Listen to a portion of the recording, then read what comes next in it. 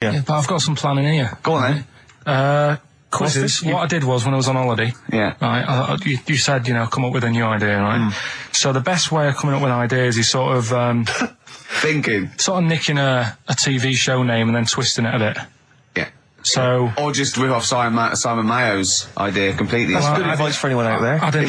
Yeah. If you're interested in ideas. Karl is presently running a course writing for TV. Yeah. And that's the lesson one, isn't it? Just rip something else off. Just do it and change the title slightly. Yeah. Well, go on. This one I haven't really got. I don't know what to do on the game, but I'm thinking Strike It Ricky. That's all you've got? That's what you've come up with. How long did that take? What is that? I just thought it sounded a bit like Lucky. Forget that one then. Yeah, forget that one. Okay, yeah, well, no, good. No, we all have hits and misses. Even Spielberg's, not all his films, can hit the. Go on. Right. No, okay, no, it's a good. Go on. Yeah. Remember Big Brother? Yeah. Do I remember Big Brother? No, go on. Big Mother, right? You call in. If your mum's heavy, you win a CD. What do you mean? How can you prove that? All right, forget that. Right, yeah, here's one. Right, ER. Good one. No. Yeah, no. The Price is Right, remember that? Yeah. Right. The Price is Ricky? No. The Rice is Right. And what I do, I read from an Indian menu and a Chinese menu. You tell me whether you have pilau or egg fried. He's a genius, isn't he? He really is a modern. That one. Go on then. Let's go into this one. Let's not cross this off right away. Go on then. What you read from what? Well, I'll get a couple of menus from like an Indian and a Chinese takeaway. Yeah. And I'll go like, chicken korma. Well, could I just suggest that as it's an Indian, it'll be pilau, and anything you read out that is... Yeah, but you don't know which one I'm reading from. What, the chicken korma's Indian, isn't it? Yeah, so you go pilau. But then Well, then you might as well say Indian or Chinese. No, because then the name wouldn't work. The Rice is Right. Okay, yeah, I forgot you're working for the title backwards, aren't you? Okay, yeah. Okay. I'm so confused. I don't know where I am or what day it is. I'm not sure. I just am. Crazy beat there on XFM 104.9. Right, we're going to do Educating Ricky instead of Rockbusters.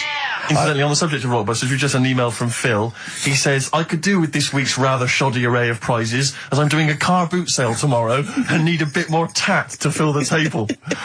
Probably send it we might as well do it anyway. Yeah. But Educating Ricky, it was a feature. Well, actually, about a year ago, I started a feature called Educating Karl, because we found out he had 1 E at O level at history. And I'd educate him on things like Rasputin, things that I thought he'd be interested in, Winston Churchill, some of the greats, some scientific facts. And then I said, it's your turn, and he started telling me about people born without legs. Some people have got a funny eye. There's a woman whose tongue's longer than her arm. And really, turning the screw on education. Yeah. So I don't know what he's got for me today. Maybe a dog born a cat. Let's have a look. We've done that one. We've done that. And is there, because often we should point out there's sometimes a crossover between Educating Ricky and Cheeky Freak of the Week, just in terms of subject matter. Yeah, so we've done Cheeky Freak of the Week. We've done all the freaks. What have we done with the Freak of the Week? There's a dog. There was a woman that had the back legs of a dog. There was last week. What was last week? It was the girl who was born with 4 eyes, 2 mouths, and 3 legs. Sure. You weren't that impressed. I thought if we've got to that and it's not impressing you. We are a tough audience. Let's move on. Is there a jingle for Educating Ricky? Educating Ricky. Oh God. You've told me Educating Ricky. Very similar to some of the other jingles I've done. Well, they're made by the same people. Yeah. Right, okay, well, it's just, Educating Ricky is just stuff that I learn in the week, and I think that's interesting. I keep it up here, and then I share it with you, right? And, some interesting stuff. One of them, right? Mount Everest. Go on. I need more. Right, well, there's a problem. Yeah. Because people are leaving rubbish up there and that. and like people, whoever owns it is saying, "Oh, he's saying, forget this. They're leaving a mess and all that." But do you know why it's called Mount Sorry, Everest? what was that? That's one, is it? That's one. There's rubbish on Mount Everest. No, How many people go up there? Are we talking about people dumping old tellies and washing machines? Who's fed up? The Yeti? What are you talking about? No, I mean, that isn't what I'm educating you. I'm just telling, this is part of the story. I'm just telling you. It's just a bit of context for you. Like, they're leaving loads of rubbish up there. Well, they're not leaving loads of rubbish up there, are they? No, they are. They're apparently. Not like right trams and washing machines and seagulls flying everywhere. There was this, like I said, there was this woman who used to like live in one of the council flats, right? And she had a three-wheeled sort of big. What do you call it? Three-wheeled son. He was the weirdest bloke we ever knew. What do you call it? Like a big tricycle, but for an adult rather than one for a kid. It was a big one. It wasn't a motorbike though. It was a no. It was a push bike thing. Right. Yeah. And she used to sort of ride down the road with a fella sat in the basket on the back, with his like legs dangling over, and they'd be going to like the pub and what have you. Was it a different fella each time or the same one? No, same little sort of bald-headed fella. So it was in collection for like organs and things. Bring out your ill. And then people just throw Grandad just in the back and go, right, we get £4 for Grandad. But she used He's got to a lovely pair of testicles on him. They're very low, but they Bring out your dead or nearly dead. She used to pick on her husband quite a lot. They'd be in the pub and what have you, and they'd be sat by themselves, but she'd always be sort of, you know, having a go at him, moaning at him, sort of pushing him about and that. So my dad and his mate, right, they went round to their house, knocked on the door, she answered, and he said he was a copper, right? He said, you know, Detective Pilkington, gonna come in and have a word. So I'm just going to make a note of impersonating a police officer. Yeah, but for the good, he went in and sort of said, now, I've heard, It's a superhero. Yeah. I've heard, you know, you picking on your husband a lot. Yeah. We'll be keeping an eye on you. Do it again, and there'll be trouble. And she backed off after that. She was That's all good. right. And how was the husband? Was he still in the basket though? Was he allowed to ever sort of like ride up front with her? Or was he just always in the basket? It just she'd sort of stopped picking on him in public places and stuff. That's like good. That. Just You did it behind can't closed doors. get done, can you, just for doing that? I think impersonating a police officer Well, is you a criminal probably did. offence. There was no gain. I think you can't impersonate a police officer full stop, but I think they'd probably be lenient on him that he was, you know. But let's face it, he's not going to be caught because why would anyone know about it? It's not like his son's going to say it on a radio station, is it? And stitch him right up. Is this something you did generally? Kind of a little bit of light vigilante work? Just whatever, him and his mate, just, you know, if they saw something going on, they go, what can we do? Sure. What little scam can we do, or whatever. That's fantastic. Me and Carl went out, right? With me and Jane, Carl and Johnny and Gigi, wasn't it? Gigi, you Is it were- important who went? No. Okay. But we were walking down the street. Carl was there, though, and he can back me up on this.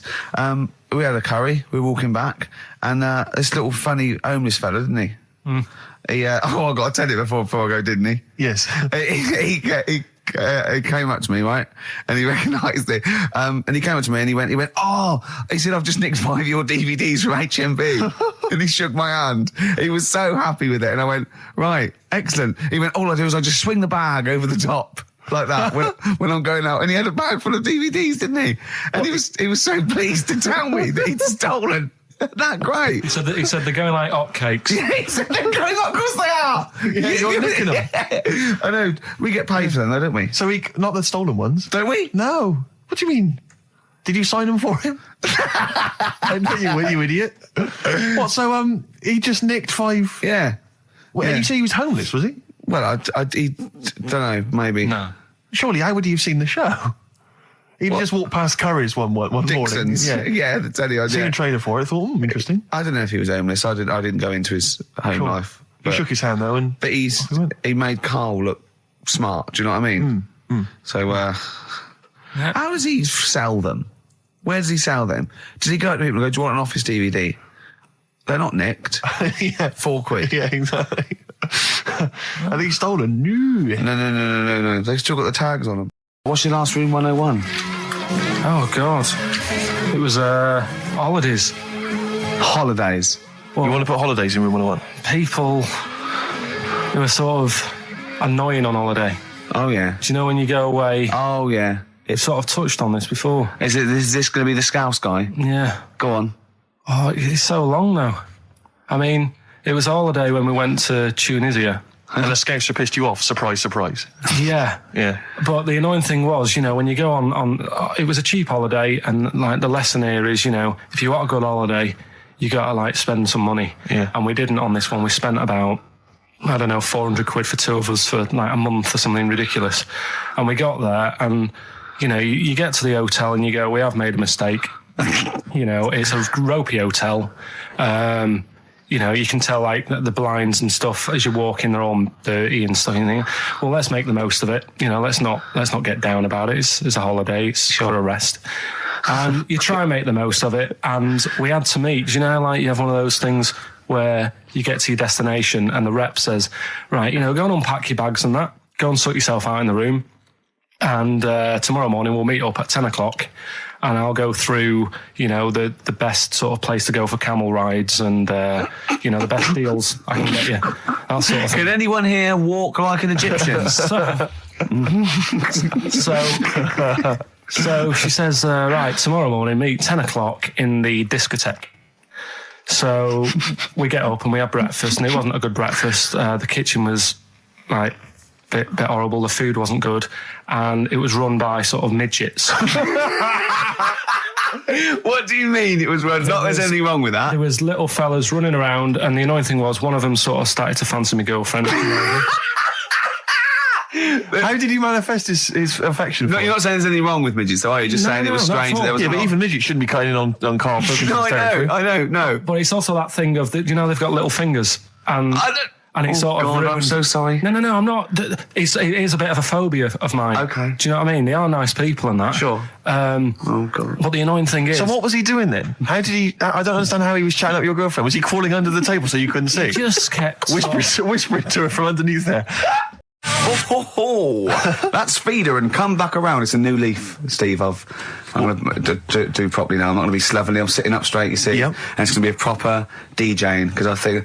Coming up soon, some great tracks, including a new one from Abs and an old one from Snow. Informer. You know me, don't be stormy, eka boom, a licky boom boom down. I'm joking, of course. We've got some fantastic tracks. There's some great chat, and we've got Karl There's with some me, great Steve. chat. Steve. I'm Ricky Gervais on XFM 104.9. There he is indeed, with him, Steve Merchant. And Karl Pilkington, of course. Say hello, Karl. All right. Yeah, nice. And you say you read... The beginning of a radio show is very much your wares, your shop window, laying out your stall. I don't think you could choose a better track than The Only Ones, Another Girl on the Planet. I'd love to hear it. One of my favourite intros, that. Amazing. Oh, that was dangerous, because I once heard on Capital Radio, this has got to be the greatest rock intro of all time. And they played Money for Nothing by Dire Straits. Brilliant. Yeah, I can just imagine them putting their head down. I remember a friend of mine, when I was at school, he just bought a car, and he took me outside to show off the stereo system, Money for Nothing. Really? He just played that. I've never heard the song before. Just played that for its entire 4 or 5 minute duration. It is a good song for the sound system. Yeah, it's a good song for showing off intros and sound systems. Exactly. Yeah. You said you were driving along earlier. You saw someone. Yeah, it was one of those zooped up sort of sporty saloons. Nice. The big like a Mondale or something, big, and it was blaring out. And the bloke in it was sort of like, I could tell he was 24, but already going bald. Yeah. From like obviously his estate agency job, not jail. Yeah. But he's made a bit of money, and the stereo system was ridiculous. I mean, so loud, and it was going through Covent Garden. He was playing Snow in Informer.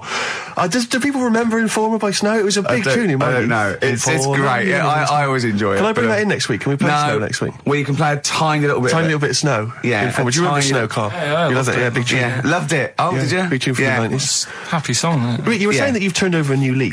Yeah. Is that in all aspects of your life, or is that just in your broadcasting career? Because the reason I bring that up is because, do you want to describe what you were eating just now when we came in? Because you're a 40-year-old man, you've put on a little bit of weight, so presumably you're watching what you eat. Well, no, but it sounded exotic. I went into a cafe and they didn't have a cheese sandwich. Right. And can I describe what it looked like to me? Right, it looked to me like a big slab of cheese. You just got them to just cut off a big block of cheese, like the size of a CD case, or one of those double albums, right, of cheese, right, and just lightly melt that for me so it drips over my hand and it gets really greasy in the bag. But just lay some strips of bacon on the top. Yeah, but listen, you've embarrassed yourself. Is that what it was? No, it's a croque monsieur, so it's French. It's a what? A croque monsieur. A croque monsieur. Yeah, and so I thought, I've never heard of a croque You're having monsieur. See, you've embarrassed yourself. Is that how it's pronounced, or is it croque monsieur? You didn't expect me to be bringing out the French. Tu aimes la musique pop? Oui, je t'aime la musique pop. The plume de ma tante. Où est le syndicat d'initiative? That means my aunt's pen. So what was it then? It was a crop Yeah, shirt, and it was just too greasy. It was just too, and it was all wobbly. I like toast like it to be crisp. Sure. It's the thing with like, what? This is rubbish. Play Coldplay. 1 in 5 children aged between 11 and 16 go on booze binge sessions at least once a week. That's terrifying news, isn't it? Kids, they know too much now. Yeah. You Compared to you, yeah. Despair. I know, right? Yeah. Listen to this one, right? Go on. My dad had me niece in the car, right, running her to school one day, and she was in the back of the car with a mate, and they were chatting away about stuff like kids do. And they got onto the topic of one of the mates who they said, I mean, you've got to remember, my niece, this point, was probably about 5 or 6, something like that, right? In the back of the car, talking about My Little Pony, whatever it is they play with. Subject changed. That Lisa in our class, she's a lesbian, isn't she? Right.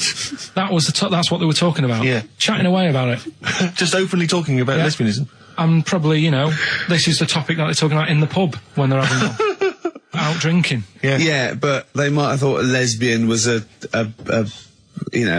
funny word or something. You don't necessarily know the ins and outs of it, do they? It's weird though, isn't it? Because when I was younger at school, you didn't you swore a little bit, but it wasn't like major swear words, and you sort of did a little bit of nicking, but nothing like they get up to now. I mean, my girlfriend, when she was about 7 or 8, she was walking to school with her mum, and she called her a C-U-N. Right? You are joking. No, she said, because she thought it was she said she thought it was a big furry animal. So she was being nice, and I remember, where'd you do that? Where'd you do that? Just heard it at school. So they might not know what it means. Well, I tell you, I'm gonna have to use kind of euphemisms here to tell this story, but when I was at school, I learned, the stronger version, it's not the same word, but it's very similar with one letter changed. I'm gonna use twit. Yeah. You know the word I'm thinking of? Yeah. But I'm going to use the word twit to replace it, right? And I went round... Do you think that's twat? Yeah. All right. That's what I'm thinking of. And, so can I say it? Am I allowed to say it? Well, it's weird though, because some people from Cornwall use that like saying twit. So if people listen in Cornwall... Do you know what a twit is? A pregnant goldfish. Well, I learned the stronger version of twit. Yeah. Twat.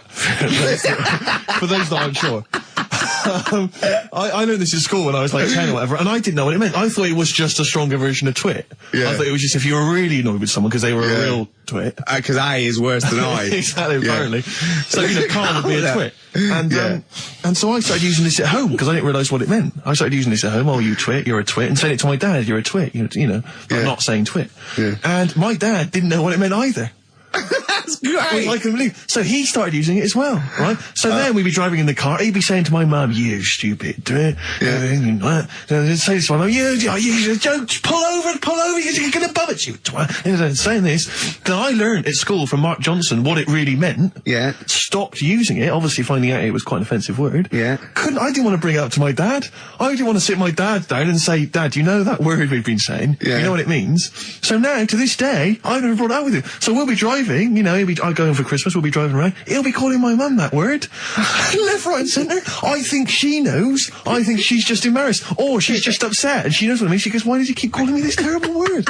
But he's the only one, I think, in our family who doesn't know what it means. No one's got the guts to say. I don't know whether I should tell him this Christmas. What a twat. I know.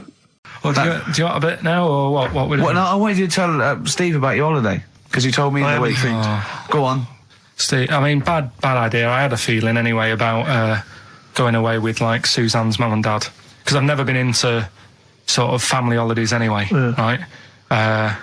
Even when you see it, whenever I've been on holiday and you see like families on planes and that, and they're all having a laugh and a joke, loving it, and then on the plane going back, you can see that they've gone off into groups, and like, the dad isn't talking to the daughter and all that business. So I thought, asking for trouble, but I do everything once. Do you know what I mean? Boxing, dancing, going on holiday with parents and that. Yeah. Give it a go, see how it goes, right?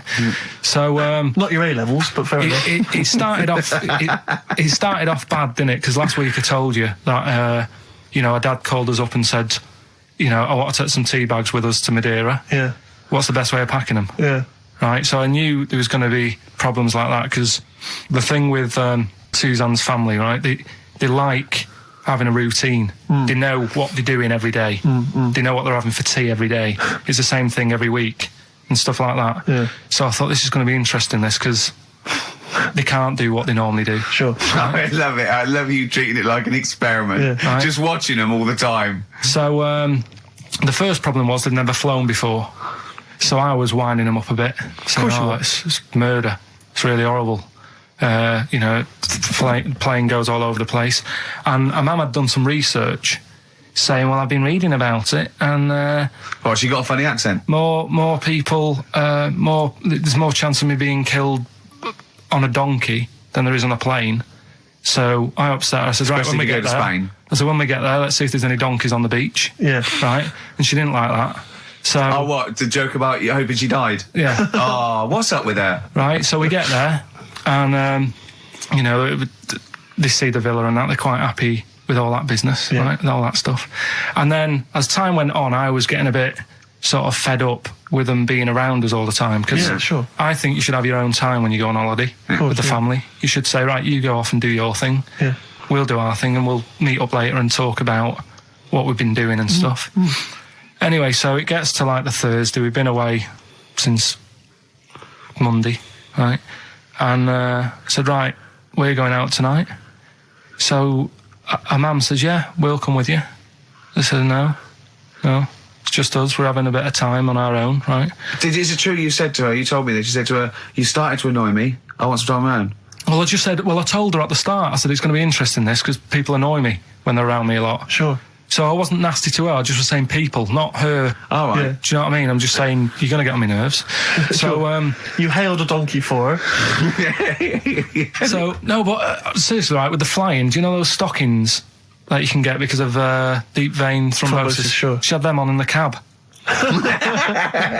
Brilliant. And it's only a 2-hour flight as well, so that was annoying me. Right, so anyway, it gets to this, the Thursday night when I'm going out with Suzanne, and her mum's like sat on the sun lounger outside. So where are we going tonight? I said, no, like I said, it's just us. We're going out having a bit of time to ourselves.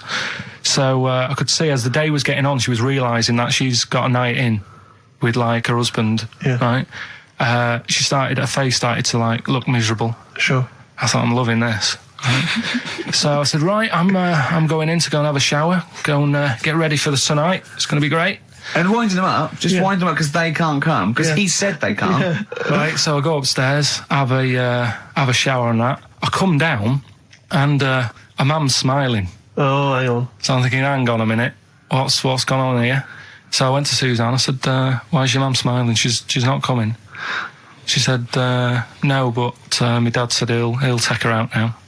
So in a way, she was happy because she got her own way, which annoyed me. That annoyed again. you, sure, because you wanted It's to... like, What, you don't even want her husband taking her out? Well, it's just the fact she didn't want to go out. She was happy to stay in and have sausage, egg and chips that they'd found from some shop that sold English food. Right. So that's almost like what they do if they're at home. Sausage, egg and chips. So she was happy with that if we were staying in and having that. Well, because we were going out, she was fed up. Right. So she's smiling. So she's going, yeah, I'm going out now. So I said, well, enjoy yourself. She said, where are you going? I said, well, it doesn't matter, does it? You don't need to know. Sure, You're not going to where we're going. Oh, you just don't want us to be in the same restaurant. So yeah, that's right. I said I want a night out on my own with Suzanne. It's our holiday as well. I don't know, I can talk to you about Amazing. this. This is not even his own parents. This is someone else's parents. These are the parents of the woman he loves. But even Suzanne sort of agreed with me. There's only so much time you can spend with your parents. That's why you leave. That's why when you're ill, you don't go home to them. Yeah? Sure. Yeah. Because the slight difference between me and you, Carl, is that not everyone in the world annoys me. Well, not everyone does. Just... I can see what... I felt a bit guilty that week when he said I was annoying him, but I realise it's not my fault now. No, everyone annoys him. Yeah. So, yeah, it was an all right holiday. It was good to get back. Brilliant. Won't be doing it again. So. No. And what now would you say is your relationship with Suzanne's parents? Is it a frosty one? No, I just think they know that I don't like to put up with them for a long time. Yeah. I mean, when we were packing, a man was upset because, like, she really liked the place where we were staying, right? Because it was quite a big villa, because there was a few of us. There was a brother as well with us, right? Yeah. So, our mum said, oh, I love it here. She said, I'm definitely going to book this place again. That's it's a bit big for two of you, isn't it? Just being sarky, like we're definitely just because I won't be coming again. You're like, I don't know what you're like, Carl. You're a monster. You're an absolute You're one of these monster. people that goes, I say as speakers are fine, I say as and gibbered what the wibble. Yeah. And never the werewolf slep. You're like a middle-aged man. You're like an old man. You're like an old man and you're what, 30? I'm just imagining you scraping along in clogs and a flat cap going, oh, that tree's got to come down. Yeah. Yeah. Puncturing a kid's ball if he kicks it into your garden by mistake. Yeah. Refusing to give it back. Yeah, gather round. Yeah, there were once Chinese kid as hairy as that cow, which is weird because there's not many Chinese people that hairy, but this one, I tell you, it were back in 1990. Grandad, are you eating a Twix?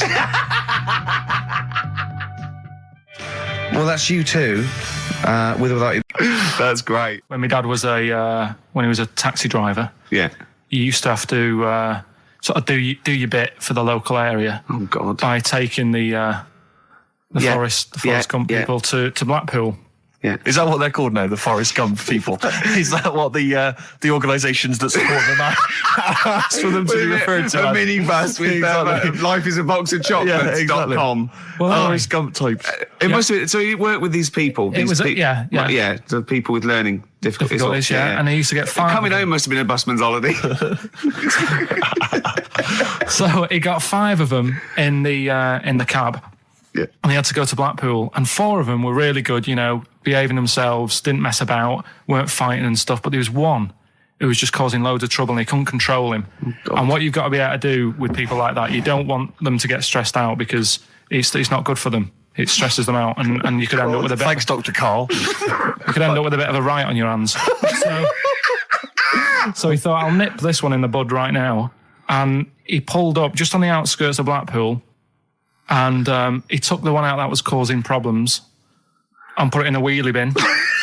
Oh, no. Oh, I'm sorry. I apologise. He did what? Oh, He did it for the good of the others. He put it in a wheelie bin. He was having a good time. He thought it was one of the rides.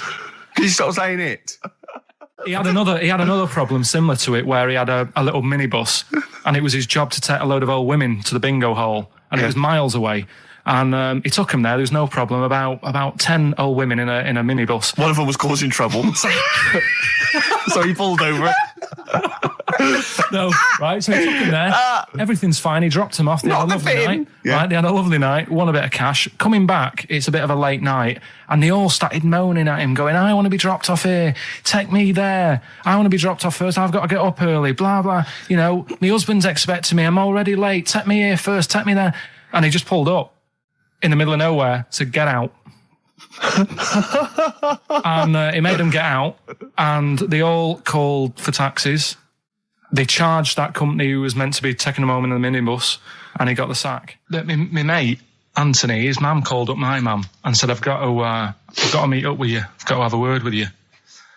And she said, what about? She said, I don't want to talk about it over the phone. So she goes, oh, right. Well, yeah, come round tonight then. So anyway, my mum sees me. She don't want to be in an awkward position and be a bit embarrassed and what have you. So she sees me and she goes, right, Anthony's mum's coming round. What have you been doing? Yeah. So I go, oh God. I said, I've been nicking stuff. So she goes, like what? So not big stuff. I've had a few calculators and Mars bars and stuff. How many? I'll just work it out. Hold on. Works out at 7.2 per day. So, how many calculators do you need?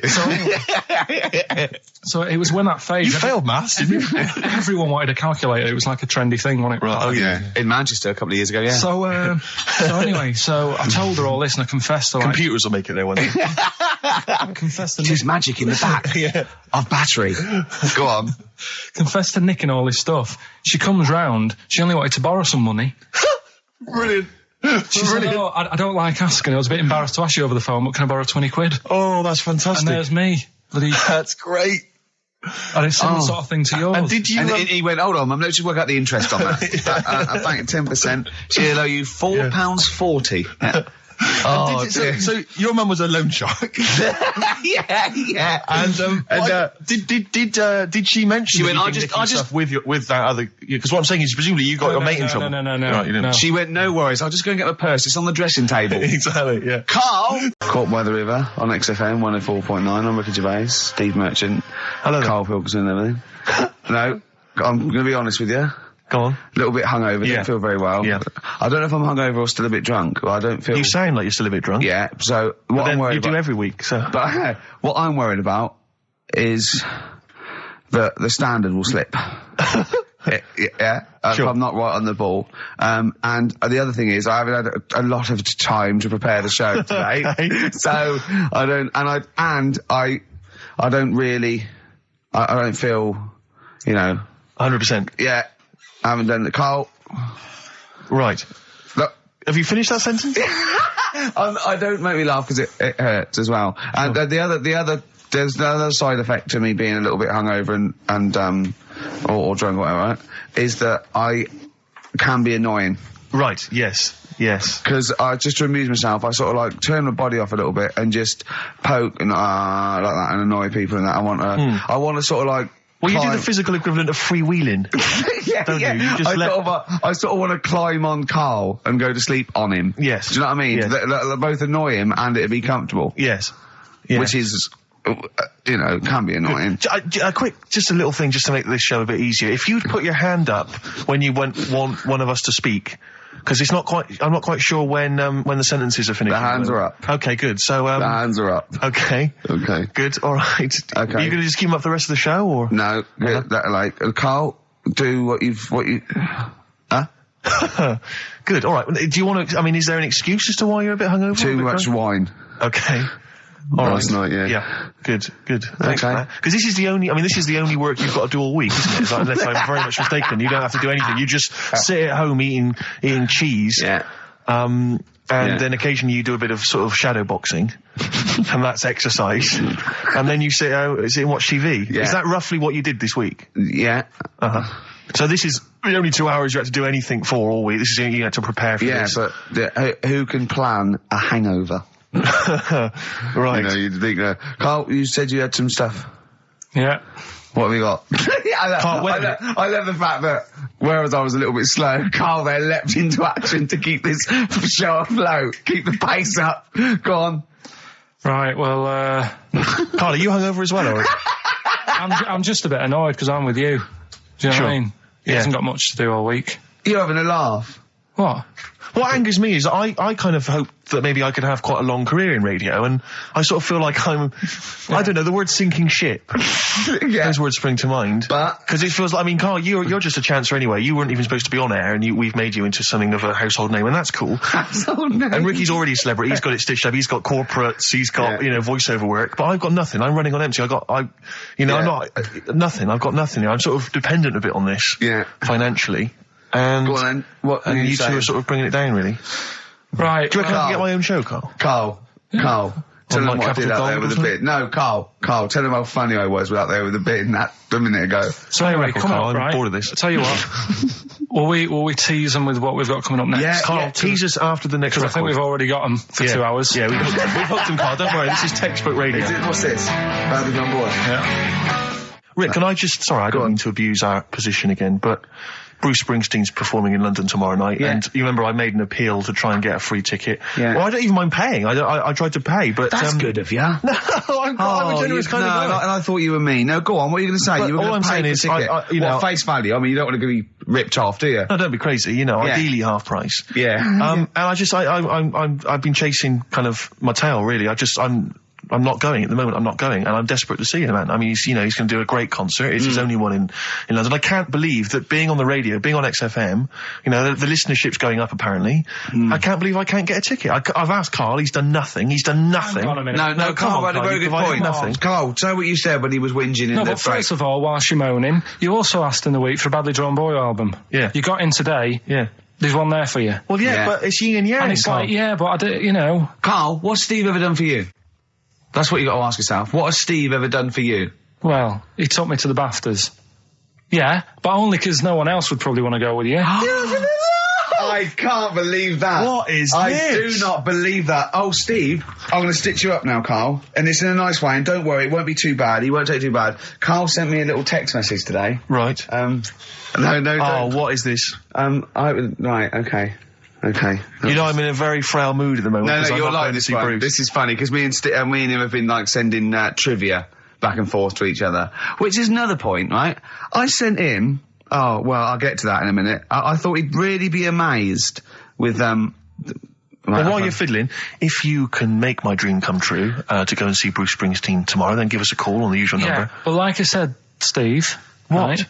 It wouldn't be right. You just said when the song was on, can't believe it, right? We work at XFM and I can't get tickets for Springsteen, right? Yeah. We work in radio, we should get tickets. Right, now think Which of I'm the willing amount to pay for. Yeah, but think of the, but if he's sold out, he's sold out. Yeah. Yeah, right? but that's just something they say. Right, that's just what they say, is it? Right, so everybody on local radio stations say, do you know, I like that Bruce Springsteen, I want a free ticket, right? So another say... I tried to 400 phone, I phoned for an hour and a half, I couldn't get through. Not long enough. I've put the hours in. Not long enough. Not long enough. What are you talking about? I've put the hours in. No. Right? So another 400 people turn up at the gig. They cram them all in. There's people being crushed.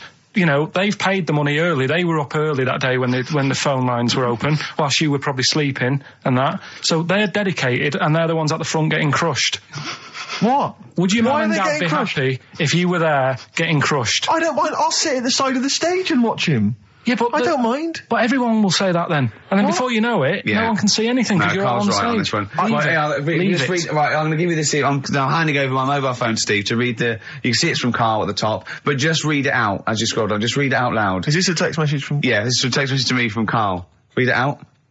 To see at night as well as an owl, you would need eyes the size of grapefruits. If only Stephen could turn his head right round as well. Carl, I can't believe it. What upsets me most, Carl, right, is not the fact that you've been slagging me off behind my back. It's the fact that you've got the cheek to come on here and moralise because you failed to get me tickets and make a dream come true. You've come on here trying to pass the buck and say that it's a health and safety problem, when in actual fact it's a Karl Pilkington problem. Do that. I got it in a bin. I'm devastated. You know, let's play a record.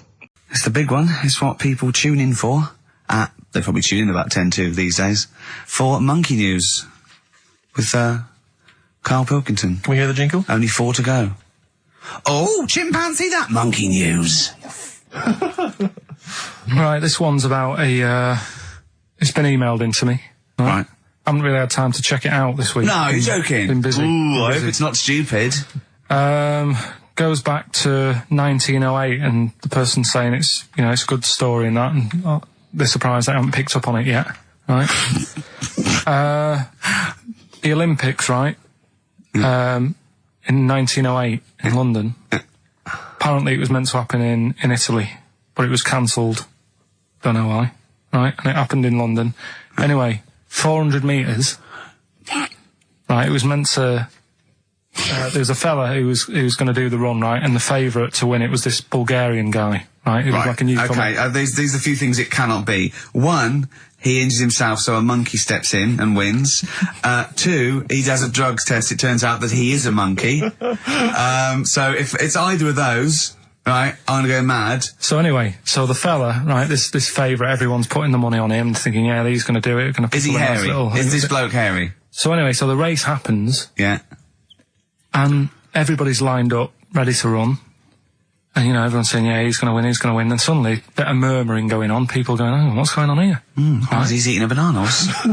And there's a fella in the lane next to him, Yeah. right, he's going up, who's that? He doesn't look familiar. Oh, Christ, Carl. You go. Right, doesn't look familiar. Who's he? Weird. What's going on? What's going on? What's Yeah. going on? Yeah, what is it? Or who is it? I mean, not what is it? So they go in. So they say, well, he might not be that any good. Do you know what I mean? He might not be good. He might. It's just A bit short, and doesn't matter. he's only 3'6", and he's hunched over on his knuckles. So, I didn't realise it was fancy dress. yeah. So I don't think he's going to be any good. No. So the race Oh, he's starts. put his finger up his arse. That's weird for runners to do that before a race. It's weird, isn't it? Yeah. Race starts. Yeah. The fella that no one recognises wins it. People go, what's gone on here? Yeah, sure. Do you know what I mean? We had our money on the favourite. What's gone on? Who is this guy? Yeah. Anyway, he stood up there, right? He's looking well happy. Yeah. He's lifting the trophy and everything. Right. Long arms. That trophy's higher than... So anyway, He's only 3 foot, but the trophy's 9 foot in the air with those long arms. I'm suspicious. Go on. They had the picture in the paper the next day.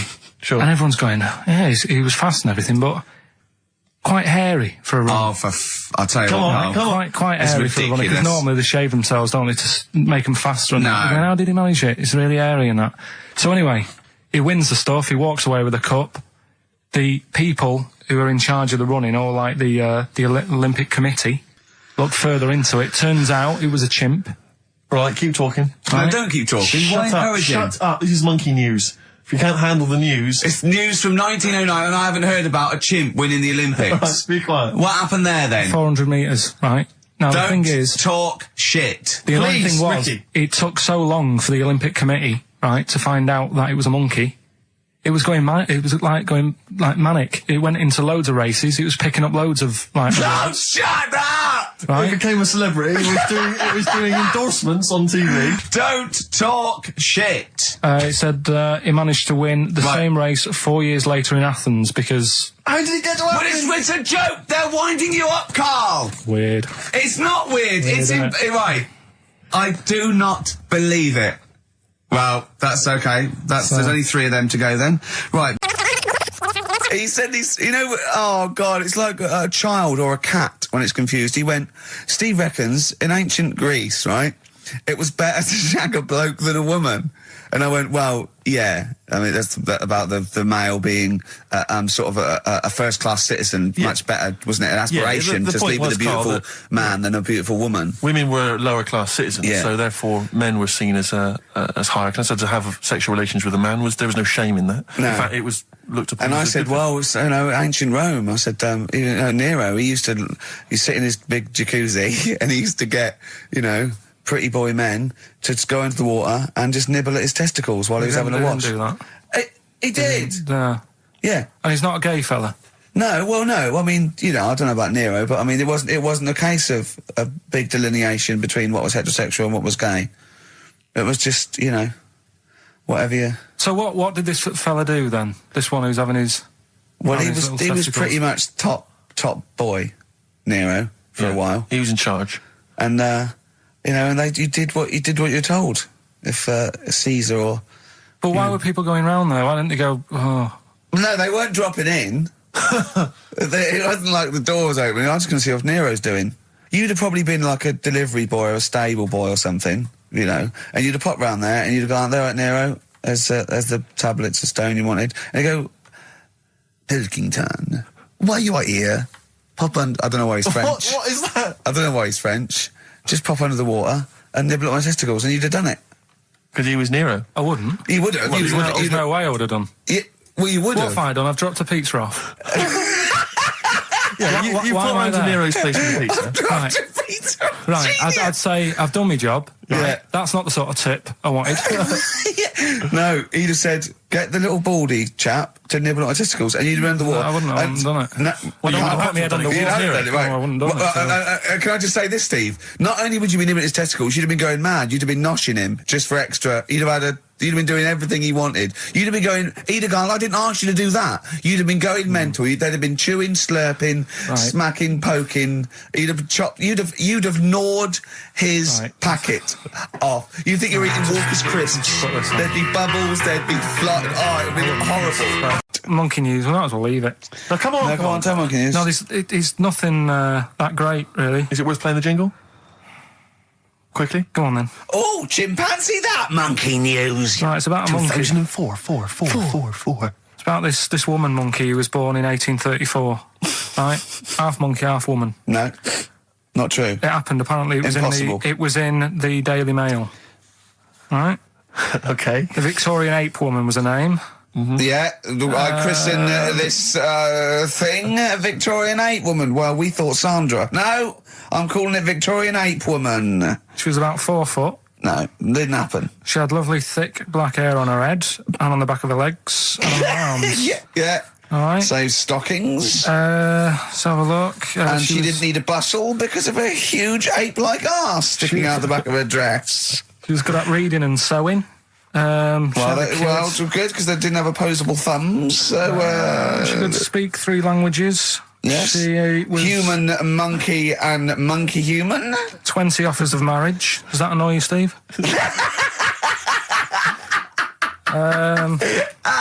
Absolute twaddle. All right, well, That more rubbish than your soul weighing an ounce. Let's leave A it there. Victorian monkey Let's leave it there, woman. then. See you next week with some more twaddle. I was worried we wouldn't have the old magic in 2004, I but we're still know. talking shit. Merry New Year. Oh, I was just wondering, I was thinking last night, he said, supposing you had to have your hands removed, Sure. right? And the doctor said, well, you can either have them stay like that with stumps, or I can sew feet there. What would you have? And I was bleary-eyed, and I went, the stumps? He went, yeah. I went, all right? He went, yeah. And then what was his follow-up text to that? And then I got the text, it was obviously before it, and it went, and it was like quite serious. What would you do if surgery not doing your hands? Would you have stumps or the feet? Right? Now the way, when I said, he's made his mind up, and I went the stumps, he went, yeah. I think secretly he decided on the feet, but was too embarrassed to tell me.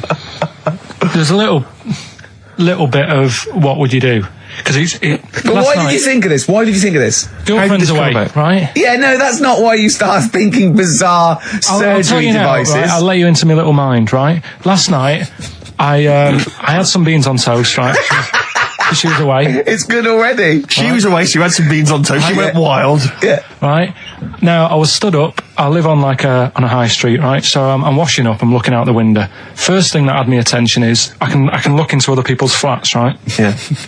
And it was weird how all these different lives were going on. I was watching them, and everybody had the telly on and was watching Volcano, right? Which was on last night. Right. And I thought, oh, that's weird, right? I can see them all watching it. And it was like a little Chinese lad who was dancing around in some underpants. Yeah. And then there's a little old woman who lives downstairs who was reading a book, and she's always reading a book every night. And it's like, I have a better life than her. And then there's like some sort of bouncer who's always getting ready to go out late at night with all the black on. He looks like a bouncer. So I was watching all this life going on. I thought, did you witness a murder while you were doing it? Yeah. It was like that sort of Sliver film where that bloke had loads of tellies watching people's lives. So that was going on in my mind. And then I was washing up, and I picked up the plate, and I thought, oh, it's amazing, isn't it? The human body, the way you can just sort of, I want to pick that up, and you do. Yes. And the way your hands work, right? You've got 5 little digits, but it's just the right amount to do to do what you've got to do, right? So I'm cleaning the plate. Sorry, Carl, stop. It's just the right amount. Might be one of the most genius things I've ever heard said. I would love David Attenborough to phone you up and say, Carl, how do I word this about the evolution of the mammalian front limb? Just go, we'll just say it's the right amount. But it is. One Of course extra it is. would get in the way. Yeah. And one less would just make it that little bit more tricky when picking up a bit of a slippery dish. Sure, or buying gloves. Yeah. God, that Darren's good. Darren Brown's good, isn't it? Oh, dear. Well, listen, still to come, right? We've got the monkeys thing. Oh, chimpanzee that. And when I was out last Sunday, right, at Johnny's birthday party, Steve was there. Yeah. Got talking about stuff. And a debate that we didn't really finish cropped up. It blew your mind, didn't it?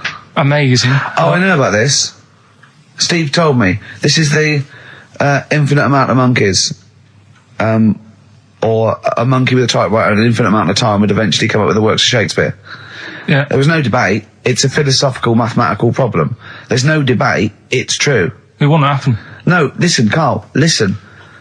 Infinity sorts it all out for you, right? An infinite amount of monkeys at a typewriter, right? They do everything. They type everything. Infinity just sorts it all out for you. There's no getting to it and they're going, oh, well, let's have a look what they've done. This one's come close. Did Romeo and Juliet. It would do it all. It would type everything ever possible, conceivable. Yeah, but it's a mathematical Well, infinity. we've heard your side of the argument, Rick. And I'll be honest with you, it's a persuasive one. But let's hear Carl, because he heard about this in a pub last week. Yeah, so what's he's your got some problem? strong What's your ideas problem with himself. it? What's your problem with it? well, first of all, right, you're saying it's a load of monkeys. It's not just one monkey. It Depends. that can live forever. No, wait. It's either a chimpanzee with a typewriter with an infinite amount of time. He would eventually, by definition, mathematically, type everything ever possible, okay?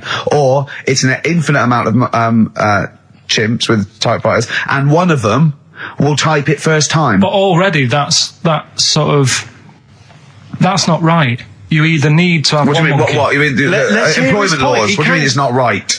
Let's hear him out, please. Okay. If it's one monkey Yeah. with a typewriter that's got loads of ink in it and that, right? At least it knows what it's done in the past. It's not. Keep going. Crime. If you've got a load of monkeys, it's like if you have too many. What's that saying about too many chefs? Too many chimps spoil the soup. Right. Well, it's the same thing. It's like, well, I didn't tell you to put salt in it. I was going to put salt in it, and it messes it up. Whereas if it's just one, they know what's gone on. So what I'm saying is, honestly, just leave him go. I can't be bothered. I want to hear. I want to hear the rest. This blows my mind. He doesn't know what this does to me. It's a mathematical problem. I want to hear the rest. well, it's just I just don't think it will happen. What do you mean you don't think it'll happen? Infinity works it out for you by definition. Well, what's stopping them typing the same thing again? They would. In fact, the problem should be if you had an infinite amount of time that it would type. That works for Shakespeare an infinite amount of times and everything else an infinite amount of times. But you know, that's not as. But not Shakespeare. Oh! Shut up! You idiot! Rick, do you know what he said to me? I said to him, I explained it to him. I said, God. you've got an infinite number of monkeys, infinite number of typewriters. They will type the complete works of Shakespeare. He said, have they read Shakespeare? You're an idiot! Play a I said record. no. I'm not having this They're not doing conversation. it from I'm not having it. I'm not having it because it really, really winds me up. But you're saying they'll do it with no spelling errors. Well, they do it an infinite amount of times. And they do it wrong an infinite amount of times. And they spell the last full stop wrong an infinite amount of times. And they get one thing wrong in Hamlet wrong an infinite amount of times. They do everything an infinite amount of times. But are they going off a story that they've... Play a record, Carl, because I'm going to knock you out. I'm just saying, Shut up! do they know the story? Oh, They're monkeys! Oh, Christ. No, Right, but- okay. Can I just tell you a story that Carl told me a couple of weeks ago? Is this another ghost story, another yeah, spooky it is, story? yeah. I called him out. I was, what are you doing? He said, I've just been reading ghost stories again. He said, you don't believe in them, but how do you explain this? So I went, go on. He said, I'll tell you as he told me it. He went, bloke, right, just sitting at home, doing, watching telly with his cat. And, the phone rings and it's a bloke going, is that fire, in your oven okay now? 'Cause your wife called. And Carl went, well, 1, there was no fire in the oven. 2, he wasn't married. I went, right. Go on. He went, well, then right, there was a knock at the door and there was 2 sort of people in sort of white coats and they came and said, we've come about that fire. Your wife called us. He went, 1, there isn't a fire in my oven, and 2, I'm not even married. Right? And he said they saw the cat and they looked at the cat. It looks a bit weird at the cat came out, nothing.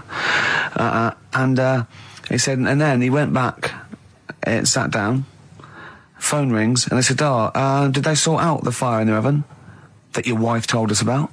Oh. He went, 1, there is no fire in my oven. 2, I haven't got a wife. And Carl went, what do you think of that? I went, that's not it. He went, yeah. I went, That's the end of the I went, story. What?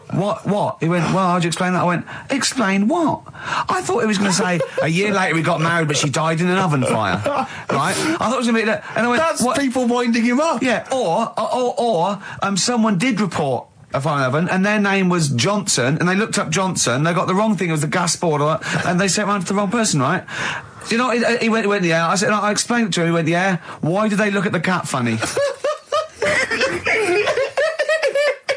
Oh, man alive, Carl. This is really weird, right? I was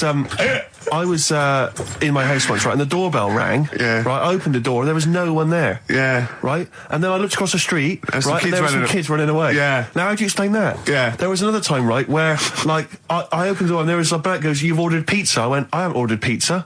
And I heard my mate upstairs giggling and putting the phone down. Yeah. How do you explain that? Carl, seriously, why did you tell me that story? What did you think that was weird about that?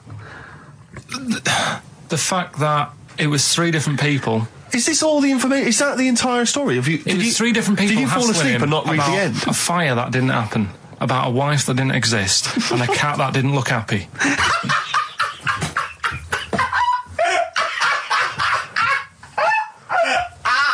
Oh, I'm gonna have a heart attack, Carl.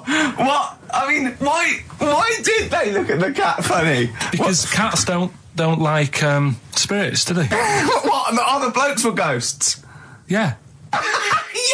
Yeah, that's it. So these are kind of beetle about type ghosts. These are ghosts who walk the earth as the undead, just winding people up slightly. That's lovely. That is lovely. seriously, And a cat that did not look happy. But seriously, why would ghosts wander around just like winding people up? Maybe something did happen there years ago. Some fire, some woman might have died in a house of a fire or something. Yeah. And it's sort of all happened again. Yeah, it's certainly a mystery. Well, if you don't It's a mystery. I mean, I can't. What's this book you were reading? Well, we'll start off with the Mr. Freeze. Tell Steve the story of Mr. Freeze. This is the first time he nearly died. This is the most serious of the lot, really. So, what it was, do you know, like, don't know if your mum and dad did the same thing, but, like, they do the weekly shopping on like, a Friday.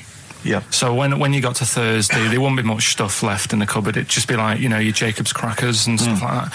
So when they'd been to the supermarket and they came back, I was like, you know, what's that saying? Like a pig in... You know, I loved it. It was like loads of food coming in, loads of biscuits. What is that saying? He nearly said pig in shit. Right. Is that the saying? Yeah. Right. So yeah, all this food comes in. Thank God he didn't. Otherwise he'd have been in trouble. That's true enough. Because he's culpable for our actions because Exactly. he's the producer. So technically, that twat's in charge. Go on. Right, so anyway, so there's loads of food, and I'm like, oh yeah, look at this, and chocolate biscuits, and, you know, penguins and stuff. Bacon. And bacon. Just in case, you never know. So anyway, my mum and dad's putting the food away. Me and our kid are like, he's already grabbed something, gone back upstairs. It's like feral children. It's like a quest for fire. And then they run upstairs. What did he just sit under the bed, gnawing at some sort of pig's trotter? So I saw, do you remember Mr. Freeze Pops? I do, yeah. So they're kind of like popsicles, icicles. Yeah, but really long, like a foot long, right? Yeah. So I thought, I'll have one of them, so I grabbed it. Went for the nutritious stuff first. Absolutely. And like my mum and dad are putting this stuff away and what have you. And I rip it open and knock it back, right? Straight away, just right back like Swallow that. it straight right away, down But it went down the wrong way, right? So I was down like, your shirt? So I was like, oh God, I can't breathe. And my mum and dad didn't even know what I'd ate. Do you know what I mean? I ate it so quick. Yeah. And I'm sort of tapping my mum on the back, going, and she's going, oh God, you know, he's choking again, because I was always choking. If it was one thing, I don't know if I've got like a small throat, but I mean, even Ricky knows I can't drink that much, can I? Yeah. Do you know, or eat pebbles. I'm not a quick drinker. I'd always, I think I'm scared of like swallowing stuff. Yeah. And it was like bottle tops and mint imperials and stuff. I was always choking on stuff. Oh, jeez. So anyway, she's going, oh God, what's he picked up on it now? Drop it. So- And she hit his nose with a stick. So I was going, I'm choking. At this point, my dad had I think he'd put his share away, you know, his food away, and he'd gone. His share. I love it. He'd gone to watch like Winner Takes All or whatever in a lounge, and I was in the kitchen, and I was starting to I didn't care anymore. Do you know what I mean? I just got to that point where I wasn't struggling anymore. You just thought, I'm done I just for. was like falling to the ground. And my mum's going, you know, get in here, I think it's serious. And my dad comes in and sort of starts shouting at me, saying that's what you get for being greedy. He didn't even know what I'd eaten. Well, it was the moment to teach you a lesson, certainly. So he's there like that, and my mum's going, oh, look at him. And my lips were going purple, and my eyes were rolling into the back of my head. You look like Marilyn Manson. And so anyway, she grabbed me from behind and did that fireman thing. The Heimlich manoeuvre. Yeah. And, you know, winded me. And it came up, and I was all right. What, the whole popsicle came flying back out? You see, that's what I don't understand, because there was nothing there. No, just a little bit. No, it swells up, doesn't it? Because it irritated it. So it went down your sort of like your epiglottis. It went down the wrong way, like it went into your air canal instead of your throat, and it sort of spasms, and that's the fear. You just got to calm it down and relax. So in time, I would have been all right. Yeah, anyway. you don't. Well, no, you might have. So that's so that's hang on. one. So, but No. But the weird thing is, like for 3 days after that, I felt like a sort of a special person. I went to school. I'm saying nothing. I did full days. a special needs person. I went to school the next 3 days after that. I didn't like wag it or anything. I did full days. I love that. 3 days, turn over a leaf. Exactly. After 3 days, you thought, screw it. Yeah, did a quick history exam. Right, next one. weird. That's popsicle. That's popsicle hell. Just get this educating Ricky out of the way. So, Turkey, yeah. So what is this again? This is educating Ricky. Is the tip included? Right. Apparently, a fellow was on holiday in Turkey. He's just having a normal holiday. Weather's good. You know, he's having a good time. And Waiters are all normal height. Yeah. He's having his meal. He hears a load of screaming going on in the kitchen. Hold on. Has his girlfriend wandered in there? And they do, With a step ladder. the circumcised people in the kitchen, and apparently... What are you talking about? Whoa. Slow down. We were Sorry, sidetracked there for a minute. what are you talking about? I'm excited about two things at once here. One, they circumcised people in the kitchen. Two, I guessed it was someone losing the end of their knob. You did, yeah. I started thinking like Karl Pilkington. Extraordinary. That is amazing. Apparently it was going on. It wasn't just a one-off either. Well, when I say a one-off, I mean they did it more than once. Yeah. Right? And there was... it was there for a week, and apparently the first night it was quiet, and then the rest of the week, every day, it'd be like having his breakfast, or even his lunch, or even his tea. Yeah. Right? He'd be doing it all day. Oh. You'd be hearing Lunch and screams. breakfast, fair enough, really. Yeah, Circumcision at tea time. Don't do that. And apparently it's a tradition over there. You can't even make a complaint about it. It's like, well, you should have found out before you come over See, it. I can't believe this is So true. I'm a little I bit can't lost. believe this is He was in a true. restaurant, in a hotel, and there were people having circumcisions in the kitchen. Yeah. Is that right? I'm even worried that we're bordering on the racist here, suggesting that is position that Turkish people cut the end of their cocks off in the kitchen Yeah. at meal times. I think you're wrong, Carl. This just sounds ludicrous, Carl. No, I don't think it happens everywhere. Right. I think this Just in Oh, particular this at this restaurant. hotel. certain places, Certain hotels. certain hotels. What, is it like 2-star? Yeah. that, Why did he go to the Foreskin Inn? It was his own fault, wasn't it? so that's Sorry, that's it, is it? Have they closed? Sorry, no, wait. That's the story. You educated me, right? Once a fella saw some Turkish people cutting the tip of their knob off in the kitchen. Thanks very much. Thanks very much, Carl. Got any more? Well, there's things you can learn from it. Either don't go to Turkey, No! don't have calamari when you're over there.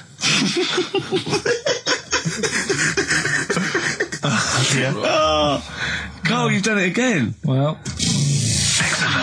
Excellent. well, in I didn't do that well at school and that, right? But we had biology, and I didn't take much of it in. But there was one day when it was about, knob news and stuff. And it was all about how blood, is what makes Engorges the erectile tissue. Sure. Yeah, it was all about that. And there's this girl in our class called Paula, right? We were sat there watching it, and she fainted. You just heard her go, oh! And she hit the floor, right? Because we were all sat on top of the desk watching this. But I wasn't that interested in that. No. I wasn't looking at it and that. But Paula, right, she fell over. And the funny thing was, right, What was it, a video? yeah, a video of like this blood Yeah. doing the business to this fella's member, right? And she fell over, like, and everyone's like, oh, what's up with her? And the teacher was trying to like wake her up and give her water and that. And it was really weird because then the nurse came in, and yet this video was still playing. And the nurse come in, what happened? Well, do you seen this? Yeah.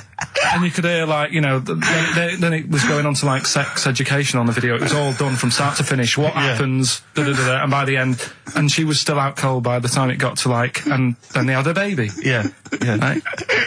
And that just reminded me So of it. it then. seems to me that was a sex education class. She fainted when the penis got erect, and when she woke up, a baby was born. That's probably what she thinks happens. She's wandering around now. And the whole class just missed out a bit because they saw If someone she's ever faint. with a bloke and he gets an erection, she just goes, oh no, Well, I'll that's get it. pregnant. She was a bit of a class tart, really. That's why everyone was like, what's up with her? Carl. She was. Everyone was like, what's up with her? It's not, she's not seen it before. But just reminded me then. Weird. But anyway, yeah. So I wouldn't. He would be loving it. Anyway, He'd yeah, be well, down let's there. leave Nero aside. Yeah. The other thing in this, should we play a record and come back? Yeah, There's another yeah. interesting fact. There in is this some book. extraordinary facts in that. Yeah, well, more facts. We're running over. It won't be knob news. It won't be knob news. There'll be all different types of news. Good show, though. Enjoying the last show? Yeah. It's all right, and you know, I hope it gets better because Telegraph are listening today. The Telegraph, the paper. Yeah. Why? Are they? Why did you say that? Just Jenny, the PR woman, said to me yesterday. She said, just you know, do some good topics and that, so you don't have to worry there. What they phoned up to say? Hello, it's Telegraph here. We'll be listening tomorrow. I don't know what they're doing. Are they just doing a said- review of it or something? I don't know. Why would they do that? There's no reason to. I'm a bit. Why didn't you mention this earlier? Because So Telegraph have said, why would they call up to say we'll be listening? It's because a free country. Because they said they'll be listening, but also, can you make sure you record it? Because if we can't listen to it because of the pirate stations that are on at the weekend, because it affects our signal and stuff. Whoever's listening must listen and know there's a problem with pirates. And they said, can you... Well, they're probably just doing a feature about radio shows or something then. They're going to tear us to shreds. They're going to... I mean, listen to... Sorry, seriously, the drivel we've talked today. I mean, what are they going to make of it? That's a broadsheet newspaper. I think I know what Monday's headline's going to be. I don't think it's going to be like, you know, they're going to forget about the power cuts. It's not going to be about, you know, the inquiry or terrorism or anything. It's going to be no more to knob news. Yeah. It's going to... They're going to love that. I mean, seriously, I have a little bit of self-respect. And if I'd known something a quality newspaper was going to be listening, I wouldn't have turned up today. Because I mean, I'm an award winner, you know, and I'm a respected television writer, and I've, you know, won awards, sort of classy. Don't worry though. And don't worry. What have we talked about? Knobs. We've had the worst quiz on radio. We've had you trying to explain relativity. You didn't even understand what that word meant. Yeah. You know, you just mentioned there about sort of no knickers and that. Is this going to be your Auntie Nora? No. Right. It's just, you know, like the last flat that I lived in, I always had a good view across the road and I could see, it was the hairy, There was the hairy well, Chinese not hairy Chinese kid, he was just a Chinese kid, actually. Yeah. Yeah. Running Because about. that's rare, isn't it? Hairy Chinese kids are very rare, isn't it? Yeah. There's only one official sighting, isn't there? In one of those shit little magazines that you buy. Yeah, he was running around in his underpants. Sorry, you just swore ironically. I mean, I imagine if there's any newspapers listening, you did that. Because he's sort of jokey and... Yeah, go on. yeah. Let's not swear. And there was Go the on. old woman who didn't move, she was just sat there reading a book all the Who time. we think wasn't possibly died and no one came round for weeks, I mean. But, and now I've moved, right? And it was quiet for a bit. I always look at what view I'm getting, right? Looks across and it was just sort of empty, sort of flats ready for people to move in and that, right? Anyway, people are in there now, right? And they've put all the furniture in, but I haven't put any curtains up. Oh. Right. So anyway, I'm sort of washing up, just having a look out the window. Yeah. Right. Girl sort of wandering about, you know, knickers on. Right. With no knickers on. You mean No naked? knickers. Well, she had a bra on. Right, okay. But, She's no probably knickers. looking for a knickers. So I thought, oh. And I don't know how long I was looking. No. Right. But anyway, she looks across. Oh, God. I think she spotted me. Yeah. I think, oh, God. I felt really bad. Yeah. I said to Suzanne, Sorry, is this some sort of Peeping Tom confession while the Telegraph are listening? I've no idea. well, it's not, that's the thing though. Peepington. If I was peeping, she was peeping as well, because she was looking over. Works both ways, doesn't it? Yeah, but yeah, all she could see of you was your bald head. Yeah. No, but And your this hands is it. moving as you were washing up. And some white-looking substance frothing up. Particularly stubborn stain on this glass. Yeah. Oh, God. Imagine that. Imagine if she looked across. I'm assuming your sink is lower than the window. But didn't she just, like, just cover up or something? Or she looked back and go, oh, you're looking at my fanny? Well, the thing I did, What? I thought, just sort of drop me boxer shorts. Because I What? thought, well, Suzanne said, what are you doing? What are you talking about?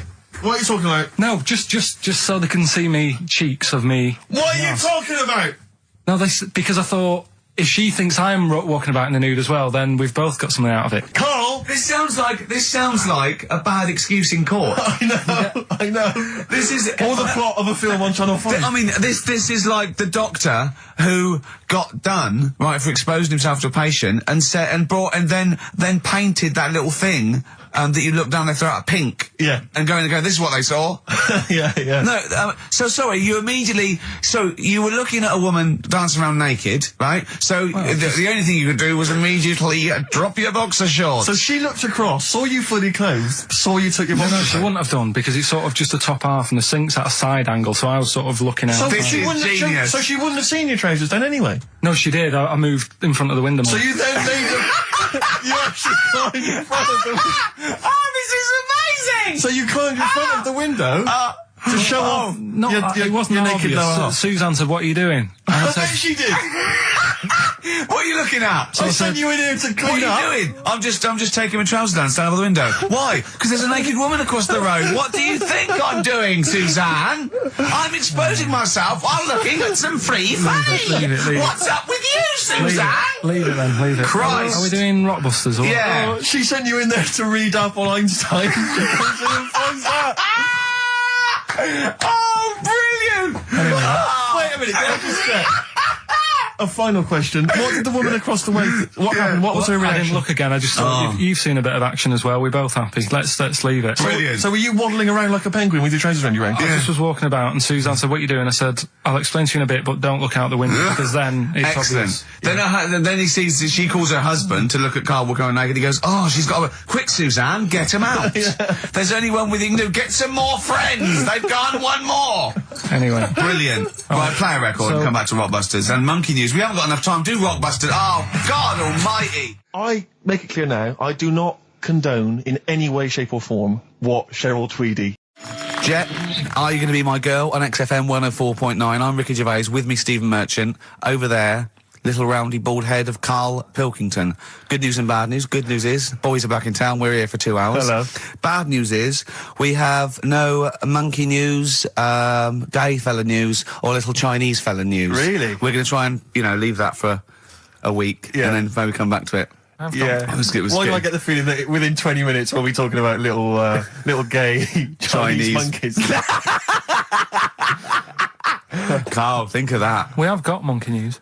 Have we? Oh yeah. So we've already broken that promise. Oh, okay. I thought we were going to try and sort of talk about something else. I just done Jonathan Ross show, and they don't talk about the same things every week. It's weird. It is weird. But, or as Carl says, weird innit? Yeah. So, gave this show about 5 plugs. Nice one. Yeah.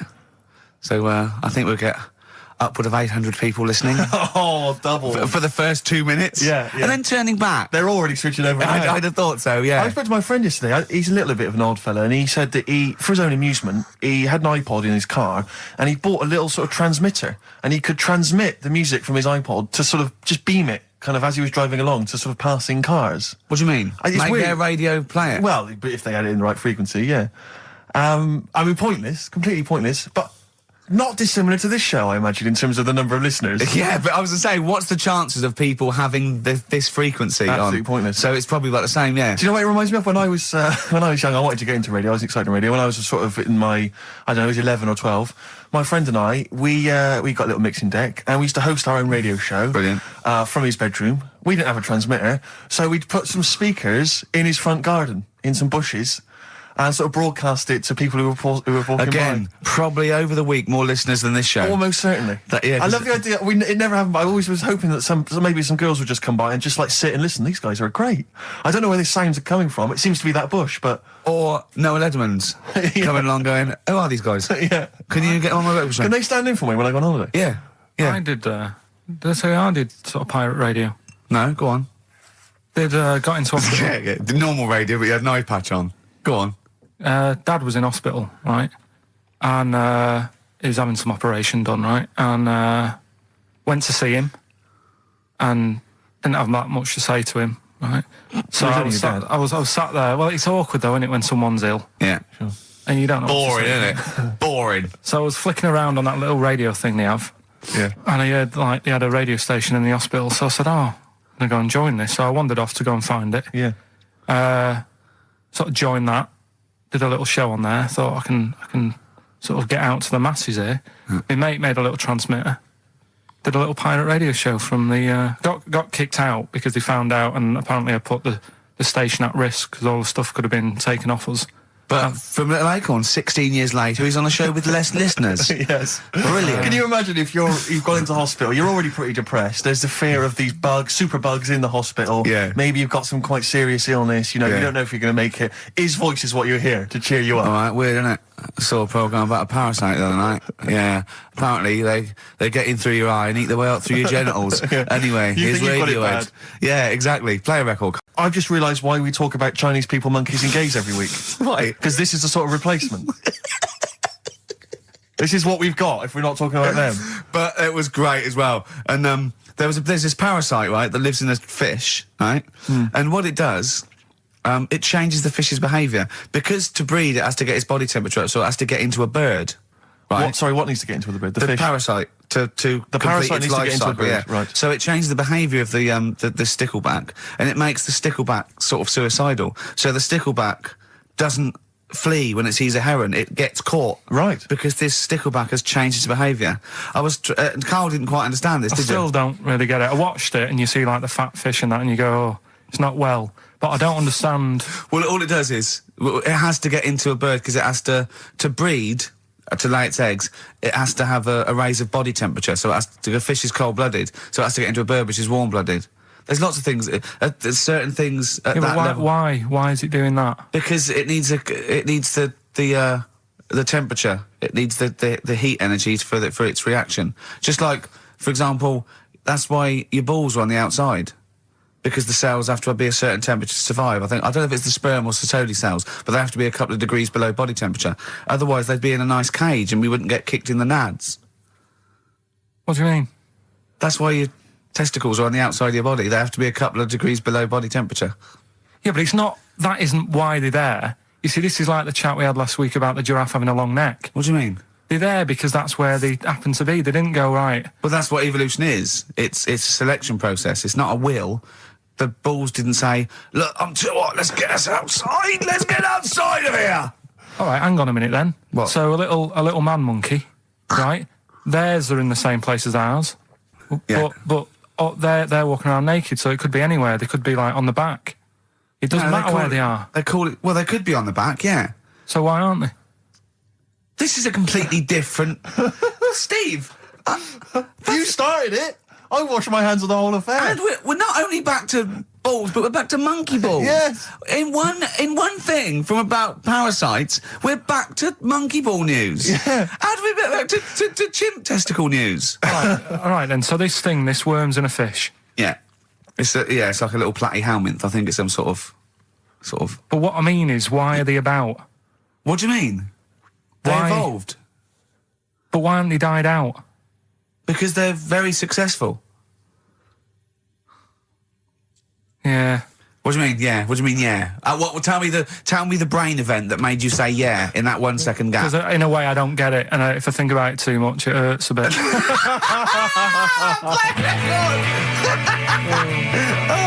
They've just been around for years, Carl. Yeah. Like Cliff Richard or something like that. Yeah.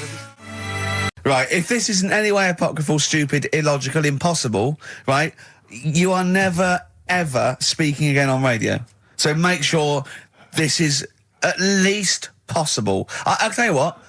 I'll even give you improbable but possible. So if anything that breaks the laws of the universe or logic, okay, that's all you have to avoid. On you go. Right, so this fella, right, he goes to the doctors because he's got earache. Right. Okay, if a chimp's living in his brain... that he go on. So he's got earache, he's sat in the waiting room and his ear's all bunged up and it's hurting a lot and what have you. So the doctor comes out and he goes, right, and because his ear's all bunged up, he doesn't hear it that well, right? So he thinks it must have been me, right? So he wanders in. Keep going.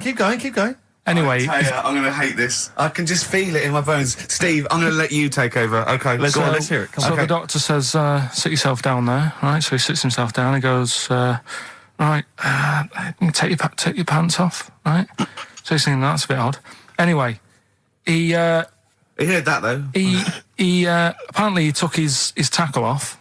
The doctor did some operation, What, there in the waiting room? No, in his office. In his office, yeah. What? Wait, so he removed what? His genitals? Yeah. In his office. Why, Carl? Why, Carl? Because he hadn't called him in. Oh, he'd called in the bloke who wanted his testicles taken off, and he didn't do it. What? So the doctor went out and said, Mr. Jones, who's here to whip off your cock and balls, just here and now, right? Bloke comes in, didn't it? It must have been me. So the bloke who wanted his balls taken off didn't say, oh, I think he said me. So he didn't interrupt then. So the bloke goes in, he starts taking his testicles off, and he doesn't say, I'm here for me ears. It's the new single from Snow Patrol and Run. That's brilliant, isn't it? It's good stuff. On XFM 104.9. Rick, Go on. I'm about to say 3 little words to you that I've never said to anyone before. Go on. Karl is right. On what, though? From Reuters, someone's emailed in. A Brazilian man who went to a clinic to have an aching ear checked ended up having a vasectomy after mistakenly believing that the doctor had called his name. He had gone in there, entered the vasectomy room when he was called. He was called by the full name and yet thought it was him. But the strangest thing is that he asked no questions when the doctor started preparations in the area which had so little to do with his ear. He later explained that he thought it was an ear inflammation that had got down to his testicles. And, the fellas came off. Extraordinary. Yeah. Interesting. Yesterday, you know, Rich and Judy gave you the tea picked by monkeys. Yeah. I told you about that either last week or the week before. Yeah, and then you also told me that there's a place where they grow coffee where the weasels come out and eat the coffee, right? But they have too much of it, get dysentery and vomit, and they sell the vomit because it makes the coffee smoother. Weasel vomit. Yeah. Absolute shies. It's not. Right. When you say it like that, it sounds ridiculous. Yeah. Whereas the way you'd say it. Yeah. No, Why do they keep taking the coffee? Probably you addicted get to it. addicted to it, don't you? Caffeine and that. Yeah. Why do they stick it up then? Do they have too much? Because they're tired, they can't sleep. They sort of. So they get ill. It eventually wears them down. They're sick, and then they sell it. I showed those there's people send monkey news all the time for Carl, and I showed him one earlier which said there's a new monkey hospital that's been opened. Yeah. Carl, Now, that's immediately, for the treatment of monkeys, but right? he immediately thought it was run by monkeys Yes. in white coat. Did he really? Yes, and he was disappointed because it wasn't. He was assuming there'd be little janitors. Is that what you said? Yeah, little janitors mopping up. Carl! Little chimps with the ECG machines, or whatever they're called. Yeah, exactly. Brilliant. He was almost angry. Yeah. Disappointed with it. And what's this about Donna Eyre giving her baby to a gorilla for a week? It happened. No, it didn't happen. She had a baby. They went on the honeymoon. They left it to a little gorilla to look after. Don't talk! Absolutely, don't talk! Oh, Again, Carl! there's people online now, so they can have a look at Anna Nova. Do you want to give some stuff away? Do some. He believes it, and that's it. But the more these things sort of like pop up, come true, the more worrying it is. The more worrying it is for everyone. Imagine if Donna Eyre had left her baby to a gorilla. It's libelous. You saying that? It's libelous. It's not. Well, someone will send it in a bit, and then you'll feel daft again. So I'm not even worrying about it. Okay. Right, you've got some rubbish to give away, you say? Yeah, we've got some stuff to give away. DVDs, stuff like that. Well, let's play a record. Let's do the Any competition VHSs? Any films on Yeah, a VHS? couple of them in there. For $4.99? afterwards. Yeah, Supergrass. yeah, excellent. What is the competition, incidentally? Doing songs of phrase. No. Supergrass, late in the day on XFM 104.9. There's too much to get through here, Rick. Go on. There's too many things. We've got systematically. Am I work gonna through eat my this list. words? Well, before that, you know, we get emails all the time. They're coming through all the way through the show, and I open know. them, and a lot of them, because everyone's contributing, it's brilliant, but we can't really absorb everything. There's too much coming through. So I tend to open them quickly. I have a look, see if there's anything we can sort of make sense of, and close them again. Sometimes Carl looks at the emails as I'm opening them. One opened just a minute ago. You saw his face? Oh, his face, yeah, what was it? His face was just stunned. He was He's just got- absolutely dumbfounded. It was Yeah, like he'd what just is it? seen something extraordinary, right? And you closed it quickly. I did close it quickly. I'll tell you why, Why? right? Always got to bear in mind how Carl's mind works. All he saw was the name of the band that this email was promoting. So all he saw, all Karl saw, and you can imagine how excited he was all he saw was half man, half biscuit.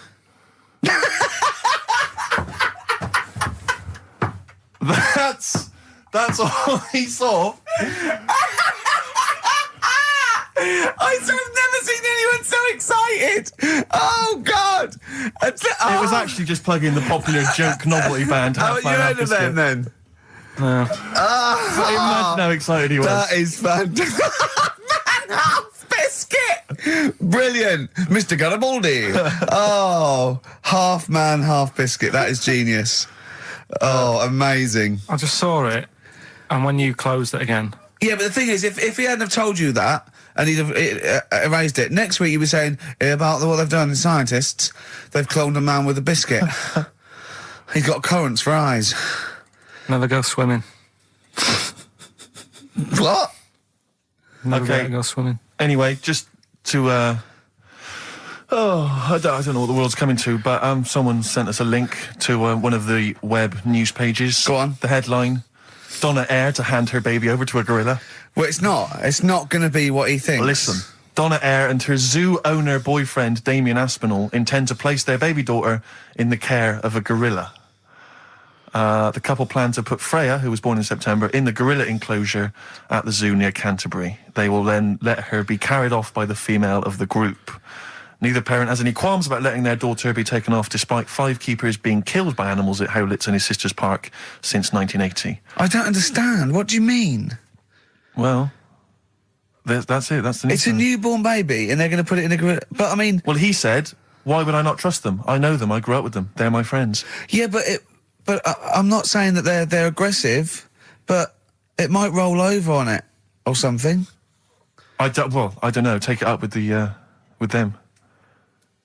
I mean, Donna Eyre's not the brightest spark in the box. No, but and I it don't would seem think her husband is. I don't think that would she'd endanger.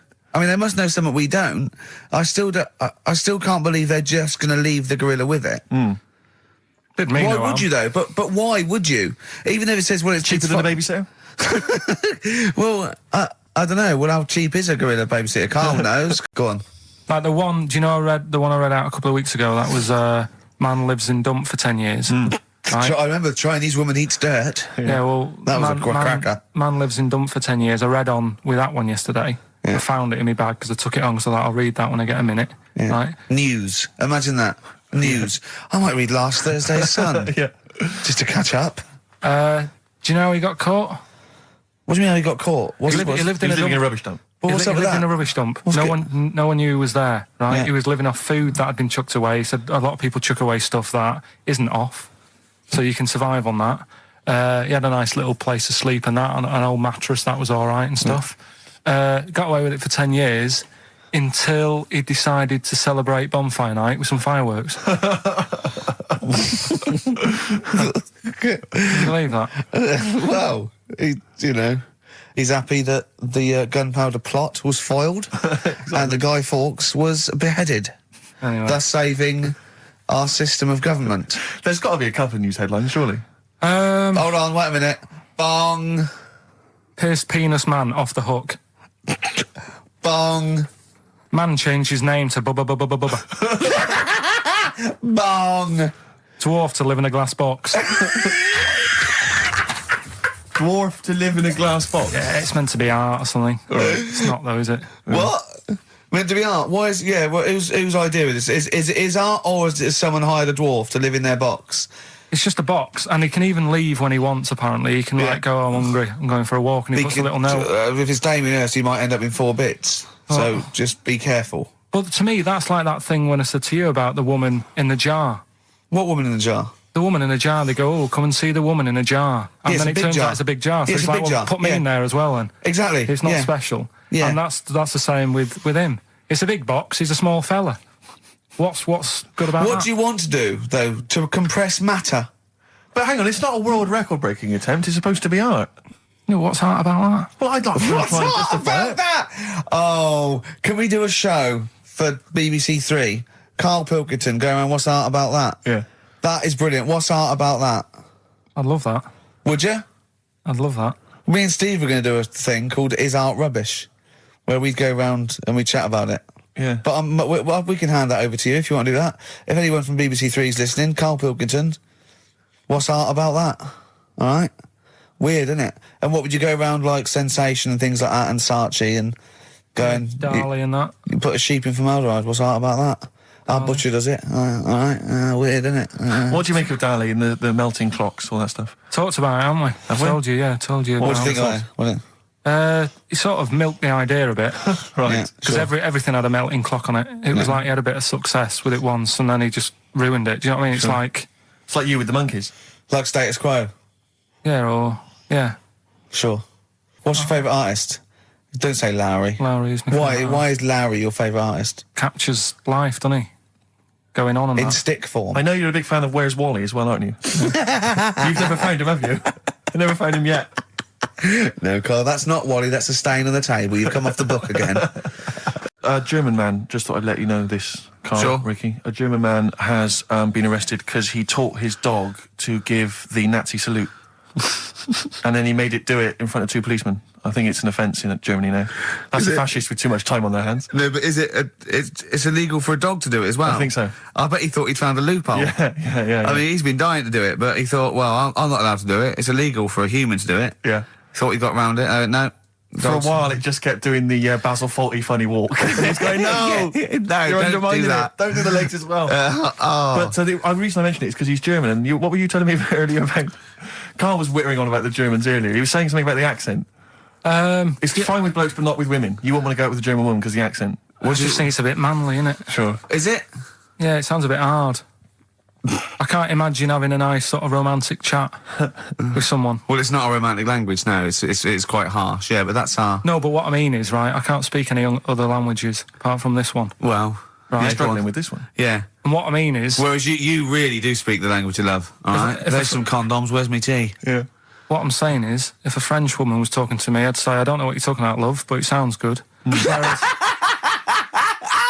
Whereas a German woman, Yeah. I'd go, oof. And she might be saying really nice stuff. Yeah. That's what I mean. Yeah. But then we got talking because, do you know, like, me brother Sort of a was... prejudice, really, isn't it? In a sense. What do you mean? In a sense, it's racist. But anyway, on you go. Yeah, go on. It's not really, is it? No. But, yeah, my brother was in the army. We've talked about it, haven't we? And Yeah. how he got kicked out for going for a packet of fags in a tank and that. Yeah. Right? But he was, when he was in the army, he was based in Germany for a bit. And he used to be one for sort of, you know, picking up the ladies and that. He always had, you know, new girlfriends and stuff. He's a Used to get- Pilkington. Used to get through loads of them. Yeah. Well, I didn't. I wasn't that bad. But Well, my no, brother, because you had things like you had trouble with your marrow and that. No, you might die. I'm not interested.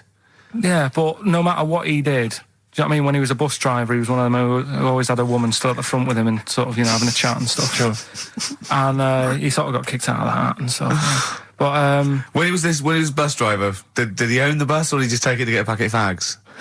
so He's in Germany. he's in Germany, and the army people say to him, "Now we know what you like, Pilkington, right?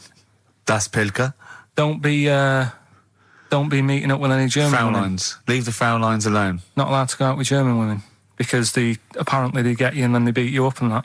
What, the German women? Why? Go on. Don't know. They just said don't because they don't like English army people and that. Why? See, I don't know. the English is your first language, isn't it? Are you speaking German now? Or? I can't tell. They don't get out with the Germans, go beat you up and that. Don't like English army, man. What is that? What worries me, Rick, is we've got the face, the body language and things to try and interpret this gobbledygook. The listeners, they just got the words. It must be, I know, yeah. It must be just ridiculous for a listener. Right, just do the competition. What was that anecdote about? I was Don't just go telling out with German women, they'll beat you up. I'm just saying, when if you're in the army, if you're about to join the army and you think it'll be great, I'm going to meet loads of women over in Germany, it's not going to happen. Wise words there, wise words. So this station of public service. Excellent, okay. Tell me your insights to autism. Right, well, there was this, again, Channel 4 coming up with some good stuff at the moment, right? It might have been Channel 5.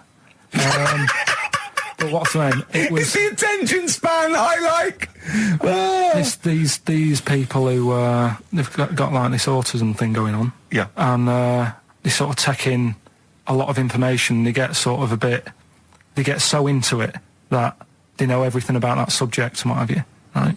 And there was this lad who, he knew everything, right, about EastEnders.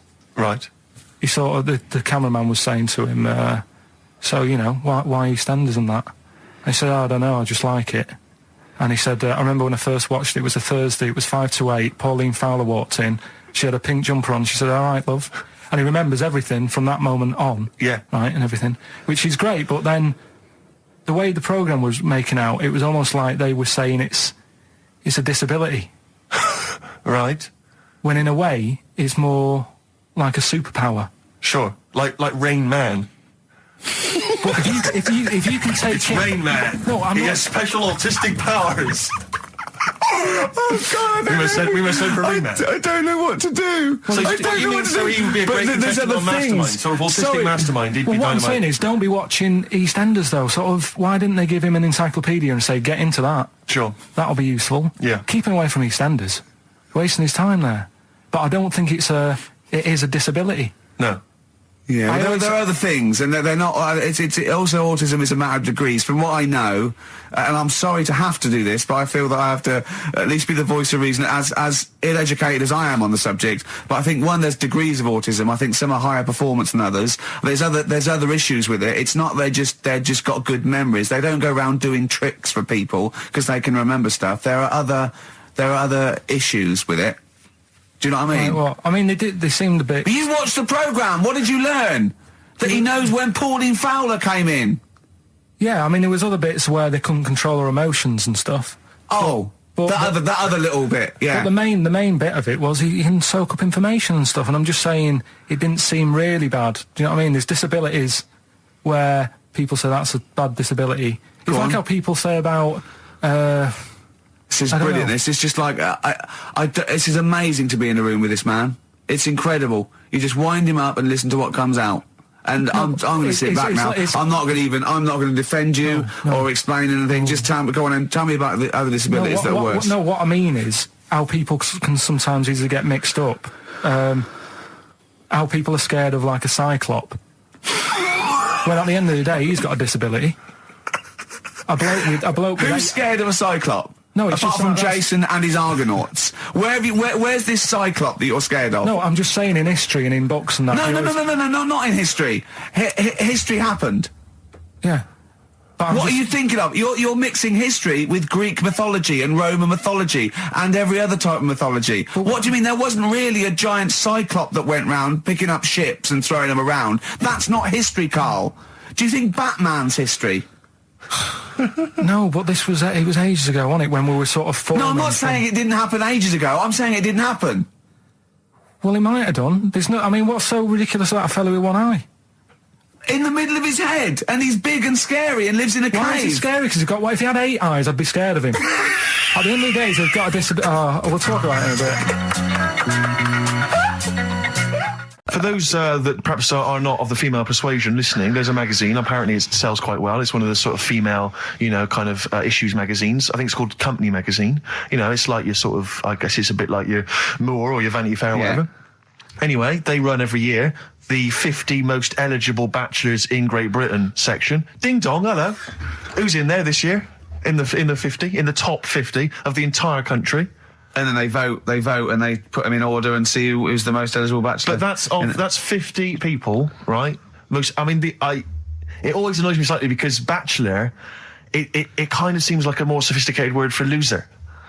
Doesn't it? Which always sort of unnerves me And also slightly. they try and do a different 50 every year, so they're getting pretty desperate to get different ones. No, because also a lot of people who are sort of like successful, are married, so there's very little to... No. Go on, then. There's a huge... I don't know if this is international. It could even be international. I'm not sure, actually. So I could be up there with the likes of Justin Timberlake, etc.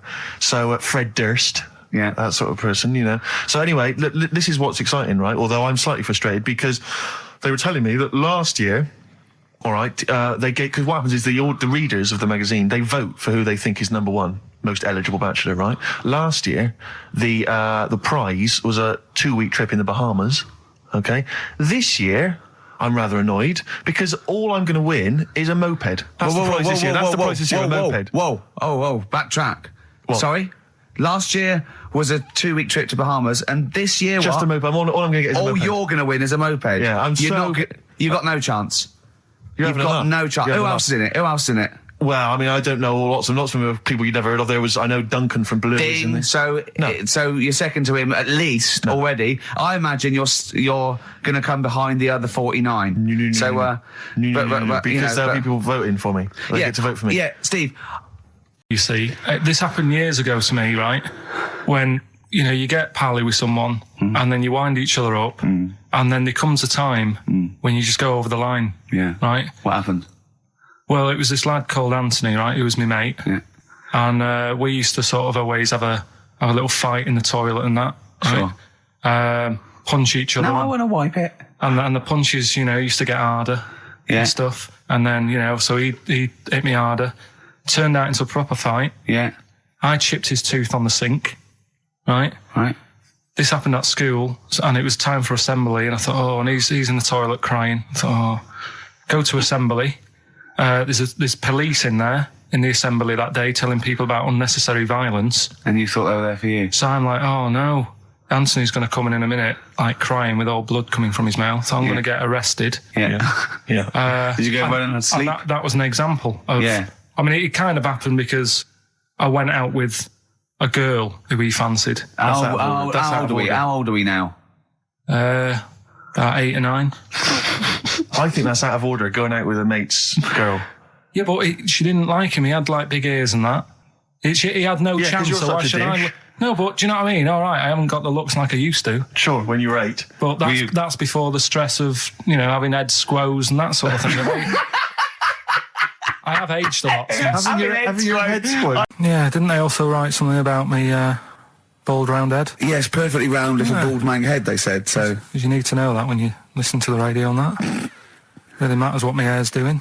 Your hair, have you given it a little short polish? Because you look like a cue ball at the moment, and you've had a shave in it. I've never seen such a round head. It actually looks like a plate with ears. Yeah, well, for those that have never seen Karl, I actually, if you remember, I think he looks a little bit like Mr. Spoon from Button Moon. He does. If you've never seen that show, and also he looks like, when they say they find with a little 4-foot human and it's actually 500,000 years old and they give it a name and it's the first Australopithecus into right. He looks like one of them as well. Perfectly round little. He is the missing link. He looks half human, half monkey. Because he's got a slight slouch as well. So yeah, it's like those pictures where you see it going from an ape to a man. He's also in the middle. Yeah, and of course his monkey hands, his hairy little wrist to those skinny little things that you can get oranges out of holes with, and it's unbelievable. Why are you so all shaved and polished and everything? Got a wedding.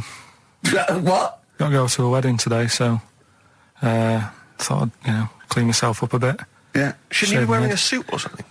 No, I'll go home and put something on. Oh, okay. But Suzanne said, make an effort. I sort of had a shave and that, and then I came out of the bathroom. She said, "Oh, your head looks a bit sort of eggish." She's right. Yes. Well, do you know about his worm problem as a kid? Go on. Right. What I can remember is he had worms as a kid. Not sure how you get them. He never answered me. He was getting a bit touchy about it.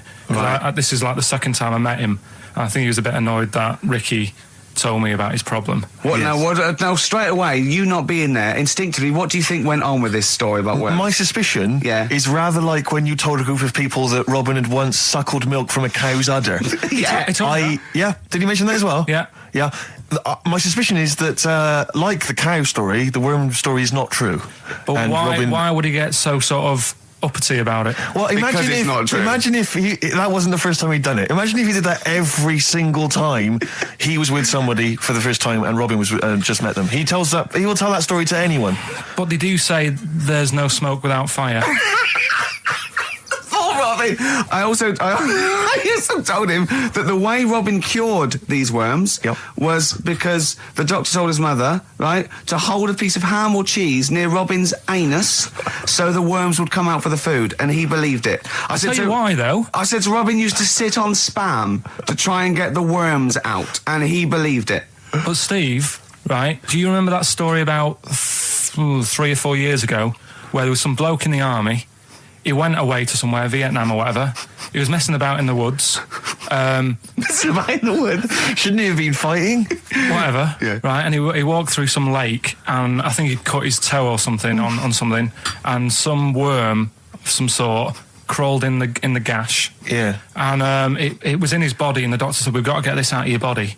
So what they did was, they said, right, the thinnest part or something of your body that things can crawl through is on the top of your head. So they wrapped Where the skull is. So they wrapped some bacon.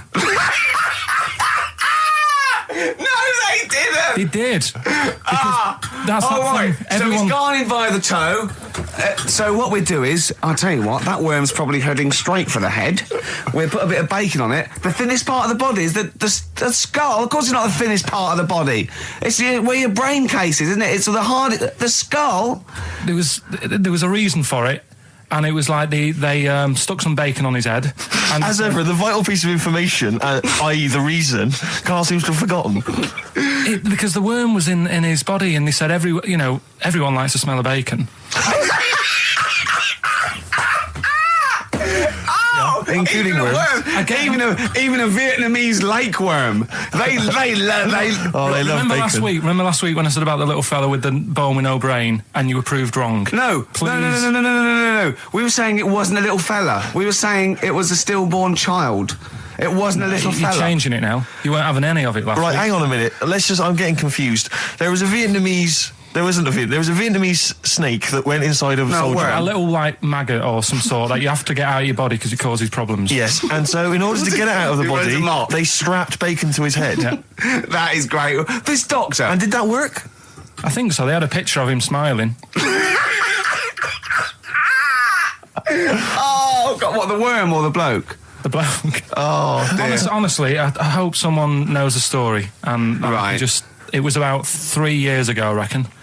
Okay. And, yeah, it did work. G.I. Bacon. So this is why when So what, the worm burrowed out of his head to get the bacon? get to the bacon. Right. That's great. So this is why when Robin was telling his story, I was a little bit disappointed if it wasn't true. Right. Because in a way, You know Robin's never been to Vietnam. No, but what do you really think that Robin, well, as Robin said at the time, Carl, why would I sit on ham then tell Ricky Gervais? It's a very good point. because if you was a kid, you do daft things like that as a kid. Right. Yeah. It's what I the mean? telling Ricky Gervais, though. Yeah. And then, Yeah. bless him. Okay. And then anyway, Robin left, and I tried to chase him, but he got away. He knows that and then we had a few pints, and then Carl embarked on some of the greatest stories ever told. Can you tell the story about your dad? Let me run it by. I haven't spoke to him all week, so let me run it by him. Okay, play records. Because What we got? we've got one of Steve's. Yeah, well, tunes. bizarrely enough, this comes from the Teachers 2 soundtrack, the soundtrack to the current TV series. There's a slight whiff of nepotism in the air. Yeah. Rick, would you like to explain why? Well, that's why you're doing it. No, my girlfriend worked on it, but Yeah. you were going to play this anyway, weren't you? Well, I was actually. Bizarrely enough, I was going to play some I Am Clute, and this is from, as I say, the Teachers soundtrack. This is called To You. It's a good track. That's I Am Clute, a track called To You from the Teachers soundtrack. That's also got, I noticed the Electric Soft Parade, The Hives, Star Sailor, Feeder, Turin Breaks, Mercury Rev on there. It's a good little collection. Lovely. Carl has just had confirmation. He's looking smug because someone phoned up and went, it is true. It's a Laogai chi worm and you wrap bacon around your head. That's all the bloke knew as well. Yeah. And his name was Gary. Yeah. So I'm not having it. No. And he said, see, that's why the Robin thing isn't so weird. He said, but when you said he tried it with cheese, he said I was having none of it. He's got standards. You know what I mean, though? Yeah. I wonder what Carl would You think never about start this. for a conversation point if Carl's around. That's what's genius about it. He's always got an opinion. He's got an opinion about everything. Yeah. It's I love the fact he was watching UK style without a shadow of irony. Yeah. No, He's that's just what, like- no, that's what I like about him. Exactly, that's what's I wouldn't brilliant. like it if he was trying to be No, he's not. kitsch Yeah. and stuff. I like it because he's down the line, straightforward, no nonsense. Yeah. This is what I like. You know what I mean? He's going to be sort of like Jeffrey Boycott, Dickie Bird when he's about like 60 or 70. He's going to get on a bus and go to the driver somewhere. You need an haircut. You look like a scruffy get. You know what I mean? He's going to be a great old bloke that you. Genius. He doesn't get chinned in the pub. Yeah. Right. People protect him. You know, because he's like 70 or something. But it's great. You're looking forward. You're actually in that nod. I know that nod went. I can't wait to be 70. Yeah. Wasn't it? Can I make a suggestion that we just get people, they can email in just questions or comments they'd like to hear from Karl. Maybe they just want to know his opinion on the Afghanistan situation. Yeah, like, or you know, like last night's Coronation Street, whatever. Yeah, like they do it, in the NME or imagine that coming up to the election, they go, Billy says Labour. Yeah. Oh, I think Karl. the Sun has White Van Man. Each day they interview a guy who drives a white van, see his opinions on various topics. Karl is very much a white man van. White man van. Yeah. So any query you have, I think most of our listeners are, any to be honest. opinion that you would like to hear voiced from the K-Man, ricky.gervais@xfm.co.uk, or you can phone in. I forget what the number is. Oh, 700 800 1234. Sweet. Now, you during that record, you said, we knock everything. You saw something about the Bermuda Triangle, didn't you? Yeah, when I talked about Ghost, you sort of just, because you don't believe in it. I think it's because you're scared of it, to be honest, and you can't admit to understanding it and actually believing in it. Sure. Thing on last night, Steve. Yes. Bermuda Triangle. Oh, yeah. Do you know much about that? Mainly the song by, what was his name? What's his name? Bermuda Triangle, where people disappear. No, Bermuda Triangle. What's his name? No, Barry Manilow. Yeah. Are you familiar with the lyrics? Bermuda Triangle, where people disappear. Bermuda Triangle, don't go near. Yeah. Shouldn't really make a joke out of it. No, you're right. Go on. But what it is, right? There's a program saying what it's about. What do you know about it? As I say, mainly from what Barry's told me, but certainly planes and various boats have gone missing within the Bermuda Triangle. Planes. Yep, but obviously that documentary didn't explore it. He learned a lot about that. I learned a lot about American history through We Didn't Start the Fire by Billy Joel. Again, most of my knowledge of the sort of Tsarist Russia comes from Rasputin by Boney M. Well, listen. Yeah, he was the lover of the Russian queen. They put some poison into his wine. Yeah. They shot him till he was dead. Yeah. Which is, go on. Right, well, this. Oh, those Russians. Sort of bit of an earthquake in the sea. Sure. Lets out methane gas. Okay. And apparently, if you were swimming out in the sea, Yeah. and there was like an earthquake and some methane came out, you can't swim in it, you just sink. Okay. Even if you're a good swimmer. What happens if you're two lads from your school and they big heads. Yeah, that's like a buoy. Doesn't You can work. see them a mile off, No. and their webbed hands would get them into shore. Because they did actually say, even if you're wearing a life jacket, if the water's full of methane, right? You just sink. You just sink. So what it's saying is, boats have gone across the sea, got a load of methane in the sea, and the boat just sinks. Right. What about the planes? Is it then sort of planes with little sort of floaty things Could on? be. That'll be the sort they've landed in the sea. Right. And methane's come. Well, sorry, Carl. What did the documentary say? Not I imagine. Yeah, your hypothesis might be one thing. What did they say on the They documentary? didn't cover that bit. They didn't cover the planes. They didn't do the planes. Something else they said about it, though. Go on. Loch Ness, the monster, Yep. Sure. probably doesn't exist. Okay. What it is, Interesting. Hold on. Interesting. Oh, interesting. It's- What they thought Not Less probably didn't exist. Curious viewpoint. Hold on. What proof have they got for that, Carl? How can they go around saying stupid things like that? it's methane, Right. Again, in Loch Ness. and people have seen, what's the lake it's in? Loch Loch Ness. Yeah? It being the Loch Ness monster. Yeah. That's where it lives. That's how it finds its way home. That's certainly the clue. Yeah, Yeah, again, Carl, that's the clue. Yeah, if it go, and it's if it's out wandering, it goes, excuse me, would you know where I'm being the Loch Ness monster? Where would I be going? Oh, you'd be going to the Loch Ness if that's your home. It's way over there, you big anyway, monster, you. So the bubbles from the Sure. methane bubble up out of the water. Yeah. People think, oh God, it's a monster's head. But it's not, it's just water sort of shooting up because of the bubbles. Well, that's two of the great mysteries of the universe solved by Karl P on a Saturday afternoon. That is fantastic. So that makes me think a lot of things. So when mediums are sort of like going, oh, I've got something coming through. Do you think they are exhaling a lot of methane gas, and thus making them not think straight? Do you think everything's down to methane gas? Do you think that all the mysteries of the universe are down to methane gas, Carl? What did it say in the documentary you saw? About what? What was the budgie happy? We know that budgie was sad. Was it in a room? Because they used to take canaries down the mines, didn't they? They used to take canaries down the mines, they'd smell the methane, and then the budgie would be happy. I'm not going to teach you anymore. Play a record. Excuse me, and don't be alarmed. I look quite frightening, but I'm merely a nice monster.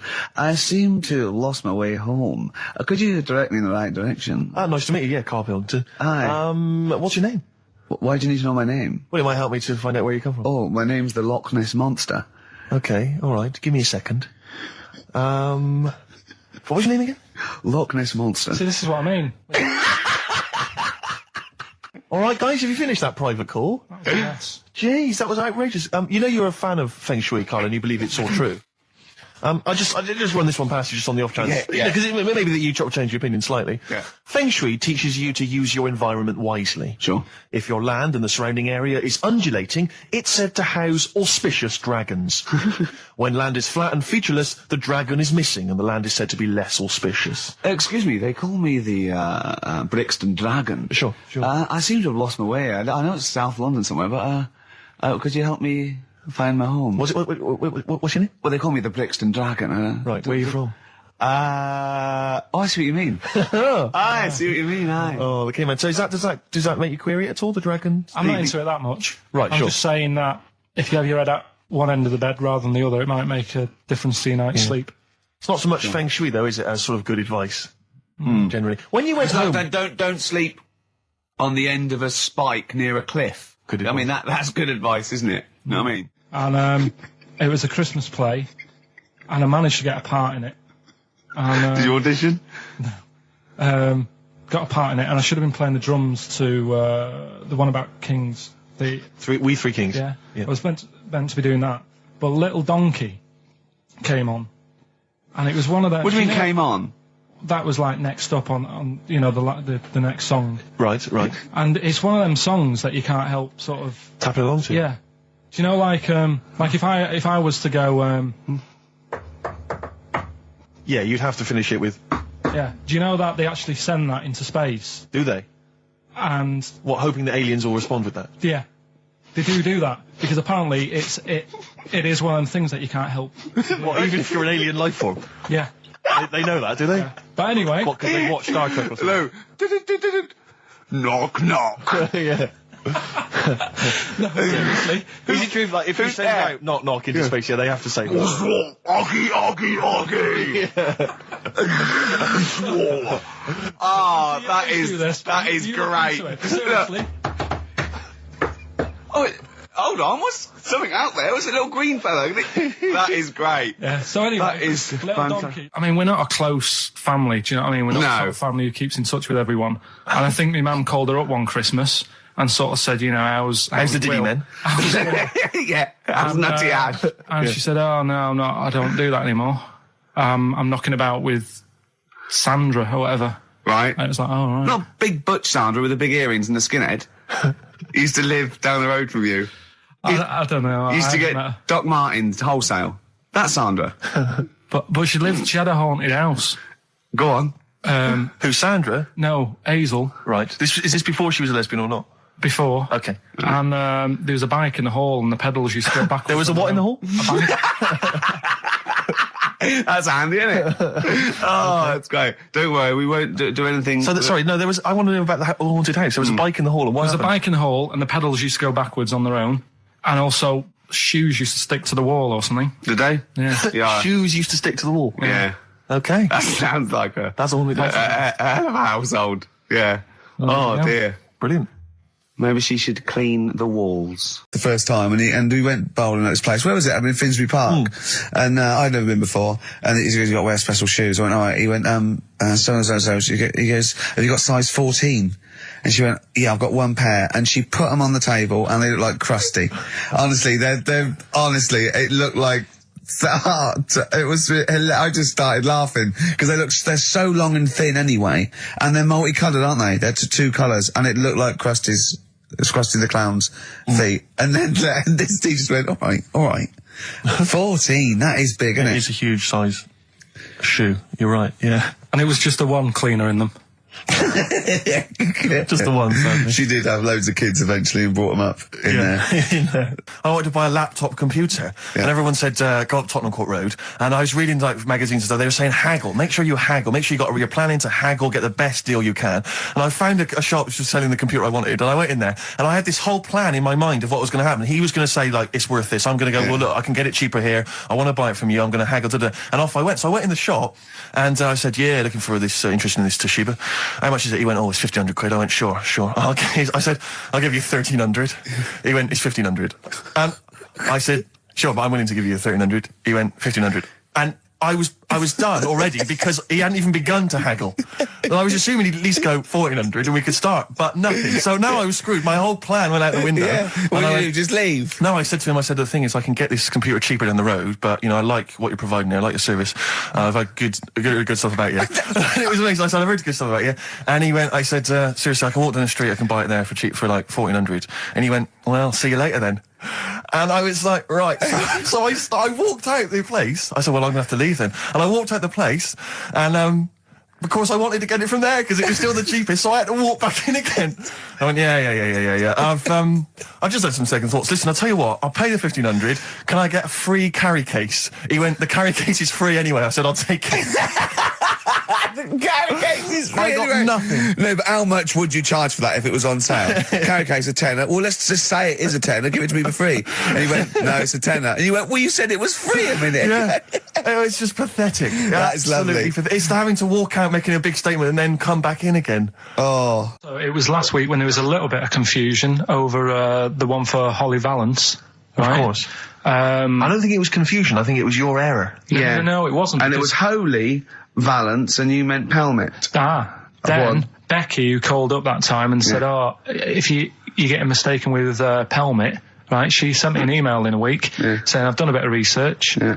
It was my fault. I've made an error. Yeah. It is a Valance. Okay. And I know about Valances. As I told you last week, at the very end, my auntie loves them. Yeah. Right? She makes them. She started off just like putting them on top of the sort of window around the curtain. And then she thought, I can do more with this. Yeah. And she had a little coffee table that had magazines underneath. And she said, I'm sick of seeing them magazines when I'm sat down. She sounds like a Pilkington. So... I'm sick of seeing them magazines when I sit down. So she put a Valance around the table. She just got Valances around everything now. Yeah. Then, next step, she tapes everything. She never actually watches telly. She tapes it all because she gets sick of listening to the adverts and that. Yeah. So she tapes everything. So she's got loads of videotapes and that. And the video used to get on her nerves. When she was watching a film, she'd see the clock changing. Oh. And it distracted her from the film. So she put a Valance around that. Yeah. That's genius. Yeah. So, that is or is it mental? Only Mrs. Einstein can tell. I don't know. She's even made a little Jack Russell look like a hovercraft. Yeah. It's great. So everything's got a Valance. If you go round and you stand still for too long, the chances are she'll put a Valance around your head. Yeah. This is this is Auntie who? Auntie Nora. And this is the one that farted for 5 minutes. Lest our listeners forget. Lest we farted for 5 minutes. Called his mum, saying I'm farting. 2 minutes into the fart. She said about 2.5 minutes in. God. She said I'm about 2.5 minutes into the fart. My mum said, how long's it been going on for? She said, well, it was about 2.5 minutes before I called you. Yeah. And then it went on for a further 2.5 minutes or something. And then it stopped. And, she couldn't time it because there was a Valance over the clock. Yeah, she used to annoy her when she was on the phone and you put her off seeing the time. She was guessing it was 5 minutes. This was one consistent fart. Yeah, I mean, it wasn't making a noise, it was just... Oh, it wasn't making a noise? Just gas. Right, endless gas. So, there you That's go. fantastic. Well, we started off with a new one, a little bit of foo. Like, that got a load of attention in the press, but the Trisha programme got nothing. Okay. Which, I know, well, Steve called me up in the week, right? Like 10 o'clock in the morning, I was at work, and he goes, She thinks so at 10 o'clock. She think preparing this show. Most people go to work about 8, 9. Are you watching Trisha and that? I said, no, what is it? He goes, you'll be loving it, right? Freaks. Was it Help Me, My Mum's a Freak? Siamese twins. Right. So I couldn't watch it, but he said, it might be on again because they repeat stuff on ITV2. Right. So I had my dinner late, right? Instead of having it at like 1 o'clock like I normally do, I had it at like 2:30. Yeah. Sat in the office, put the telly on, ITV2. These Siamese twins. Did it blow your mind? It was amazing. You know, we talk about a lot of things on the show quite a lot. The Airy kids crop up a lot. I was waiting. It's been 10 minutes and you haven't mentioned the Airy kid. Right, and last week we were talking about Siamese twins, weren't we? So it was weird that this programme was on, but it was amazing. I mean, what I think you can't refer to them as Siamese twins. I think they're known as conjoined twins. Why? I think Siamese is maybe considered derogatory or as an old antiquated phrase. Yeah, I think it's because the first famous ones were actually from Siam. Right. And that doesn't exist anymore. No, it's conjoined, Carl. Yeah. Get the phrase right. But you'd think that if that's happened to you, that wouldn't be that sort of offensive. The names that you must get called. Right. You think that's least of your Siamese worries? twins, I'd say, well, that's, yeah. Now, were you least stunned by where they were connected? Just live with it, we'd say. Right. Because they were connected, of course, at the forehead. Oh. Sort of, which was quite extraordinary. Well, there was one set of Siamese twins. One had a job and the other one didn't. That's ludicrous. Yeah.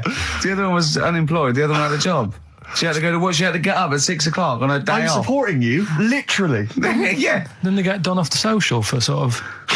Yeah, because the other one was signing on. That wasn't a question that Trisha asked. Annoyingly, because I know that much of the audience was thinking that. There's a few things that didn't crop up. What questions would you have asked of them? Because what things did you feel weren't mentioned?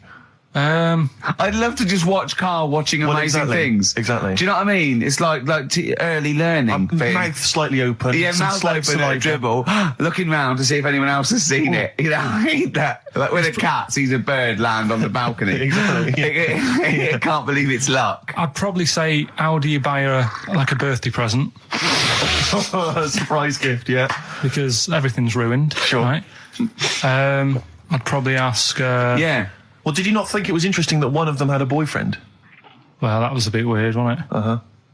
But what was the other thing that I was thinking when I was watching it? I was thinking if one got into crime and that was sent to prison, Right.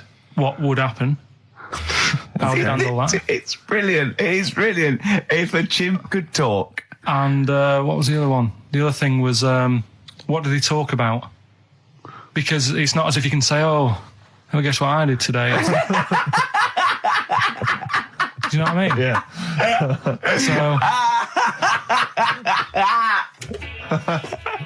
Do you know the really weird thing about all this, right? And it's annoying because you were saying about, what should have Trisha have asked and all that. Yeah. But one of them mentioned that one of them was adopted and the other one wasn't. Don't talk rubbish. No, seriously. I didn't understand it, right? Of course you didn't. And then Trisha sort of said, well, let's have a chat. And they were like, no, I don't want to go into that. What do you mean one was adopted? That's what he said. One of them... don't quiz me on it, but that's what was said. Hello there, I'm a multi-millionaire, and I've just seen your orphanage. I'd love to adopt one of your children. You'd like to adopt one? I'd love to adopt a children, because I've got loads from around the world, so I'd love to adopt one. I'd give you $10,000 towards your orphanage. We're speeding through then, yeah. Okay. We've actually got 2 left. I only need one. I'm only interested in one. Yeah, I don't need any more. Don't need any more. They're sisters. I know it would be tragedy to break them up, but I really only need one. Now break it up. There's the rub. You see. Sure. You just need the one. It's $10,000 now. You can have that. I'll sign it now. But I don't want to discuss it further. I'll bring you around. Brilliant. Okay. Ding dong. Hi. Yeah. Brilliant. You brought my kid round. Yeah. There she is. There. That's a joy. Yeah. Okay. Just standing next to a bush. Yeah. Do you want to? Can you bring her out? No. Me? It's like, There's nothing behind the bush, so you just want. I just want to be able to walk 360 degrees round her. Do you want her or not? Yes, I can't believe it. What's that little trolley? You spotted the Christmas theme. Yeah. Carl's not really in a festive mood, but I can't imagine Christmas is your time of year, is it, Carl? Well, I'm not sure any time of the year is, really. I liked it when I was about... I think when I was about 7, I enjoyed it. Was that the one? Was that the year, the big year for you you? get loads of stuff, you don't have to worry about anyone else, but once you've, got a job... What did you get when were you doing your paper round? How old were you then? I was about 13, 14. Well, that was then you were a man, weren't you? I had to buy stuff. Oh. But you're still not You're quite having a good selfish, time. man, aren't you? I didn't realise this. No, it's just that Christmas... And that's coming from him, Carl. My dad always said... All right, steady on. Dad said Christmas morning was for This is a bit easier, but I still think it's a good one. So this is, we should explain what this is if you've just tuned in. It's one of those stupid lateral thinking problems. That Carl himself has created. Yeah, that was his homework. Right, this one. It's a fella. He has a normal day doing stuff. Nothing wrong with him. Right? And It's the twist in the tale. It's just like Tales of the Unexpected. Yeah. Just a normal day, nothing wrong with him. Hold on, though, he's got the legs of a fish. Go on. So, that's why he's been hiding his legs. So Go on. He does his The legs of a fish. Sorry, Carl, carry on. He has his working day and that, and then he gets a bit tired. Goes to bed. He puts the light on, leaves it on, goes to bed. Oh. That's crazy. That's mental. I can't think what's happened. Anyway, here's Radiohead. Right, okay. The question is, why does he put the light on when he's going to bed? He's had a normal day, he's come home from work, Is that right? He's coming from work, or he's not been working? Yeah, he's just been out. no, it's been working and stuff, I think. You think? You've made it up, Carl. You can decide. So the question is, why has he put the light on when he's asleep? There's a reason that he's put the light on when he's asleep. Has he gone to sleep? No, Carl, don't shrug. You're meant to answer these questions. He put the light on before he went to bed. Yeah, and the question And you're he's asking gone me to is sleep, why? What's the scenario? And the light's on and Yeah. that, but he's gone to sleep. Yeah. He started reading, and then he fell asleep. No. Did he he intentionally, for some reason, put the light on? Every night. It's mad. Sounds mad. That's Carl, doesn't it? Every night he does it. Yeah. He puts the light on when So- he goes to Light sleep. on, it goes to bed. Carl, is the point of this, he puts the light on for a very good reason. Not for us, but for some people. He's blind and it's always been on, and he thinks he's turning it off, but it was on in the day, and he thinks he's turning it off, but he's turning it on because he's No, blind. that'd be stupid. That works. No, that works great, Rick. Yeah. Thank you, Carl. So you've got to come up with Hang on. If What? you're blind, why would you put a light on? No, he thinks it's off. Yeah. But why would he turn it on anyway? Just think so he doesn't get burgled, so people know he's in because he can't see him. So he just he puts the light on when he's there, then he turns the light off when he goes to bed, so people think it's fine. But he's got it out of kilter, and actually he's walking around in the dark all day. I don't believe that if you're blind, you turn your light on. I don't think you'd be living on your own, would you? I'm not having that for a Do second. blind people live on their own? For a second. Well, some people do. Lonely blind people live on their own. No, if you got bad eyes. Any of them women? Are there any blind women who are living on their own, Rick? Well, never mind your concern for the partially sighted or sight impaired people coming to London. Get on with this. Yeah. So there he is. Yeah. It's like, a bit tired. Yeah. Just put the light on. Get to bed. Yeah. So he turns the light on and he goes to bed. Yeah. Oh. Should we play a track? He's not sleeping on the job. He's a lighthouse keeper.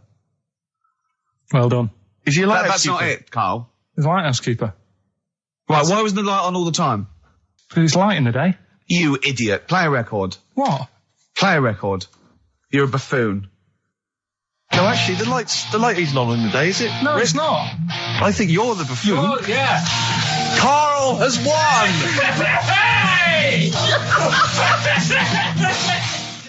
So this week's and don't say it if you know it, because the idea is that people can. Right. There's this bloke, and he buys a new house, right? And he's well happy with it. His girlfriend moves in with him and stuff, and she says, "Right,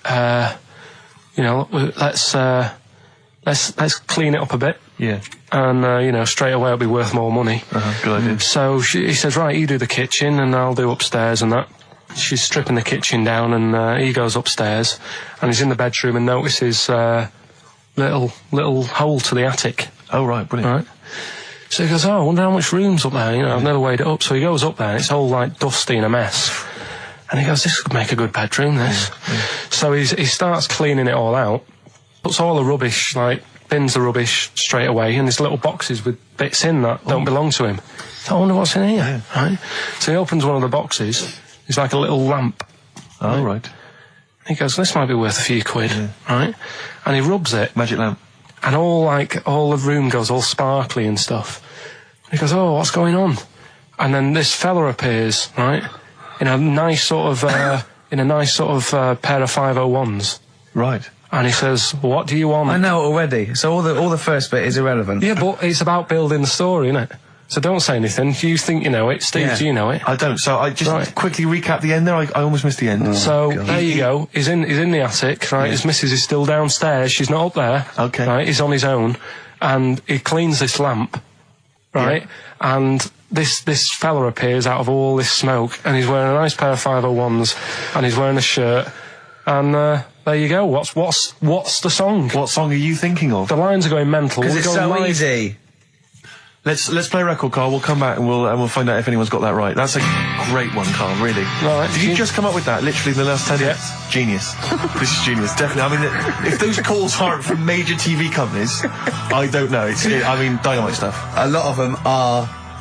What's his name's lawyer? Simon Mayer. Simon Mayer. Little by little. That's my favourite thing I've done for years. Yeah, not bad, not bad. That's great. Back to form there. So, okay, line. The lines are going mental just because it's easy. Go on then. So I think- first one to get it. but The you've first just- one to get it, but... Well, it's not that though, Rick. I mean, Karl has just decided to revise the actual rules of the competition. Yeah. So that, we've decided, is very easy. So that's now a qualifier. And so then they have And to whoever- answer one live. Exactly, so whoever gets that one right can Is play it for a quick big money. one as well? Because some people will lose the will to live. Yeah. Just cut to the chase. And because they've got to qualify now, we're throwing an Office DVD that aren't Yeah, ready you'll sign yet. that, won't you? Yeah. Yeah. No. That increases value by 42 pence. Right, go on. We'll just go live, yeah? Hello, XFM. Yeah, hi, how's it going? Not too bad. Not too bad. Listen, A very, very quick recap, Karl, if you will, please, for the people listening. Very quick. Right, A man ends up in a loft. man's, after moving into this house and that, he's in the loft, and he's tidying up. His missus is downstairs doing the kitchen, because that needed doing. He's up there, he's cleaning up, emptying the boxes. He finds a little... He rubs a lamp, a fella comes out wearing 501s. What's the song? What's the song, mate? are you talking to me? Yeah, sorry, yeah. Well, look, I'm sitting in this bar, right? I'm not ringing up relating to anything that's going on right now. I'm after one of these armbands to go and meet Bowie on Monday. Can you help me out? What? What? Piss off. You can't say that to our public. Yes, I can. What I can't bear is people begging, Rick, on the radio. You know, I can't bear it. Is that the Australian People bloke just who's got the Bruce scrounge Springsteen stuff. tickets? Hello, XFM. Hello. Hello. Are you phoning up for an armband? No. No, Okay, great. Gene Genie, of course it is. Well done. Well done. Right, what's so, your name? Everyone else can ring off now, because this... Well, she might not take the challenge. What's your name? Hello. What's your name? Christina. Christina. Right, do you want to take on the challenge? Yeah. Yeah? Right, so this is for... She's already won a couple of CDs. This is for the Office DVD. Right. Okay. Signed by Ricky Gervais. Did you witness a murder while you were doing this? Yeah. It was like that sort of slip. It will be coming up shortly. Yeah, this is just us, isn't it? This is just us. We did this... When did we do this, Rick? A couple of weeks back. Hold on, what is it? What It's the day is it? 27th today. Yeah, well, I enjoyed Christmas. I loved Christmas. I love Christmas. I had a love great Christmas. time. What do you get? Loads of presents. So did and I. I'm glad they made it to number one. I'm really glad. Stroke, he, she. Yeah, I'm really glad that the pop idols, Cliff Richard, Westlife, made it to number one. Bo Selector. Bo Selector. Yeah, just delete that. As, Yeah. Okay, well, we're going to play some of the best of, some of the greatest moments of the last 3 weeks Yeah. ever heard on XFM 104.9. What about this? Do you remember this one? Oh, which one is it? Alright, so, here's the first bit. Right, there was this is what it's like about getting presents and stuff, right? With my mum and dad. Go on. My mate, Colin, right? Colin Makin? No, Colin Bailey. Oh, right? yeah. He had a little Sinclair Spectrum, right? Yeah. Computer, Yeah. which was like the thing to have at that yeah, time, yeah, right? yeah. You used to always go round to his house. The deal was... Not the one you had to play through the window because you weren't allowed to. No, that's another lad. Oh, right? yeah. This is a different lad. And the deal was, he came to our house, and my mum gave him a pie. And then I'd go round to his, and I'd stay there for a few hours playing, you know, Hungry Horace and stuff like that on it. Sure. Right? Now, my mum and dad knew that I really wanted one of these computers, right? So I waited about a year. Came round to Christmas Day. I thought, I reckon might have one. Turned out they bought me the wrong one. They bought me a ZX81 instead of a Spectrum, right? And Christmas Day, I'm there trying to load the games up. It's not working. I'm thinking, what's wrong, right? And the thing with me, when I was a kid, I used to get quite sort of agitated. This quite easy, is the moment. right? I found out that it needed a RAM pack to make it work, right? Looking in the thing and it's saying, and make sure you put your RAM pack in the back. And I was like, oh, where's the RAM pack? And my dad's going, I don't know, I've got you the main bit. That's it.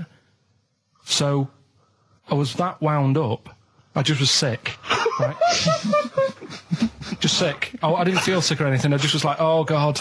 Went to the sink, just sick. Because I was that on edge about it. I said, come on, we've got to get one. And my dad's like, Tandy's shut, we're not gonna get anything today. Ruined again, Christmas Day. That was after the year when my train set got blown up by our kid. The following year, no RAM pack. And now you ask me, why don't I get good presents? He's scarred. He just I'm gonna die. Honestly, I'm gonna die. He's just screaming sick. Yeah. There's no RAM pack. What? Did you get to the bottom of it? Why wasn't there a round pat? You have to buy them separate. Oh, It's one of them okay. cons. What do you mean I can't play Frogger? Oh no. So, wasn't there another incident when you threw up? Spontaneously threw up? Through sheer anxiety? I do get it. It's not so much now because I've relaxed a bit, but as a kid I used to be quite on edge all the time with certain things. Do you think that's what happened to your The cat wind. that kept being sick? That it didn't get the food it wanted, and it just threw up. Do you remember that? Yeah. God, so they shaved it. No, like, again, I spoke to you in the week, and I had much better things, like when I tell you about Brian Blessed climbing Everest, and for some reason it made him, it played havoc with his belly, and he followed through, and he had to clean up. Shut himself? Yeah, using ice and snow. Why are you telling me that Brian Blessed? In what way is telling me that Brian Blessed shit himself once in any way educational? Because I was saying how he was climbing Everest, right? Right. I give it to him. He's an actor and that, but he gave that a go. Yeah. Right. It played. What's the point of that? You'd say, wouldn't you? You'd say, God, he's you know. Oh, so he's all right. Me doing a boxing match for no reason is rubbish, but him climbing Everest and shitting himself, Yeah, he did that. is commendable. Right, and he's only going to like go and do it again. He's going to climb it again. Yeah, but he might not shit himself this time. Yeah, but what's the point in going? Nothing's changed up there. Yeah, good point. Yeah, What's it been? Well, it has. They've probably cleared it up by now. Like, but it's slip on it. I can't even bother. Read about Brian Blessed. Is it actually true, or have you libelled No, someone else? it was an interview with him in it. And what did he say? Come on, what did he say? He said I climbed Everest and I played havoc with me belly. Let's talk about it next week. We've really run out now. Oh, you're a fool. 3 holidays Carl's had this year. Last year. Yeah. I'd love to have 3 holidays. You've got to start putting the work I in had there. 2 holidays No, then. you had 3 holidays. You went away with Suzanne and her parents. Yeah, well, that doesn't count. It does count. If you book 2 weeks off the firm, you go away and you go, how was your holiday? Go, well, I didn't really count. It wasn't a really good holiday. Can I have them days back, please? My New Year's resolution is to be nicer to you, but Well talk done, you've sense. already broken that. No, but talk sense. Talk sense. You've had 3 holidays this year, and I'm just saying, you're in your 30s now, and 30s is when you should be really putting the work in. That's true enough. To reap the benefits in your 40s, 50s, 60s, 70s, 80s, 90s, and 100. Carl, what's your New Year resolution? What about think before you speak?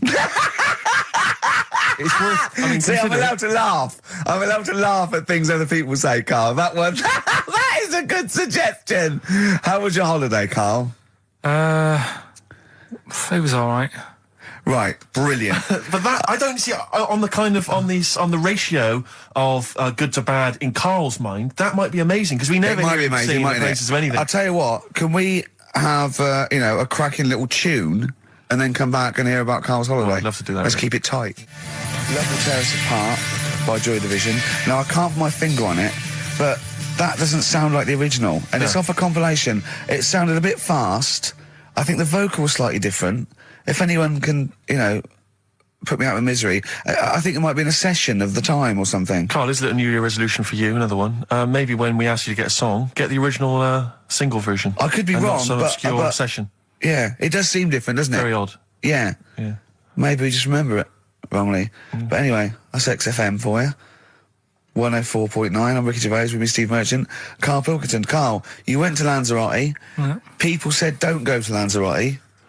They told you it was Lanzarote. They told you, were they right or You wrong? were right, yeah. Really? Yeah, it's a bit ropey, yeah. Is it why? Just, out there. If it wasn't for the volcano they had, it'd been knackered.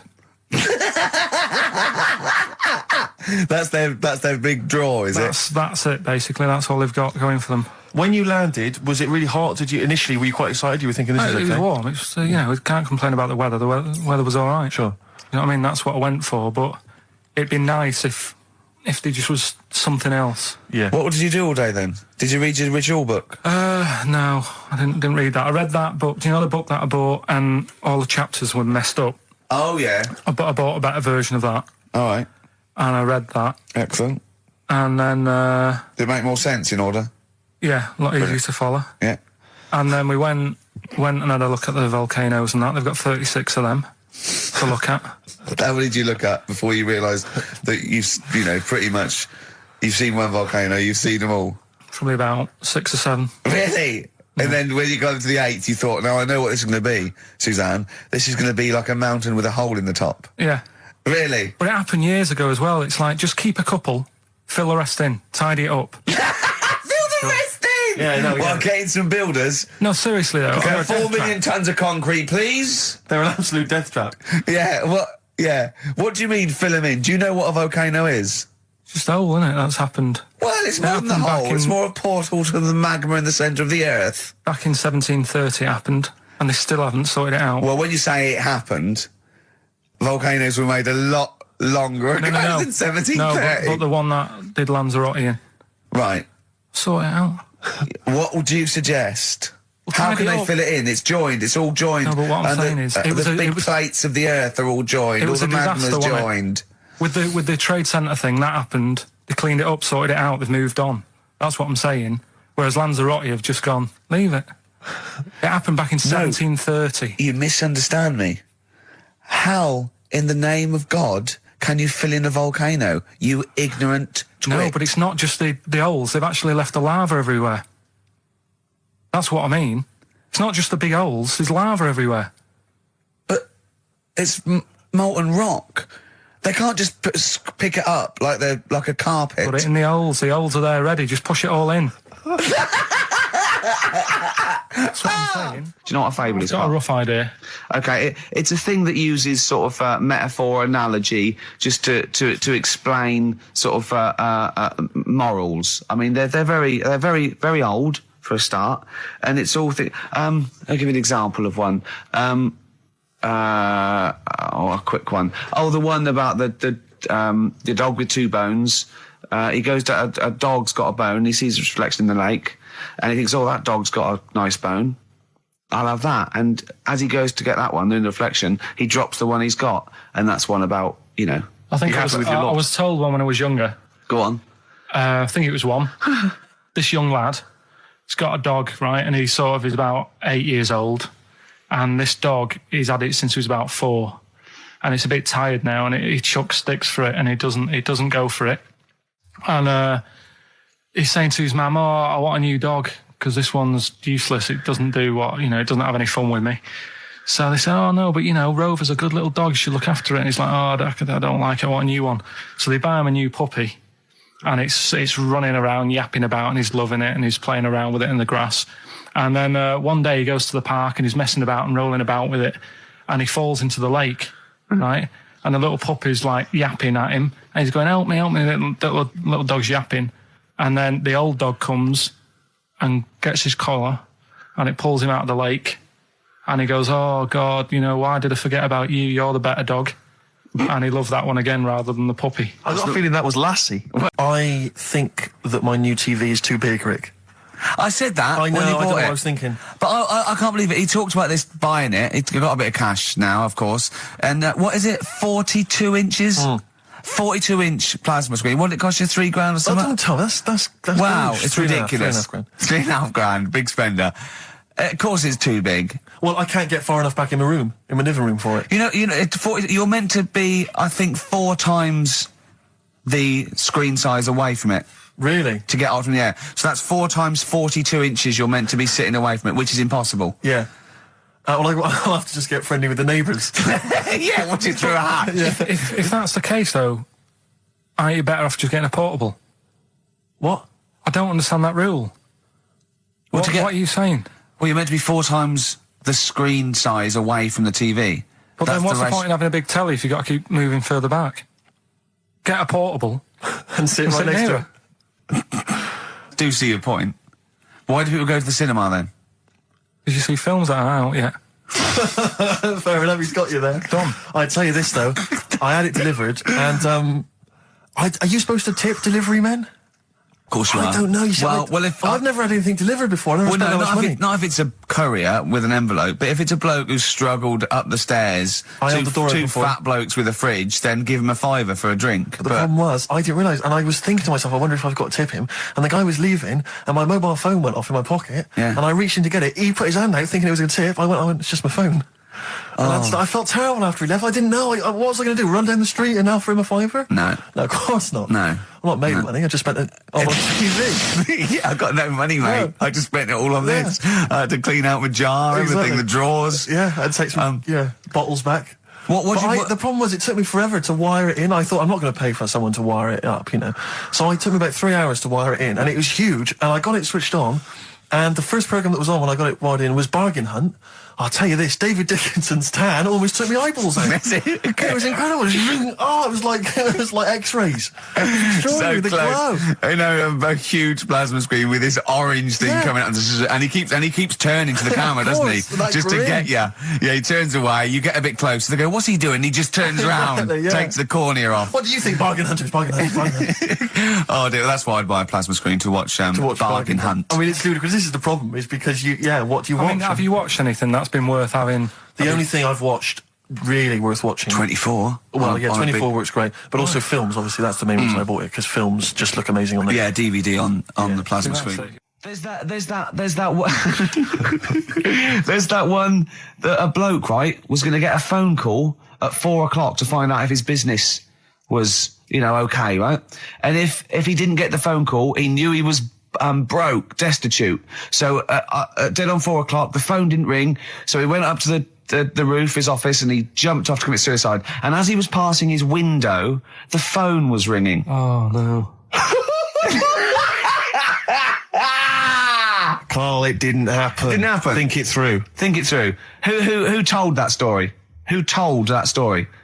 As he hit the pavement at 120 miles an hour. He's the only person who could have known that series of incidents. Also, why didn't And he he's dead. as his life's at stake, why didn't he wait till 5 past? I'm going to give it 5 minutes just in Just case. in case the lines are busy. Yeah. And what sort of bloke goes, I'll call you at 4, okay, if your business, well, call me anyway. No. If I don't call exactly 4, then, no, you commit suicide. Commit suicide. I would, because if I don't call at 4, that's the end of it. Well, call me anyway. No, that's not the way I work. Why can't you just call me and tell me the other way? Well, I'm telling you how I do it. If you're bust, I don't call. Can't you just call to verify in case something goes wrong? What if it's engaged? If you want to be engaged, just commit suicide at 4, please. It didn't happen, Carl. What exactly is there then? Is it just a kind of moon? You know, I've said in the past to you, Rick, that my grandparents, so I love them dearly, but it's like for the last 30 years they've been waiting to die. I know, It's like they just sort of, it's like, the novelty wore off of life. Life in the 50s. Yeah, they got kind of bored of it. Life, in the 40s, it was brilliant. All sat around the old Joanna's, the bombs fell, singing. They loved that. The 50s, that was great as well, because that was the post-war years. It was, it was a bit tight in the pocket, but it was all right. Everyone pulled together. Then the 60s came along, all the crazy music, the funny hair. Let's stay in bed. They basically stayed in bed. And it was one Christmas when my grandmother said to my dad, what do you like for Christmas? What do you fancy for Christmas? And this must have been, I don't know, 20 years ago. She said, what do you fancy for Christmas, Ron? And he went, well, I could do with a nice big kind of warm winter overcoat. She said, don't worry about that. Don't worry about that, because your father will be dead soon. It's right, you can have his. Meaning my granddad. Well, to be honest with you, my father's still waiting. Which is good news. Good news for my grandfather. Less good news for my dad. He's freezing. He's freezing. He finds out, how is he today? He's fine. Oh, okay. Oh, I'm freezing. It is it's such a weird mindset, that. I think that to me is what sums up people from that older generation, the 40s and 50s. And it seems to me that you've got that kind of mindset. It's like you were born in the 30s. And whenever you talk of your childhood, it's like you had like a baked potato to take to school. And a hoop and a stick is a Christmas The other thing is, I think that that sort of generation, it seems that the man is dependent on the woman. There's a total dependence. Oh, absolutely, If she dies, he's done. Yes. He's done for. It just pine away. If he dies, she's got 30 years of pottering.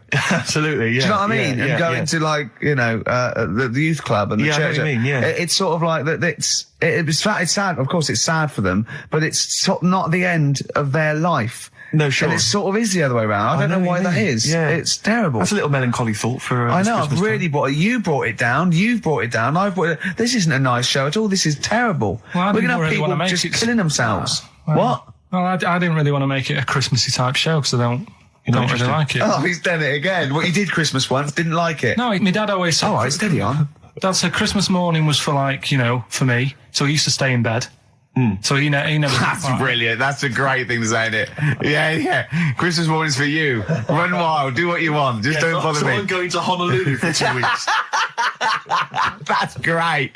Dad, it's Christmas. Do I have to do anything? No. So my mum used to get up because she used to like to see my face light up, when I open my presents. And then, to give fireworks. And then I'd have to go to my bedroom from about 6 o'clock onwards because, like, my mum and dad were into having big Christmas parties, and I wasn't like old enough to go.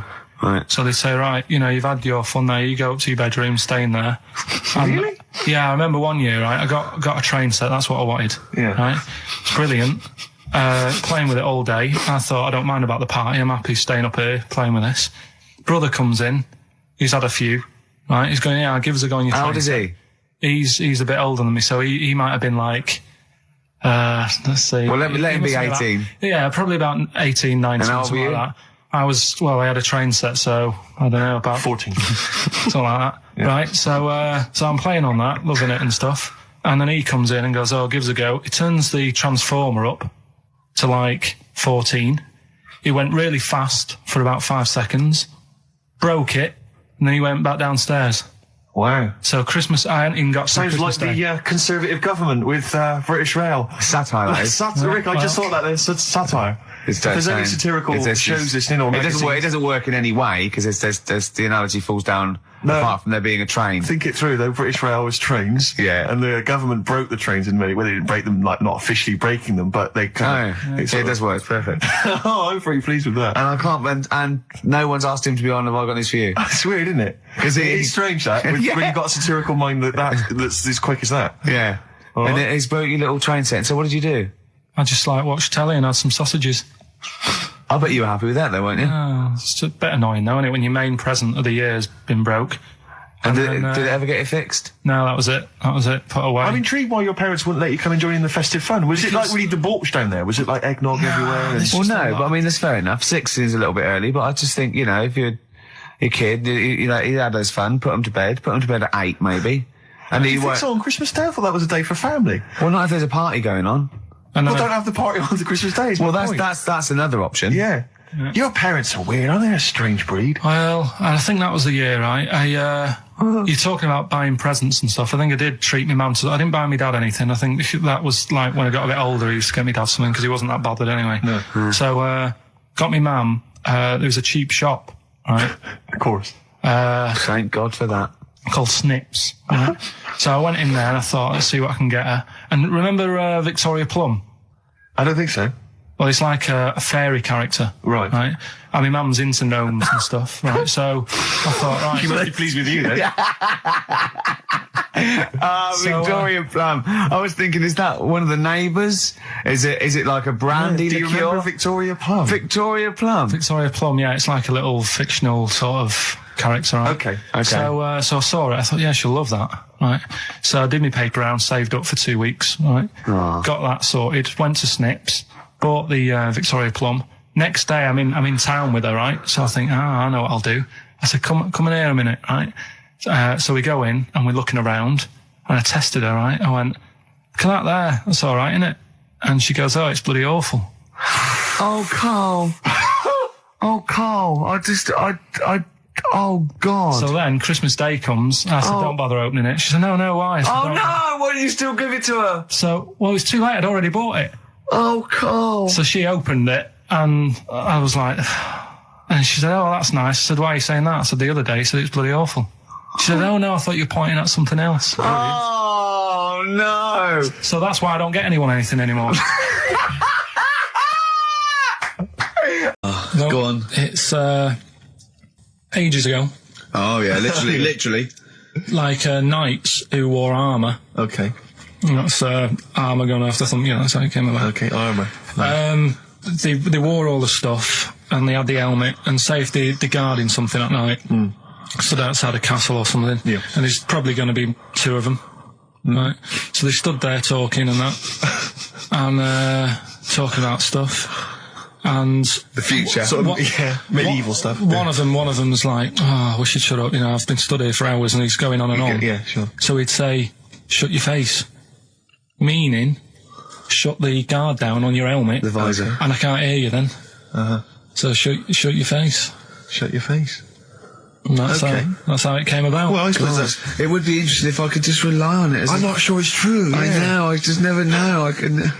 It needs to be corroborated. It's like I don't know where he got it from, but anything via Karl is precarious. Yeah, I mean, I feel like maybe you should give us your sources next time.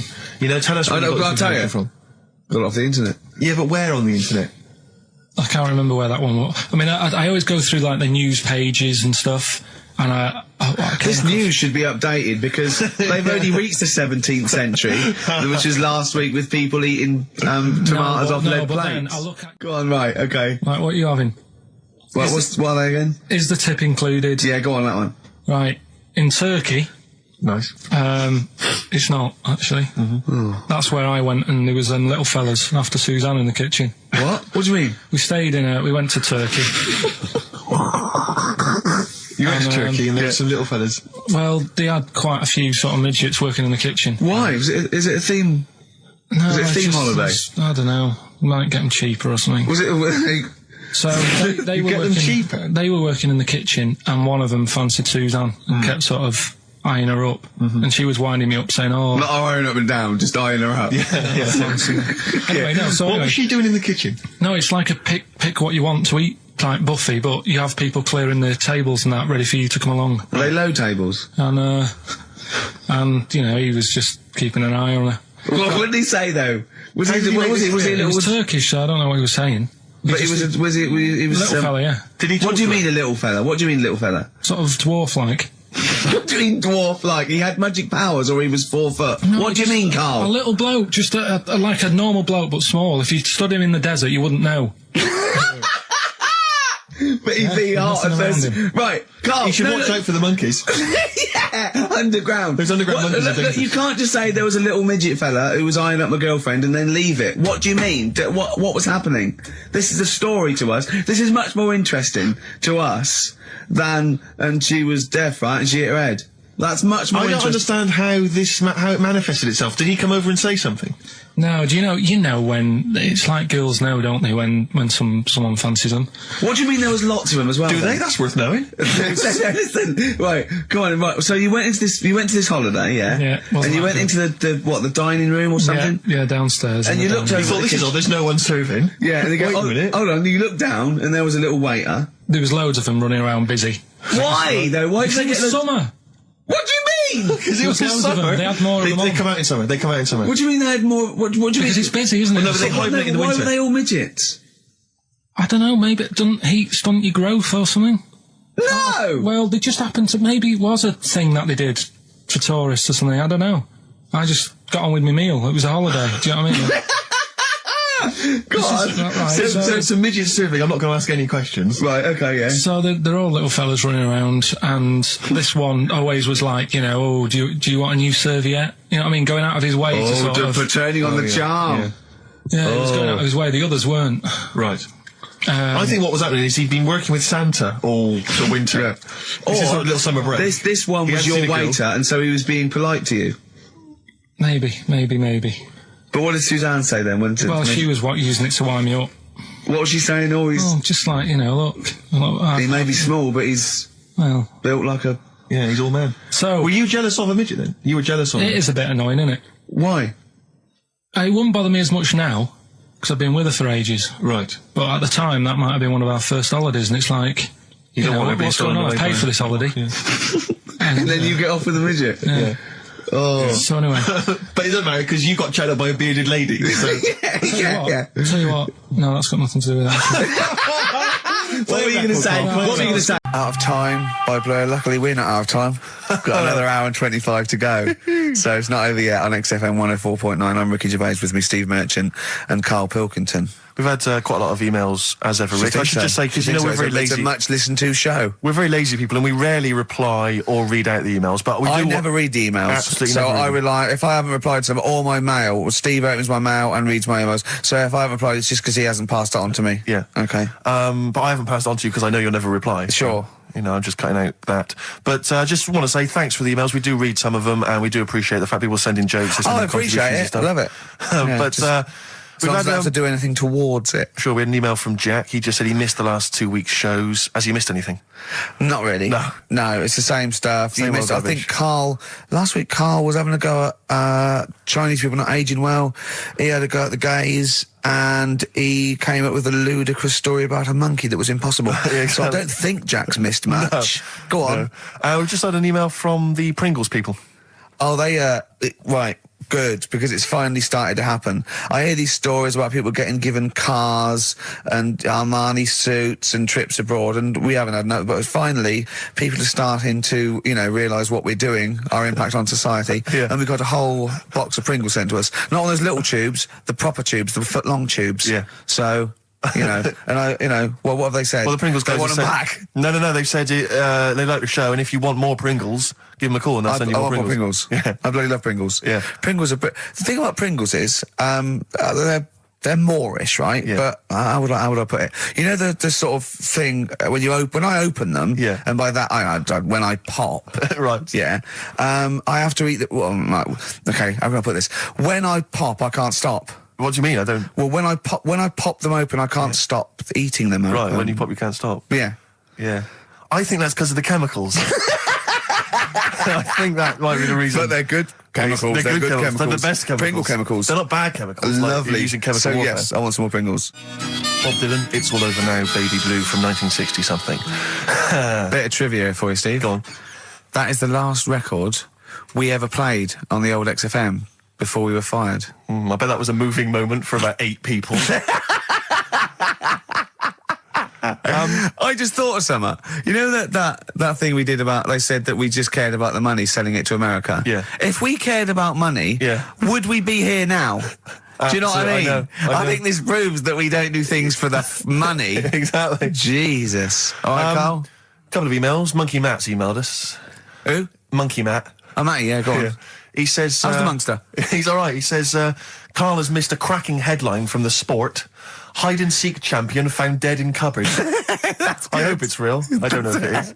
I doubt it. Feeder. Do you know what I'm annoyed at now, right? We've got another ad break coming up. How many ad breaks have we had in this show?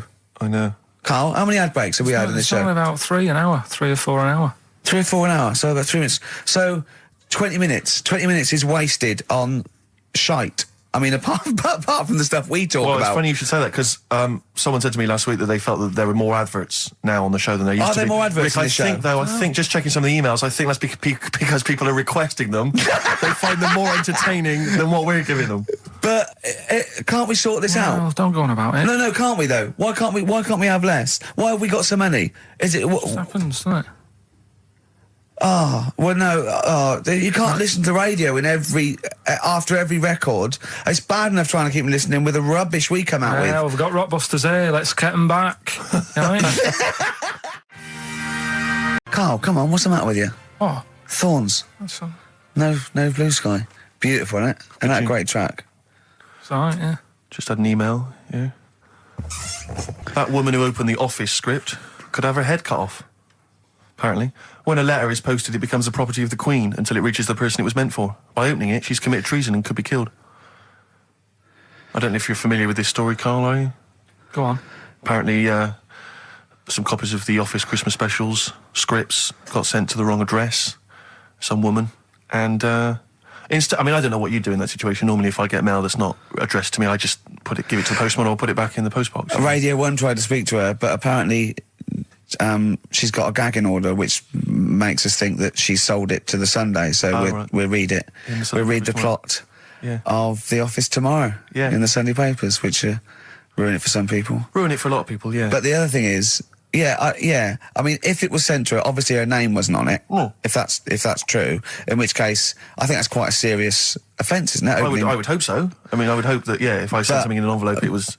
But the BBC, the BBC thinks that because the person they said it was meant to be sent to got his, he thinks maybe that's an excuse.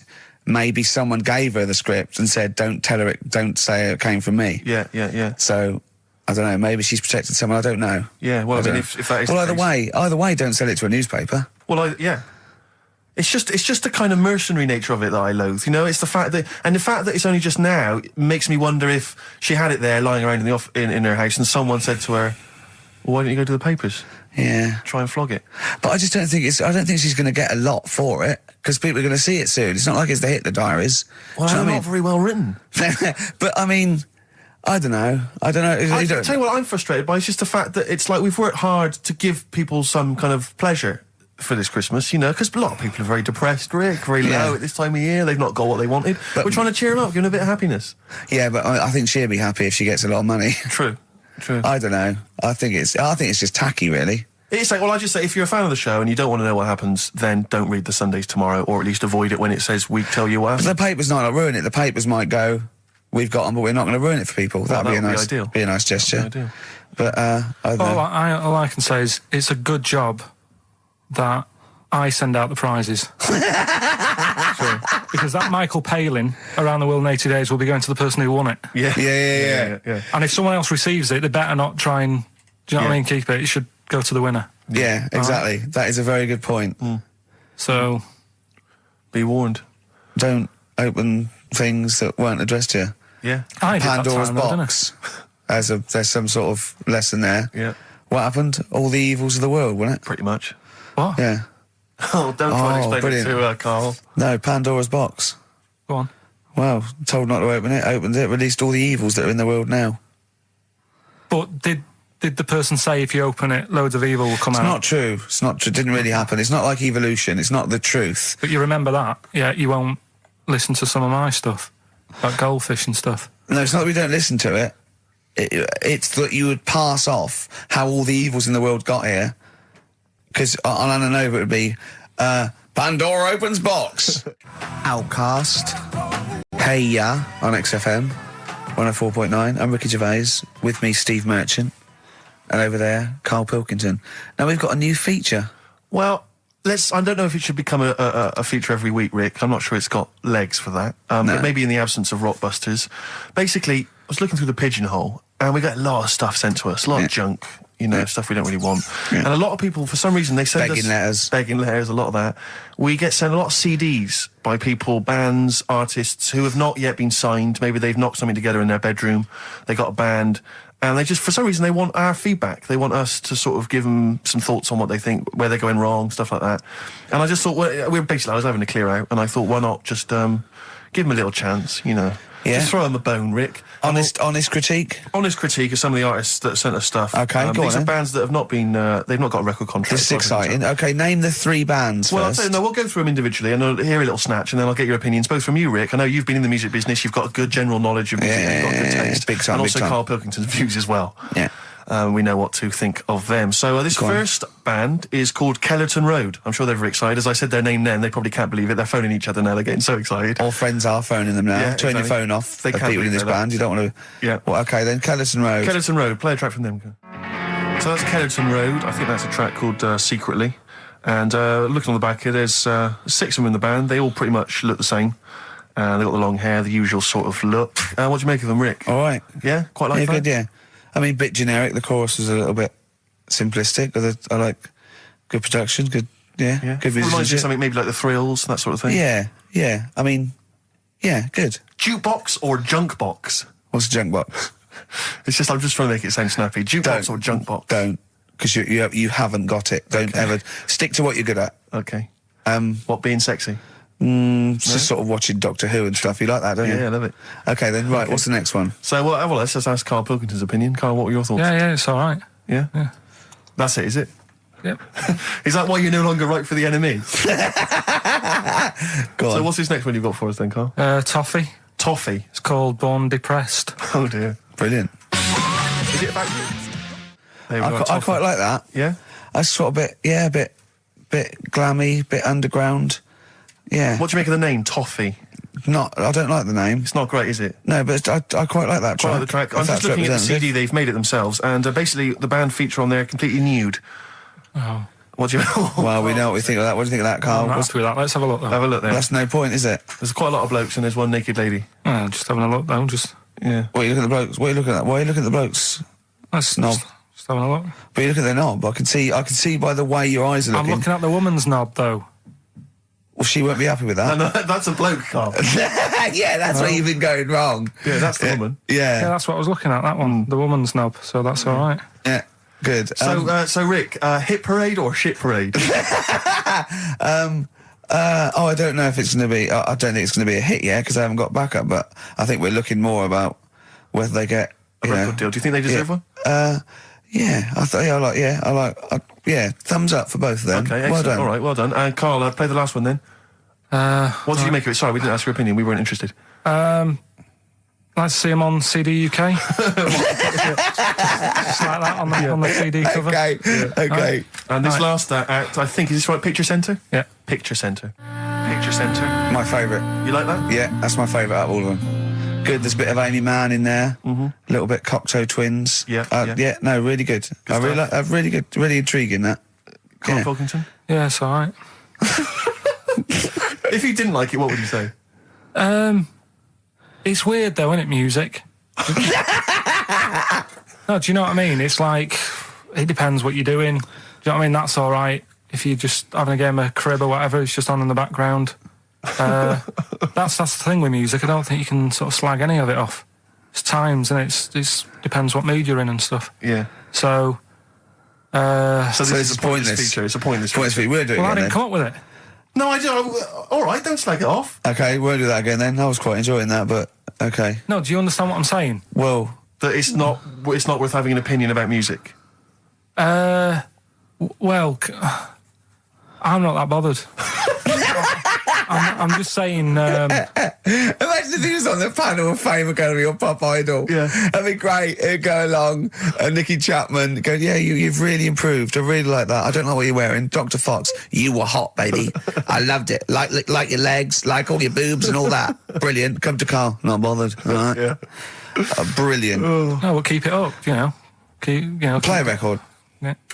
Oh, come on. This is my favourite. Can I change? Well, this is my favourite out of all four of them. Lynyrd Skynyrd. Yeah? Yeah. Yeah. Slam dunk this puppy.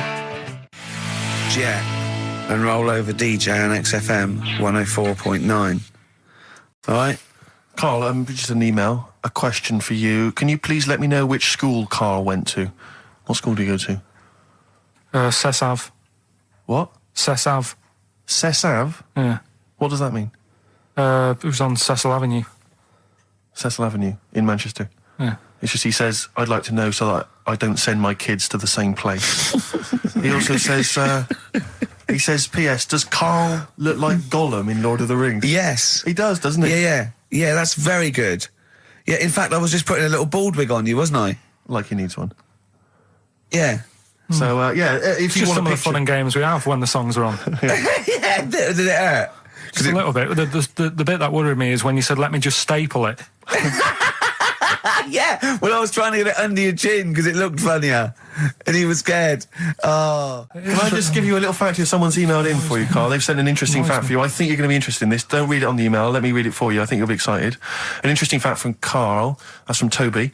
He says, Attila the Hun punished some fella who annoyed him by cutting off his arms and legs. You'll love this. And stitching his arms back where his legs should be. And vice versa. Look at his face. Look at the little smile that's just cracked on his lips. That is the kind of fact you've been waiting for all day, isn't it? So go on, again, so... Attila the Hun, right? Some guy he didn't like. He cut off his arms and his legs, and he stitched his legs on where his arms should be, and his arms where his legs should be. Look at him looking at his body, trying to picture it. Yeah. I'll let it sink in for a little while, then I'll ruin it for him. Carl, what are you thinking? I'm just picturing it. Right, he would have died. It would have been tokenistic. There's no way that person could have lived through it. So it was just for Attila the Hun's fun. He probably put him on a stick outside his gate or something. There's no way in those days that he could have gone through complete limb amputation and... So would he have wore a jumper for pants?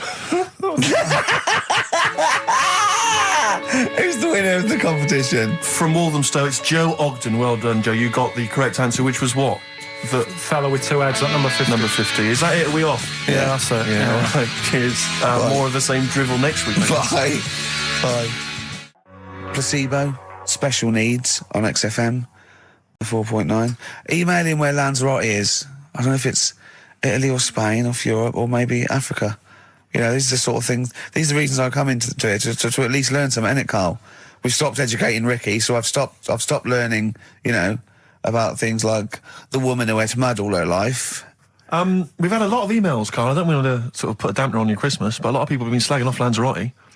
One of them just said, well, one of them, I don't know if I can find it. It is Canaria, isn't it? It is one of the Canaries, isn't it? It's a volcanic island covered in volcanic dust. It's very windy, so you have to dig a hole to sit in on the beach, and there's hardly anything to do.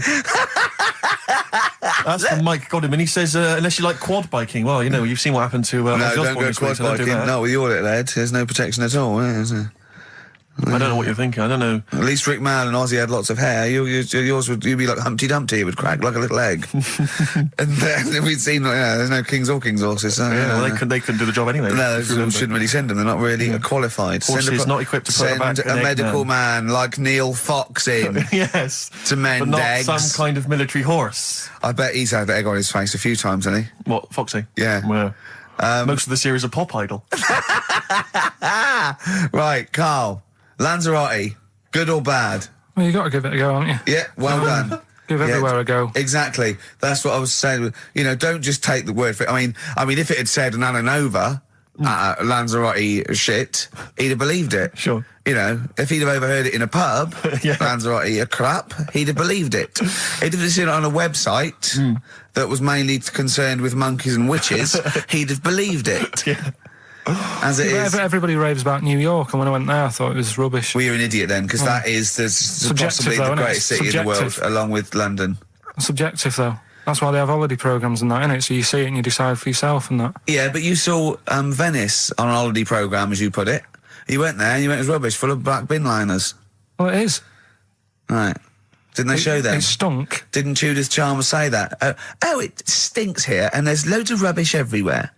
No, she didn't. Did she mention that? Oh, that's what I mean. So it depends what you want from holiday, doesn't it? Well, yeah. But So... you're an idiot if you don't like New York, so next. Anyway, come on, break up, guys. Kiss and make up. Yeah. Carl, you're a second-time buyer, aren't you? But Yeah. Bought one in Manchester. Lost £7,000 on that one. well, don't buy in Manchester. No, it's a good flat. It's just it wasn't... I didn't buy it to sort of make money. I thought I was going to be living there like all my life. And then a job came Brilliant. up here, and it was like, oh... You bought your first flat in Manchester. You assumed you would be living there for the rest of your life. Well, I wasn't in a rush. Play record, you're an idiot. Hang on a minute. So have you got a property portfolio? Have you got the two houses now? No, I've got rid of that one. Oh, you sold that one? Got this at flat. a £7,000 Got loss. this flat. I'll tell you something that is interesting. Hold on, though. What? £7,000 lost. It's a flat in Manchester, but it could only cost about £8,000 anyway. Right, Steve, something they do now, right, they've got to do by law when you're buying, right? I was looking at one in London, right? It's haunted. They've got to tell you now. Right, don't talk shit. I'm telling you Play now. a record. I'm telling you now. Yeah. There's no such thing as ghosts. That is ridiculous if that appears on a legal document. Right, if there's anyone who sells flats and that, does that for a living, Yeah. right, email in, Yeah. because I'm telling you now, that is a fact. She sort of dropped it in. I said, oh, it's, nice feel here. And she said, yeah, well, that'll be the ghost. Just dropped it in, that's all they've got to do. And then I was like, what? And they went, oh, yeah. That's all I've got to do, is it? So that's the legal thing. Did you drop it in? So in court you go, did you drop it in? Yeah, I dropped it in. Play a record, you're an idiot. What you got for us, I just Steve? thought we ought to maybe go through some of the emails. I mean, I don't want to query the calibre of some of the emails we get sent on this show, but here's a typical one, Rick. Go on. There's no name, it's just from Glicko, that's his email address. It's just a question to you, Rick. Did I see you walking around Marylebone High Street last Sunday? Yes. Okay. Well, I don't know. Well, I mean- I was in Marylebone High Street last Sunday, yeah. Yeah, but did you see Glicko? I didn't see Glicks. Okay. I didn't see the Glickster. But All right, this is one from M. Ricky, what do you think of Richard Bacon's show? I can't decide if he's better than you. nor can I. Any thoughts? Nor can I. I can't help her out on that one. Sure. That's a really personal thing. She's got to dig deep. She's got to look at both of us. She's got to find out what she likes. Yeah. And then whether I provide more of that than Baker's. Yeah. I mean, you know, Baker Foyle's brilliant. Yeah. I'm not going to put myself up against him, so I can't help you. Next, Steve, next. Well, there's a lot of emails last week which were saying how much they enjoyed the Christmas specials. Thank you very much for that. That's very flattering of you. Cheers. There was also a couple. There was one. It was a guy. I'm sorry that I think I might have deleted it. But I should have sent a reply because there was a guy from Canada saying if there any chance you're around in March, whether you could pop in and have a surprise birthday dinner for his wife. Oh, God, why don't you keep that? I know. Sorry Well, about that. I can't bloody go now, can I, you idiot? Okay. So, I don't. I really apologise for that. Yeah. There's also, this is interesting. This is more for Karl, really. It seems unlikely. Is it Karl's- from a doctor saying you're an idiot? We've got plenty of those. I tend to delete them. They're Okay, all right, they're so yeah. common. Look at his face. No, it just says, don't like to complain, but I won the film competition like 5 or 6 weeks ago, and I haven't received my prizes. Oh dear, that's all Karl has to do Well, that's on what I the was show. thinking. We provide the chat, the records, the light entertainment. I mean, the glamour. Strokes of comedy genius. All Karl has to do is send out the prizes and say there was a monkey that was a bank robber at 5 to 3. What's your Karl. excuse, Karl? Do you remember her winning? I've got all. What, are you calling her a liar? Well, I am because I don't remember ever seeing. Right, he's calling her a liar. So, Joanne Ogden, you're claiming, is just making this up. She sent this in on a whim, trying to fool us and get some cheap tat. Wow. I don't believe that. I don't believe anyone would lie to try and get knowing me, knowing you on VHS. I really don't. Well, I'll look in the records because we keep all the details. So, do you know what I mean? Right. Well, one of you's in the wrong. Do you know what? Knowing you, Karl, I don't think it's Joanne. No. Has anyone else ever emailed in saying they haven't got the Loads of bag of times. crap? No, Loads they of haven't. times. They haven't. Well, Well, they yeah, have. but one mistake's one too far because that's one person. So, you know, you might send out 30, but that one person, that's the first time they've won a competition. They want the history of Wind narrated by Donald McIntyre on VHS. Yes. And, you know. Stephen King's It on Betamax. Yeah. No, they sometimes they want the best of Primal Scream on a cassette. Exactly. So, you You've know. got to make sure you're sending these prizes out. Did a bit more research this week. Okay. Found a good story out about a monkey, Right. which I'll tell Ricky a little bit about it. Come on, tell it now. No, no, Well, I tease me reckon with we it. should keep this. It sounds exciting stuff. That's got 'em, right? Tell us about this monkey, Karl. You're going to love this one, Steve, Go on. right? So last week we were talking about how, like, a lad left his family because there was problems at home and that. He went and lived in the wood. He got airy, right? No. Leave it there, Rick. We haven't got time to go into Right, it. so... That's what happened. And that's what happened. He lived with the monkeys. He went airy. That's Anyway, That's what happened. looked into some other stuff about, like, airy kids and all that. Yeah. Came across this story about a bloke, right, who worked in a zoo, Oh, dear. right? So... Trouble's brewing. loving his job and that, but it's quite a lonely sort of job because you don't see many people. You're just dealing with animals all the time, right? So anyway, he gets a bit pally with a monkey because it's the closest thing to a human. Well, that ape is. Right. Yeah, but you can't really go that close to apes. Well, They're dangerous. what do you mean? What type was it? Do you Just mean let him tell the Was story. it a chimpanzee? I reckon it was a chimp. Yeah. Yeah, it Oh, was you a don't chimp. even know, so It was that's a an chimp. ape. It was a Okay. chimp. Yeah, but it doesn't matter, does So it? he It's the gets story. pally with him. Right, so he gets pally with What, him. do they go on and holiday together? well, no, I mean, it starts On the off pool together. just checking each other out and, probably sharing lunch and that together. Yeah. Right? Anyway, this goes on for a while. They're getting on well and that. And then after a while, right, the monkey starts sort of imitating him a bit more and sort of walking upright, Oh, God. Yeah. right? So he thinks, oh, that's a bit weird. Anyway, they get on really better and what have you. So he thinks he could live at home with me, this, Yeah. because we're getting on a storm, Yeah. right? So he takes him home, and before Is you this know the it, beginning of Beneath the Planet of the Apes? I think it is. I think you've seen this on video. I'm worried, because he's already imitating him and they're moving in together. I'm thinking it's maybe a bit like single white female. Single white zookeeper. Oh, brilliant. right? So Go on. anyway, so it's moving in, and it's getting used to sort of the normal human life. It's having a cup of tea in the morning. Yeah. Pinky tips. It finishes the day off with a dear. Finishes the day off with what? He with does, a he doesn't little have to brandy. move a piano at one point, does he? Finishes the day off with a little brandy. Yeah.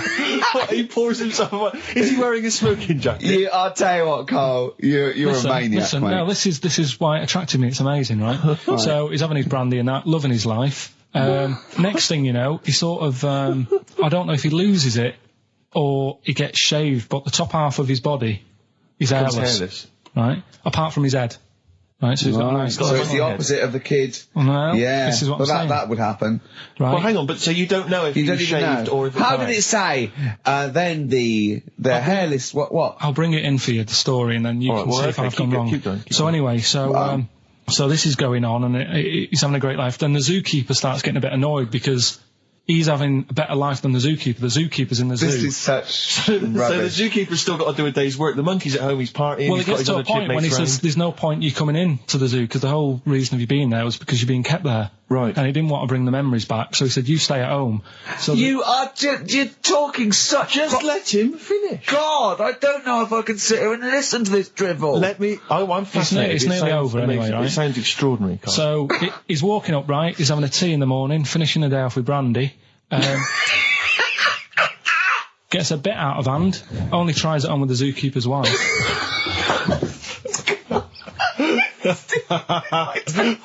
Make him go away, Steve. How does he do that? Well, because he's around humans a lot, he becomes a bit of a charmer. And, But what is it that he could do to seduce her? Pick fleas out of her? he didn't say. He was built. Yeah, it's well done. So what about that? Wait, what do you mean, what about it, Carl? It's obviously not true. It's obviously not true. This wasn't on the internet. This was in a book. So it's not a quick joke and just put it on a website. This is in a book. I don't understand how the I monkey... love that he becomes a charmer. Oh, They're monkeys! Oh, Christ. No, right, okay. Right, Carl. She's a girl and I'm a man. Good, that, innit? On XFM, 104.9, Ricky Gervais, Steve Merchant, Karl Pilkington. As ever, Rick, there's always someone who steps in to defend Carl. Okay, what is the defence? What is the defence? Here's an email from Scott Coomer. He says, Carl is actually right. I've got an A-level in statistics and probability. It doesn't matter how long they have and how many monkeys you have. You cannot guarantee they would type the complete works of Shakespeare. Infinity makes it probable they would get it right, but not definite. Yeah. Well, yeah. Yeah. That's what I was saying. No, you weren't saying, Carl. You don't understand it. Infinity sort of sorts it out. That if they do anything, they nearly do everything, won't they? No, I mean, they'll give it a good shot. No, that's not the point. But the I'd point be is surprised if they did one page right. Right, listen. It's not to do with consciousness. It's not to do with them aiming. They are just bashing away at the keyboard. It's like they're used to show that there isn't consciousness. They chose the chimpanzee because it can type, presumably, hit the keyboard. It's because they hadn't come across you at the time. Yeah. It's to take out thought out of it. It's to take out reason and trying, right? It's just random. They're saying that if you typed enough things, if the computer was left typing everything, if you left it for an infinite amount of time, and they chose Shakespeare because there is meaning behind it, and it's difficult to get it exactly right, to show you that Infinity would come up with it's not just Shakespeare, it's every novel. It's everything. Fairly eloquent there from Gervais. A quick riposte, please, from Karl Pilkington. No, I'm just saying, what I don't understand, if it hasn't read it, then how does it know where it's going? Listen, right, okay, listen, right, Can I just explain to people, right? Some people have said, oh, why are you cruel to Karl? He drives me mental with things like that. As I say, this discussion began because we were talking about a quote that Noel Gallagher supposedly gave. Now, I don't want to misquote Gallagher, but the gist of it was that he said, had I written Wonderwall or whatever, instead of the Beatles writing Strawberry Fields or whatever, I'd be the one that was considered the great songwriter and it wouldn't be the Beatles. You know, it's just the fact that they came first that meant that they get all the credit as being the greatest band. I don't know where to start with that statement either. I mean, that's Gallagher's thing, and he's, you know, well, whatever. We know what we think of that. What was your point, Karl? You agreed with him, didn't you? Yeah, I reckon, right? Do you know we've talked about putting a baby in a room before and it'll know what colour it is and stuff? If you got a room that's painted red, right? But forget that, because that's going to confuse Hear him out. Listen to me. Say if they did some new TV show, right? Like, what's that film with Jim Carrey in where The Truman Show. The Truman Show, right? So they make up a little room and some woman has some kids and you say, right, let's put the kids in this room, and they don't know what's going on outside. They don't know anything about, like, EastEnders and that. It's like their little world, right? They don't know anything that's gone on. How could a child survive without EastEnders? Right, listen. So, you sat in the room, right? And then, when they're all asleep... Right, Wait for this bit. Someone... Have you heard this bit? Wait for this bit. They're all in a room. Yeah. They're asleep. Yeah. Someone pops in, puts a guitar next to the bed. Right? Nips off out again. They wake up in the morning, and one of them goes, "What's this?" They don't even know it's a guitar because they've never seen one. Right? They're talking English, though. Yeah. We just left guitar out of the vocabulary. Right. So There's plenty more to come. one of them will pick it up, and they'll go, "I don't know what it is," and they'll start strumming. They'll go, "That sounds good, doesn't it?" Give them a few weeks, they could come up with Hey Jude. Whereas, type in Shakespeare, a monkey that can't even spell, I see that. Listen, can't answer it. Can't I answer might it. come with you, Rick, if that's all right. Because we've got to sort out that Christmas special as well. Yeah, no, sure. Alright, I'll see you later. I'm shooting off then as well. Cheers, Carl. Oh, God. 17th century? But it happened in Hackney, right? If you're outside London, that's in a place in London. And it's this monkey that's going about Hackney, nicking DVDs. Even the monkey didn't go for videos. Even the monkey knew, well, there's no point getting on VHS. The Grudge were on VHS. You're having it. Throw it back. Right, and there's a girl called Lisa who works in our office here, right, and I mentioned it to her because she lives in Hackney. I said, you familiar with this? And she said, oh, I remember something about it, which annoyed me. The fact that a monkey's running riot, but she didn't know the full story, and she lives there. What do you mean a monkey? Do you mean a chimpanzee? Or a monkey? I don't know, is he a zoo in Hackney? Is he a zoo there? I don't know what so it was. But it was like... Is there a zoo in Hackney? I don't know. That's what I was asking. So, right, get on with the story. So anyway, it's been robbing stuff, and the other bit that really puzzled me, right, is the fact that... And you're not easily puzzled by monkey news? They took fingerprints. What do you think about that? Well, they took fingerprints, presumably because they didn't know it was a monkey to start with. No, they did. They saw it, nicking stuff, and they said, get fingerprints. So that means there's more than just one doing it. I'm gonna have a heart attack. He had to fax them to Interpol. Yeah. We know that is, yeah. It's Brian the monkey. Yeah. Yeah. So Sorry, I don't understand. He was stealing DVDs, specifically DVDs. DVDs, I think it said watches and stuff. What, breaking into homes? Yeah, in Hackney. Maybe. Are you sure it wasn't a kid with a mask on? No, seriously. How was he breaking into homes? They're good, Up the drain pipe. They're good, aren't they? They're good, aren't they? But how would they do So that? is that the news? Well, how much do you want? Is that monkey news? For this week? Well, I don't know that it's true. Again, I've got the things. There was other stuff. There was another story that I found about a monkey, but I would like to know from someone in Hackney if... Do you know what I mean? And I missed that one on Crime Watch, which would have been good. Right? But there was another story about one that kept getting on buses, not paying its fare, and just sat in a corner reading the paper. Reading the paper, Carl. You're an idiot. Well, that wasn't in London. You're an idiot. That was in America. It wouldn't read the paper. Why would it read the paper? Because it was its way of sort of going, oh, well, if I'm reading something, maybe the inspector... The inspector won't notice my hairy hands. Oh, Carl, you're such a fool! Well... Pilkington. Karl We've Pilkington. just had a news flash that an infinite number of monkeys in Hackney and nicking an infinite number of typewriters. Yeah. We don't know what for. At this stage, we've got no more information. And they've taken back an infinite amount of graduate on video. This is rubbish. Oh, chimpanzee, that monkey news. There's been quite a lot of stuff going on. There was a few bits in that Guinness Book of Records book that cost me 20 quid. Yeah, well, that's not news, is it? They printed that probably last September. No, so that's there's one in there. new music. New monkey news from last September. You're a lord. Come on. Waster. Please, Ricky, monkey news. Right, there was this monkey in a zoo in Brazil. Right. And there's a little man monkey, a little woman monkey. And You're a scientist, aren't you? Go on. and they said the people in charge were like, oh, wouldn't it be good if they had kids, Brilliant. right? So anyway, the chimps used to stand sort of, they'd have their little caves each, and they used to sort of lean on the fence having a bit of a chat and stuff with each other. Right? Well, Just gossiping, gossiping. The equivalent sort of thing. Yeah. So anyway, they were getting on a storm, and like the zookeepers were like, Can you hear that, Cheapest Chimps, this week? I thought it was fascinating. Yeah, just gossiping, I understand. What's any monkey news? I don't know, let's tune in. What was monkey news this week? Come on. It was from last September. So there was, stood there having a chat, and the zookeepers were like, I wonder if they're ever going to, have kids and that. Yeah. Anyway, it went on for ages, this just chatting, no sort of action. Blimey. So what the zookeepers did was, they said, I know, they'll have kids. Are we letting that go? They were just chatting. Are we just letting that go? We're letting it You know go. what I mean? Just doing whatever monkeys do. Okay. Right? So the zookeepers were like, yeah, I wonder when they're gonna, have some kids. Yeah. Anyway, what they decided to do, to egg them on, bought one of them a suit, one a wedding dress. Right. Keep going. No, I'm not having it. Shut up, Gervais. Fade him down if he's going to interrupt. I want to hear the rest of this. They got married. So they got married? Yeah, they got married. Right. What? That's the end of it. This is why I don't. Right. That's the end of monkey news.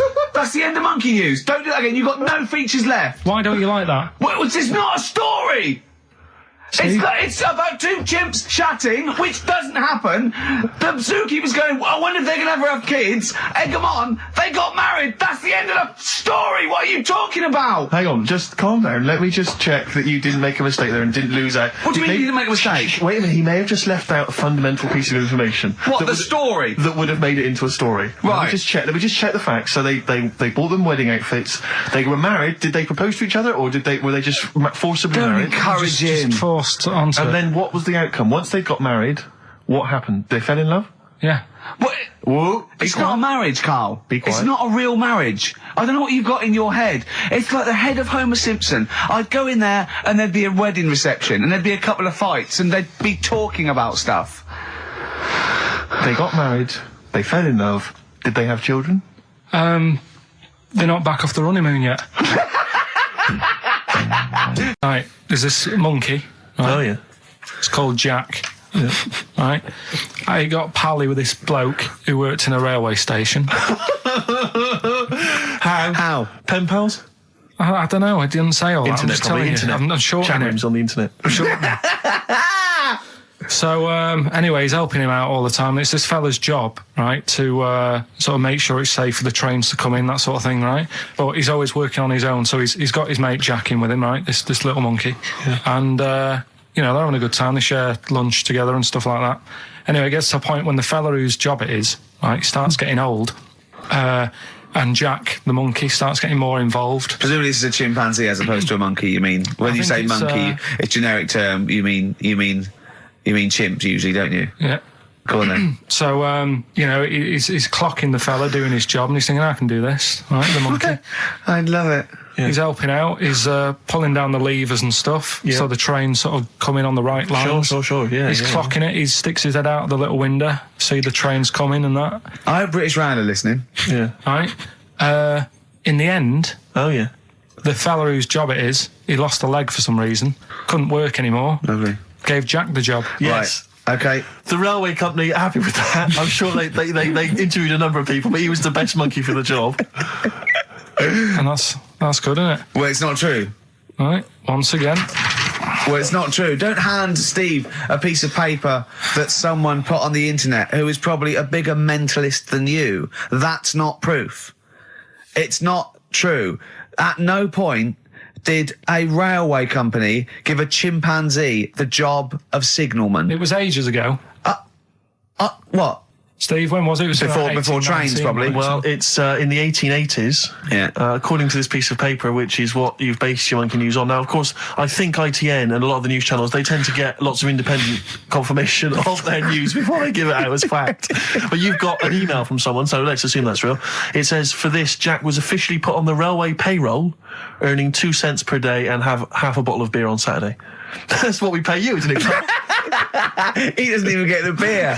Oh, dear, he's not allowed to drink, are you? Someone emailed in actually and said, Carl, some years ago, did you die? And they took your face and transplanted it onto that of a chimpanzee. It would make a lot of sense. I've never seen you. He always has t-shirts right done up and long sleeve. I bet he's hairy under there. Yeah. I bet you are hairy because you have to shave right up to your eyes. You're one of them, aren't you?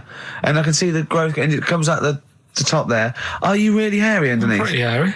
Are you really? Well, what's up with that?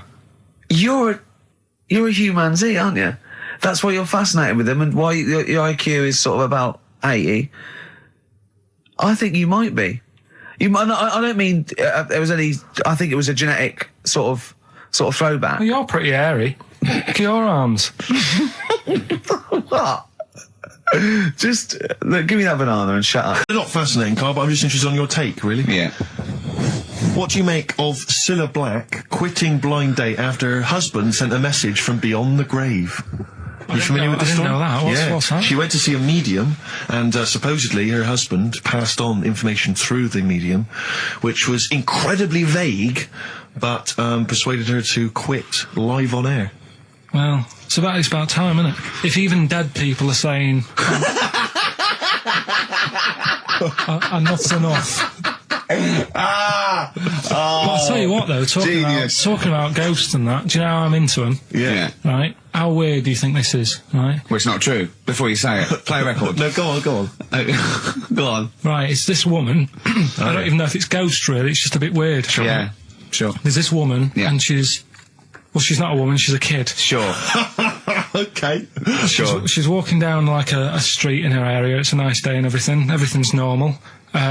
She's walking down, and a woman comes up, cycling past, right? The woman on the bike looks at the kid, absolutely terrified, right? Got a really scary face on her. Yeah. The kid's thinking, why is she doing that? Yeah. Right? So anyway, she thinks nothing of it, goes, I think she was playing in the park or whatever, goes and has a nice day. About 15 years later... Oh, right, yeah. She's, I don't know, I think she was going to work, right, on a bike. She was riding her own bike? Riding her own bike, cycling down the road. Oh, yeah. Looks at the kid. That's the thing that happened, like, 15, 20 years ago. Right. It's her on the bike looking at her as a kid. Not another child. No. So it's her, she's seen herself. Carl? I mean, I don't know where to start. Firstly, where's this information come from? But I mean, why do you ever? I mean, I don't know what part of that you think can be true. I mean, honest. I'm speechless. I don't know what to say. What are you talking about? Bit weird, though, isn't it? But it's not true. It didn't happen. Nothing happened like that. She said it did. Well, then she's wrong. She said she saw herself. She saw herself as a kid, didn't she? Did she carry on riding and as an cars? adult when she was a kid. Did she stop and talk to herself, or did she ride on by and think, that's a bit weird, there's me as an 8-year-old. I won't stop, I'll be late for work. Yeah, if I'm late again, the boss said he'd be in trouble. Yeah. Oh. Well, And where is this information? Did it happen to someone you know? No. You overheard it on the bus? No, it was in the 14 Times. We've had a lot of emails saying, could you bring back White Van Karl? Oh, yeah. Which is that section of the show where we ask the questions that the Sun asks Someone various else. random punters Yeah. of Karl. But sadly, recently, they've got very politicised and very kind of, basically a little bit depressing. So there's not really anything appropriate. But I have trawled the papers looking for other questions posed in other sections of the Sun. Good idea. I was just looking here at the Dear Deirdre section, which is the sort of problem page. I don't know what your views are on this. I'd love to see Carl. Oh, God, can we get him a job? As an Just agony. ask. Oh, my God, that would be amazing. Right? Well, here's one. I'd like to see your view on this, Karl. I'm a happily married 42-year-old woman with 4 kids, yet I've developed a huge crush on pop star Darius Dinesh. Yeah. It sent my hormone levels through the roof, Yeah. and last night I woke my husband up at 4 a.m. for sex. We've been married for 20 years and he can't believe his luck. Recently I've been having... I want to go to I'll stop you there. Why are you telling me? Right, carry on. Sorry. Recently, I've been having erotic thoughts about Darius morning, noon and night. Yeah. I haven't felt like this since I was a teenager and mad about Donny Osmond. My husband is amazed at the change in me. We had sex twice last night and again this morning. Again, why are you telling me this? Yeah, go on. He's just boasting. This is not a problem. It's not a problem. What's here. the problem? No problem, just wanted to tell someone. Thanks very much. I watched Darius on TV last night, and when my husband came home, I dragged him into the kitchen and we made mad, passionate love. Right, they did it then, twice last night, once this morning. That's 4 times. 5 times she's mentioned it so far. Yeah. She's doing all right. My husband, this is a great bit. My husband thinks it might be his new moustache. Or that I'm going through the menopause, but I You know were thinking different. of growing a moustache? I was Just to thinking think of of growing a change it moustache. like with the ladies? I love the idea that's what he thinks it is. He's telling his mates in the pub. You should gone grow mad with to me. these. Grow The with old these, Tom right? Selleck. 5 times in the last 24 hours. Hooray for sexy Darius. So, what do you make of that then? What are your views on that? Hold on though, if that bloke is reading that paper, that narrows it down It's a gotta bit. be, yeah. Who else did he know? His wife likes Darius. He's had sex 5 times that night, and he grew a new moustache. He's thinking, I wonder if that's me. Maureen.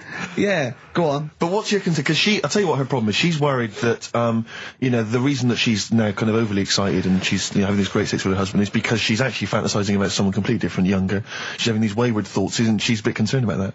What's your concern? What are your thoughts? I reckon she's going to start shoplifting soon, coming out in hot flushes. Go on. Just, they're both happy, aren't they? He's getting what he wants. She's happy. I'd say, yeah, whatever, get on with it. Do you think that she should confess? She wants to be honest with him.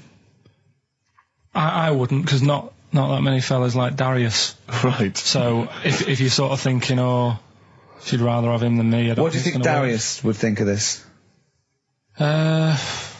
He'd probably be happy with that. I mean, What would you do if you got loads of phone calls, right, from women going, Carl, whenever you're on the radio, I just have to do it. I just have to do it. Your voice makes me... I'd say, right, well, you know, it's all right. I'd be happy with that. Would you? Yeah. I mean, just in case anyone is doing that. What would you do to sort of like egg them on a little bit to help them out? What do you think? What sexy things would you say? What do you think is your quality? What do you think people would find, you know, pretty horny about you? And then I was washing up, and I picked up the plate, and I thought, oh, it's amazing, isn't it?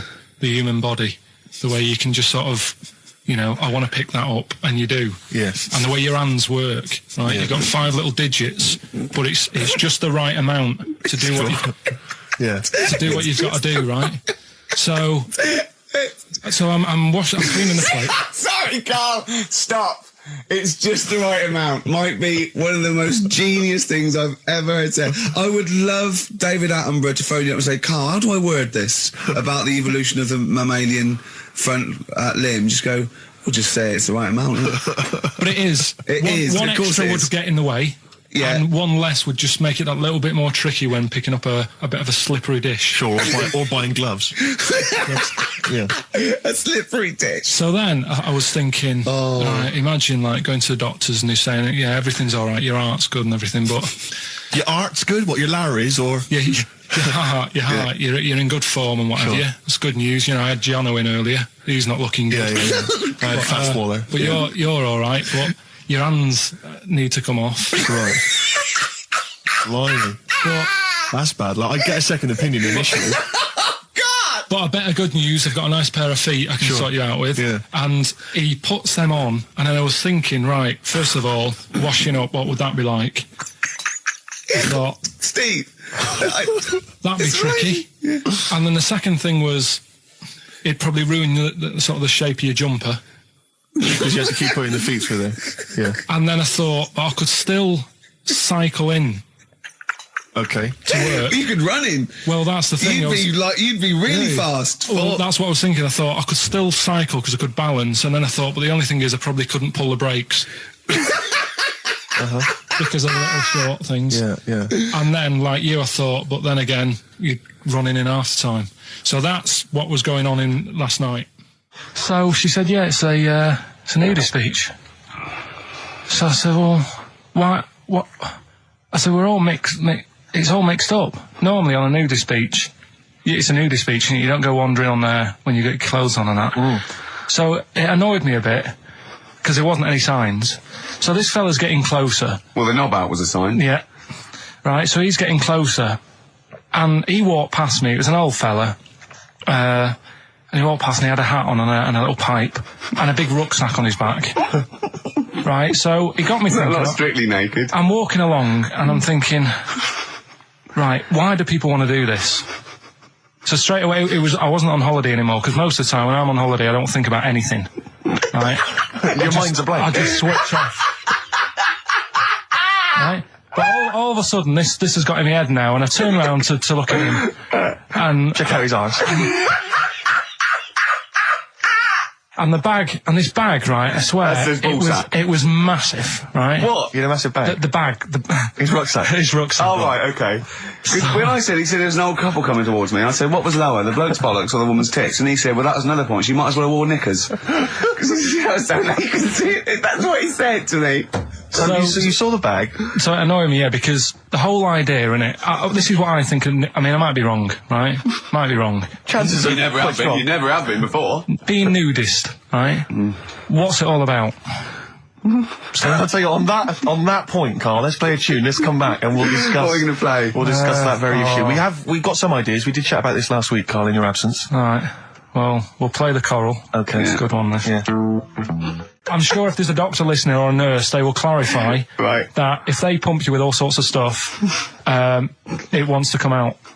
Right. So you're sat there having a serious chat. It's a quiet hospital. The woman next door with the blue hands suddenly starts seeping gas, right? Well, I start laughing. Because if there's one thing that makes you laugh, it's that. Is a 98-year-old woman with blue hands fine? So you try to hold it in because it's a really quiet hospital, and it'd be obvious that that I was laughing at, and I didn't want to be mean, but it was funny. And then it got me talking about my auntie, because my auntie Nora, she same thing, pumped her with loads of drugs. She used to have a cabinet next to the bed is like boots. She's got loads of stuff, right, for all sorts of stuff. And I mean, she's not that old, but she's on loads of stuff, right? She's a bit coked up, is she? She called up my mum once. And, Yeah, you told us this. Go on, tell it again. And she said, "Oh, how are you doing?" And that. She said, "All right." Bit worried though. My mum said, "Why? What's up?" She said, "I've been breaking wind." So she goes, "Well, you know." She says, "No, but this one is going on and on and on." And she was like, she was like, what do you say? What's like passing wind, farting for 5 minutes. one thing, not like, you know, trumping and then nothing. Yeah. Continuous drone of a fart. I'm eating. Hey? I'm eating. So am I. Carl, you have to carry on. Right, yeah. We're all eating. Oh, crisps, food crisps. So last week, yeah, you were playing your feature, that song I Shouldn't Switch Off because I'm enjoying the story. Yeah. And we played Living for the City, only you played the single mix, which doesn't have the entire second act, if you will. Yeah. So, Carl, you've not heard it before. I've never heard it before. You're excited to hear the second act, because as far as you're aware, there was a young guy, he's living with his family, they're fairly impoverished in Mississippi, but, you know, they're happy, they're getting on all right.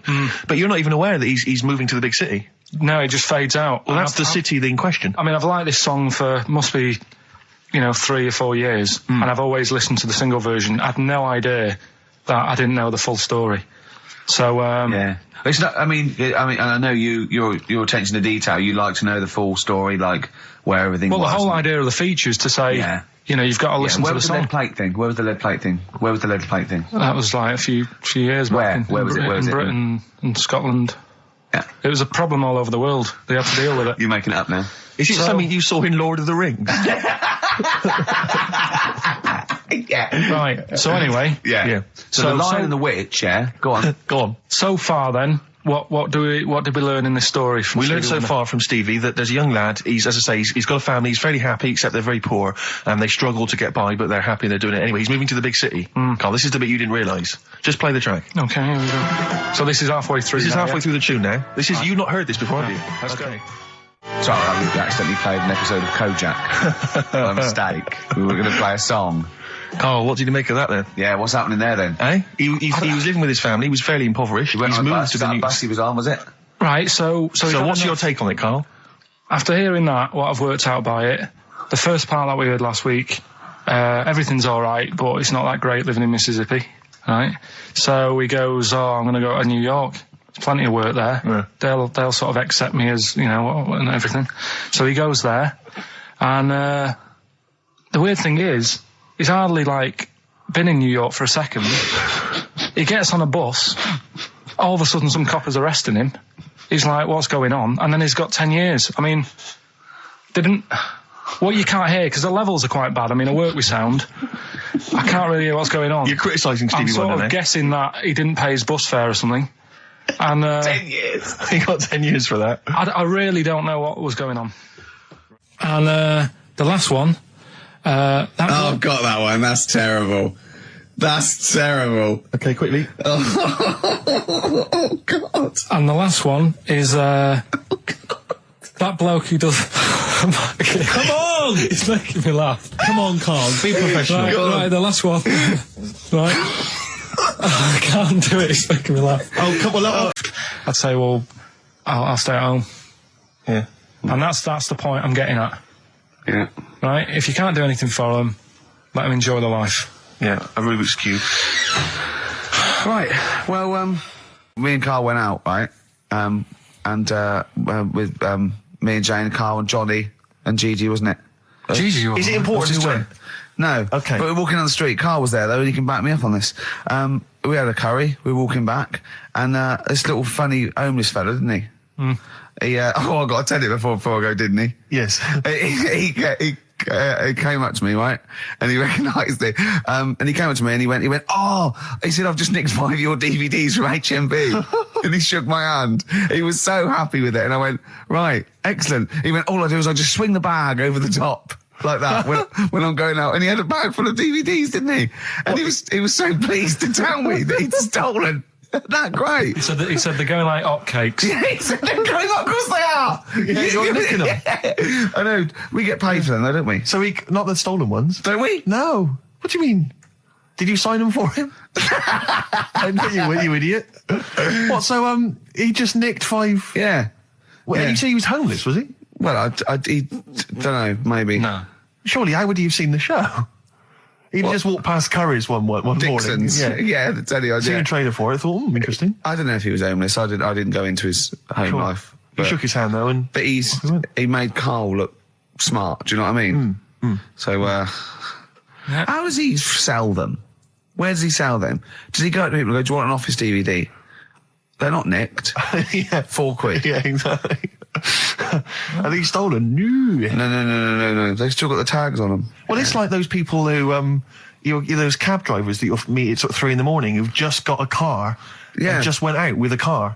Yeah. And just, I'll pick people up and charge them. Yeah. I got in one once. I said to him, the guy just pulled up. I said, he said, I was in like East London. I'm going back to North London. I said, going to Swiss Cottage. He went, sure, hop in. We set off. He went, do you know the way? I said, well, not really, no. I thought you know the way. You're in a cabbie, aren't you? He went, no, don't really know the way there. I said, have you got an A to Z? He went, no. I thought, well, if you're going to go out just on the, just winging it as a cab driver, Yeah. 2 things, take a map and a torch. He didn't have either. He said, well, I'll probably get to Camden. I said, well, I'll direct you from there. Drove on for about 5 minutes, making conversation. About 5 minutes later, he went, do you know the way to Camden? I thought you knew the way to Camden. I don't really know the way. I thought you did. Oh. It was Let me out. £4. Exactly. And that's, I don't know who's got that sort of time on their hands that they just think it's 3 a.m. I'm at a loose end. I think I'll go out doing a bit of cabbing. Wow. Yeah. Because your dad was a cabbie, wasn't he? Yeah, it was, yeah. Couldn't stand it, but it's good money. He was he wasn't like a chancer though. What was he doing when he put that little Forrest Gump in a weedy bin? That was part of the cab company thing. They had to do like a charity event once a year, and he did it 1 year. Never asked him again. Tell us the story again. I'd rather not, because we got a few sort of complaints about it. Why? Why did you get complaints about it? Because he put a kid in a bin, and it's not the thing to do. So, but we could use it as a sort of sobering lesson for people. Yeah, tell it like a, you shouldn't do it. Nah, yeah, but that's how I did it last time, but people still didn't like it. All the stuff I tell you, we don't take the mickey out of people on purpose. No. It's real life, isn't it? And that goes on in life. Yeah. My dad was saying that in hospital, though. Do you know how he's in hospital? Yeah. He did some jokes about old people and that. And he said, at the end of the day, if something makes you laugh, it's funny. And if it makes you laugh, you can't help laughing, can you? Do you know what I mean? So, what are you meant to do? And laughing's good for you. Yeah. So, But being laughed at isn't as good for you, is it? No, but there's probably more people laughing at one person. So if you balance it out, there's only one person who's upset and there's a bunch of people laughing. So it's Jesus. Give me an example of that. Give me an example. Well, for instance, Karl Pilkington as he talks and the people listening. Yeah. No, give me an example of I can't, because again, that's what I'm saying. I can't tell you the story because there might be someone out there who, this person might even be listening and think, I forgot about that and you brought it all back to me. Yeah. So I'd prefer to leave it, but I think people know. Why did he put him in the bin in the first place? Because he was getting out of hand. What was he doing though? You see, I can't explain. You can. Don't be silly. I prefer to leave it, honestly. What was he doing? Was he annoying him? He was annoying my dad and the other people in the cab. Right. And he thought, how can I deal with this before it gets too out of hand? Yeah. He pulled over and put the lad in a wheelie bin. I'm gonna burst. So we'll leave that. Some people emailed in the stories, songs with stories in it. One of them was Babushka, and he went, "What's that?" And I went, "That's Katie Bush." I went, "What is it?" I said, "Oh, it's about a woman who dresses up as another woman to introduce her husband." He went, "They wouldn't work." Just dismissed it like that. Why do you think it would work? Because you'd know. I mean, say like, right, Suzanne, right, who I go out with, right? She can see me from, say, if I'm coming down the high street. Yeah. She knows it's me by the way I walk. Right. So just the fact that this woman went and put a wig on, there is no. You haven't even heard the song. I know, but you're saying that she put a disguise on, and he's like, "Oh, I fancy her," and he takes her out, and he doesn't know it's his missus.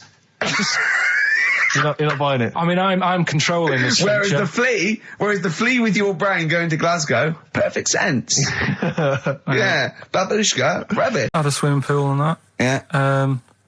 Yeah, it's good. If, I think it was one of the better ones on the island. Okay. Nightlife? Wasn't really in it. There was a bar, there was some bands playing. Yeah. Not very good. Food got a bit boring. Yeah. It was always the same food every night, but they sort of themed it and made out as if it was different. So, like, on Mexican night, it'd be chicken with a nacho on it. Right. And Chinese night, sort of chicken with a little prawn cracker on it and stuff. Sure. But that got a bit boring. That's me just turning on my phone, because I want to read to you a text that I got from Karl. I think you sort of sum up the holiday in this text, don't you? Do you remember it? Can't remember. Let's have a look. Let's have a little look. Let's go Instantly, to what did Suzanne, your girlfriend, make of it? Similar view to you? That they should fill in the holes? Yeah, it's just that thing. You see, I went on a coach trip, right? And you go and see the volcanoes. Like I say, there's 36 of them. Yeah. Which, how many do you need? And when we're on the coach going round all these volcanoes, the fella on the front's going and look out your left window at the moment, and there's a volcano. And if you quickly look out at the right-hand side there, there's another one. Right. And on the left, he's just like, all right, we've seen it. Sure. Do you know what I mean? Yeah. And that trip, we'll talk about that trip in a bit. Right, this is the text I got from Karl, right? All right. Been up to a volcano. Been in some dead artist's house who built his house in the lava. They said they would show me science with volcanoes, but all they did was chuck some water in a hole and it shot up in the air. No dwarves in the canteen, no scousers here, but there is a Swede woman with a big head. She looks effing gormless with a cap on. All right? So a little reference there to... A Swede woman? What's that mean? Do you mean Swedish? Yeah. Or she looked like a vegetable? No, the Swedish woman. But they've all got sort of quite big bill, aren't they? And I sent him a text. Oh, well, it's just good to be on holiday because, I'm working. He sent back, so am I. Just been watching Sky News. There is a school for monkeys who want to get a band together. Is that monkey news for later?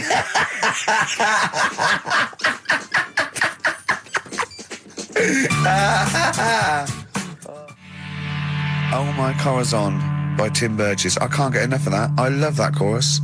On XFM 104.9. Ricky Gervais, Steve Merchant and little Karl Pilkington. But it was a nice holiday.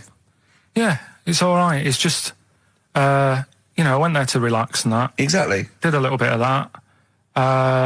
Trying to think of some new, features and stuff. Sure, always working. 3 holidays a year, Jesus. Oh, not really 3 holidays. It's all one big sort of like work thing to me and Steve. 2 holidays, isn't it? Work hard, you need the holidays. So, yeah, the things that annoyed me was like, you get bored sat around the pool after a couple of days. I'd read my book. Yeah. There wasn't much going on the Not even any complex. crabs to throw sand at, was no there? crabs or anything. They wouldn't bother with Lanzarote, right? So decided to go on a little trip. That's when I saw the volcanoes and that, 36 of them.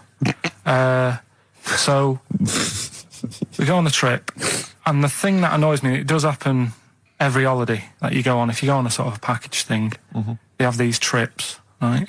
And you pay about 40 odd quid, and they give you some wine, so it make it feel like you're getting your money's worth.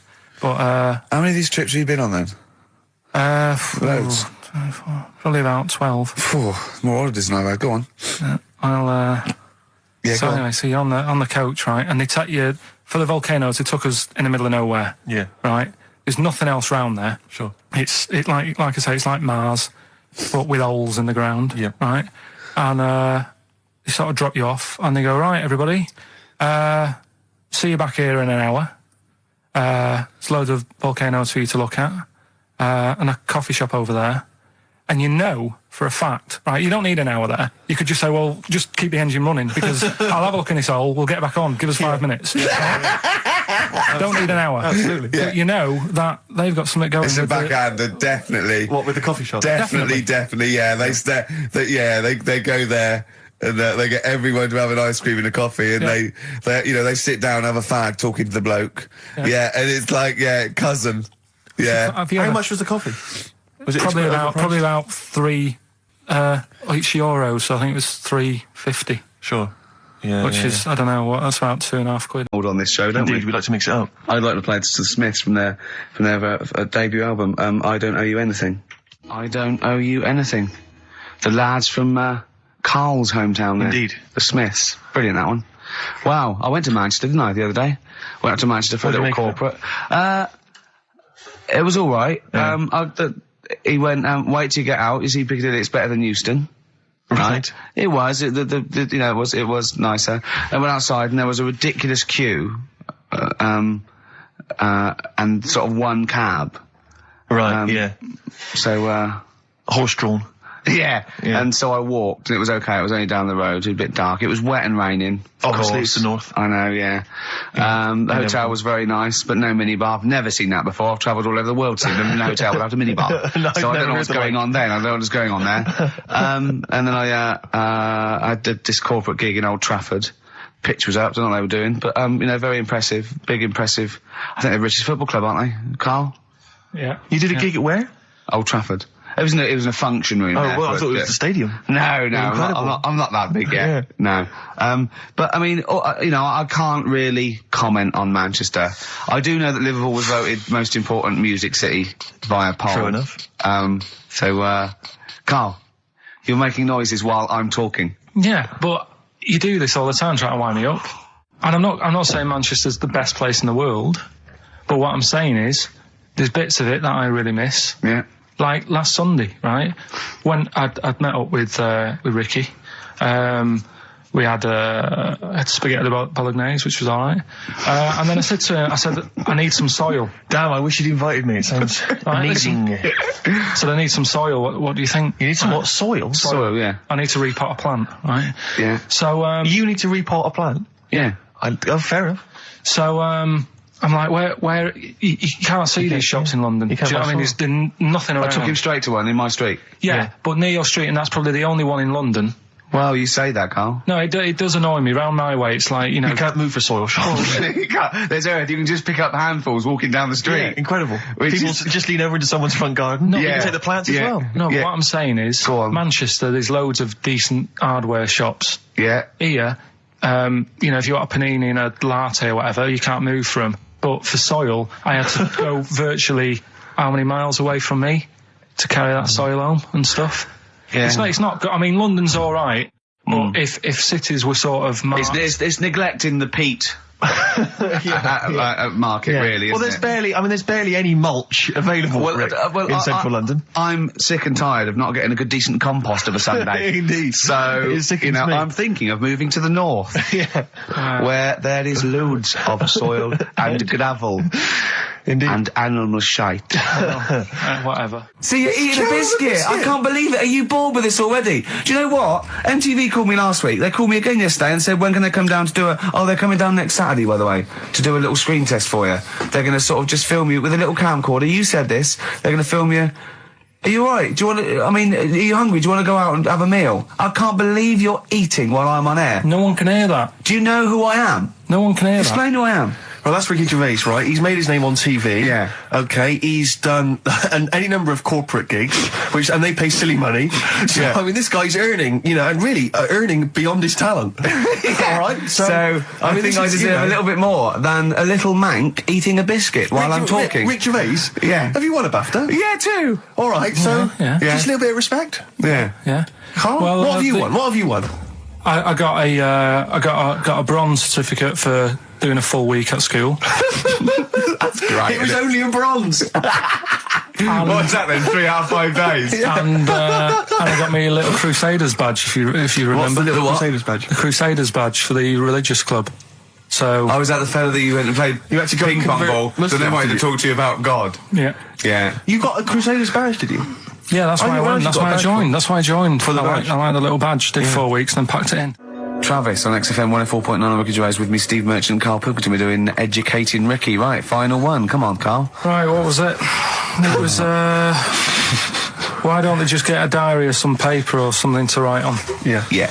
Because Snappy. I couldn't think of a heading for it. It's basically Go on. people who have tattoos. I've never understood it. Right, that they have something put on their arm. Well, sorry. Have we started the educate? Is this part of it? Are you educating me? This is something that will be useful in my life that I didn't know about. Yeah. Go on then. No, it's just that they've got a machine out, right, that does tattoos. You come up with a design you want, and you sort of this machine scans it, and you put your arm in this thing, and you press print or whatever, and then it does the tattoo on your hand or on your What, like arm. loads of little needles that follow a pattern? Yeah, the computer, is it? basically, yeah. Is it a real tattoo? It's a proper. It's a proper one. The fella said, Well, as long as it goes out, it pierces the skin with a. I just wondered if it's one of those kind of, you know, those kind of. No, it must be lots of little needles or a moving needle that can go Sorry, along but it. how is this cleaned, like, in between each person? don't know, probably, I don't know. Well, no, as long as it's only that. If it's one needle, it's just the head, isn't it? If it's one needle that moves, does it like like loads of little? What are we gaining from a machine doing it?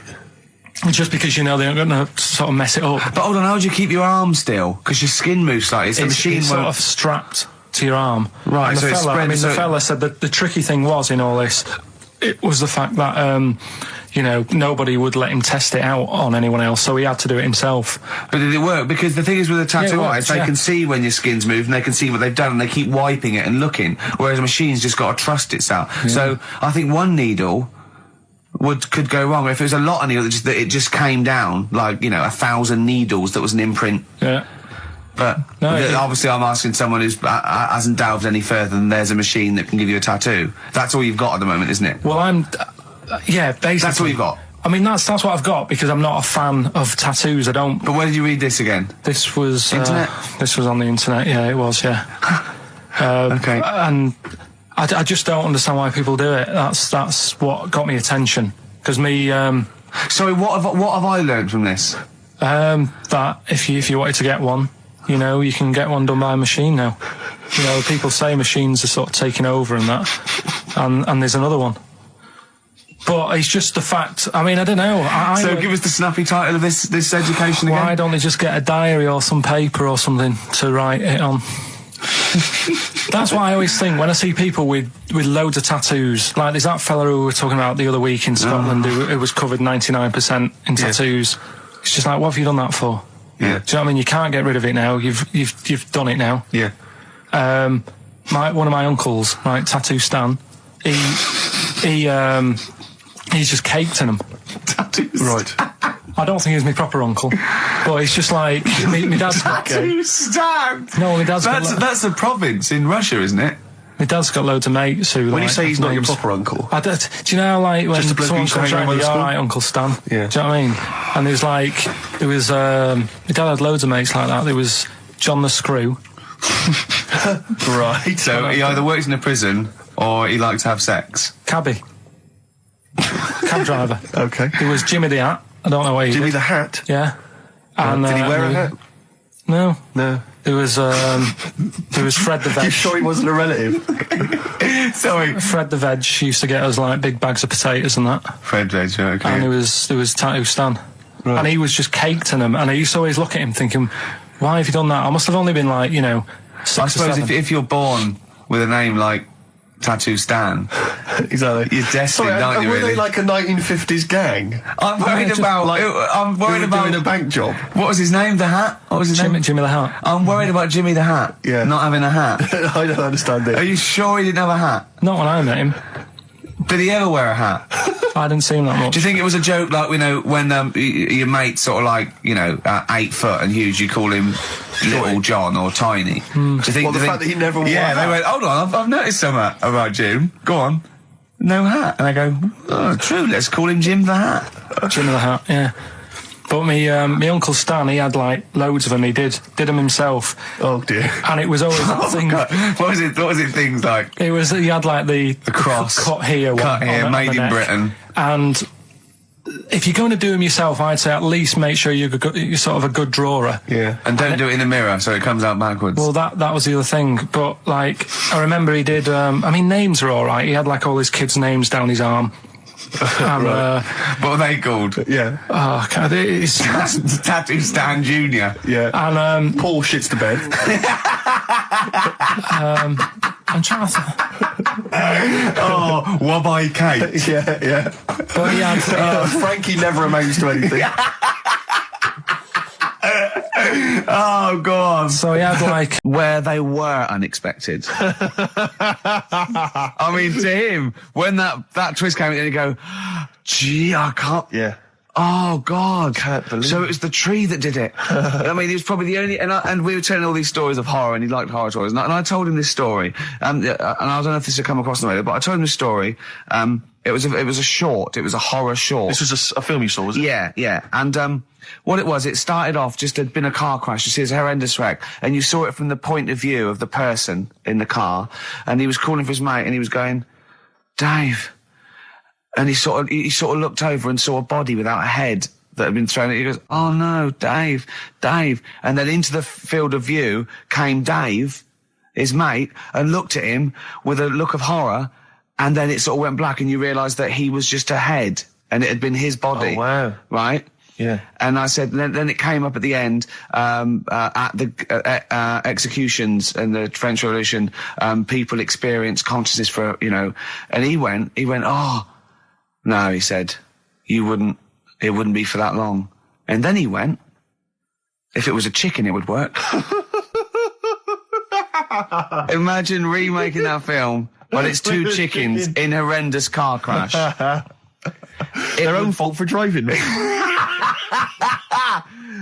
It would work. No, he wasn't having that. Yeah. No, it was too long. I think he said, how long was this film? I went, 5 minutes. He went, no. It would work if it was a chicken. I like the way that Carl in something like when you relate an incident like that, he's appalled and offended and annoyed by the people that made it, even though he's never seen it. Oh, he's annoyed. Yeah. Like I want to see it. I think it's a good idea. Yeah. But they should have thought it through a bit more. Yeah. Do you have a favourite Tales of the Unexpected, one that you remember particularly that shook you up? Yeah, we were talking about the one on where there's some woman in prison. Have you seen that one? No, I can't remember them all. Right. This woman's in prison. Yeah. And she gets a bit friendly with the guy who takes the dead bodies out. Right. And he said, I can get you out of here. So what you've got to do, right? You've got to, at midnight. When you hear the bell toll, that means there's been a dead body. Yeah, there's been a dead body. So what you got to do is go into like the place where all the dead bodies are, get in the first coffin on the right, and then I'll come along and carry you out, and you can run away and escape. Yeah. Right. So she goes, yeah, all right then. So she hears the bell go. I'll bury you, right, and then I'll come back later and dig you up. Right. Yeah, but that's the point. It doesn't matter. It does matter. Trust me, Carl. It All right, really then, matters. okay. Listen, I don't know if I'm going to ruin this for people at home. Yeah. Can I just skip to the end? I would imagine that she gets buried and he doesn't come back, and she has to get buried alive. Better than that. Okay. Yeah, she does it. She gets into the coffin. Yeah, shh. Go on. Right. So she gets in the coffin, and she's lying there for ages. She's She buried. can feel a bit of movement going on, so she's obviously, being carried somewhere. So she's thinking, this is it, I'm getting out. And she's lying there for ages and thinking, why isn't someone coming and lifting the lid off this? Do you know what I mean? Letting me get out. So she's really bored. She gets a lighter out, right? Lights it to have a look at who she's lying on. It's only the fella who said he'd help escape. Oh. How bad is that? That is... How bad is that? So it is quite important that she's buried alive then, isn't it? In retrospect, you realise that the jeopardy is that she's buried alive and can't get out. Yeah. Yeah. It makes it so much worse, doesn't it, than just like lying in the morgue and going, actually, I'm getting out of here. Yeah. This isn't going to work. Look at Carl's face. Having told that, he's so pleased. His face is lit up. He's beaming like a child. Have you seen any? Is that your favourite horror thing ever? That's a good one. And Let's see if anyone knows what the finger is. When that bloke was under the ground, wiggling his finger. We're talking about one with some fella who's stuck in the ground or something. This is a motif I noticed in your particular favourite ones. Yeah, right. People stuck in the ground. Go on. Right. So it's a fella. A fella stuck. Now I seem to remember it just being his foot, to be honest, being stuck in a hole. No, he was under the ground and he got a little thing out of the pavement and he put his finger up and wiggled it to try and attract attention. Then you see a woman come along and her stiletto heel just knocks his finger off. You see, I'm wondering whether it's the same one as I saw. Yeah, it could be two like that, couldn't there? They were running out of ideas by the last series. It's a big theme in Hollywood. Or what was that one you told me about with the porn? That was a good one. Oh, this was fantastic, right? Right. There was this.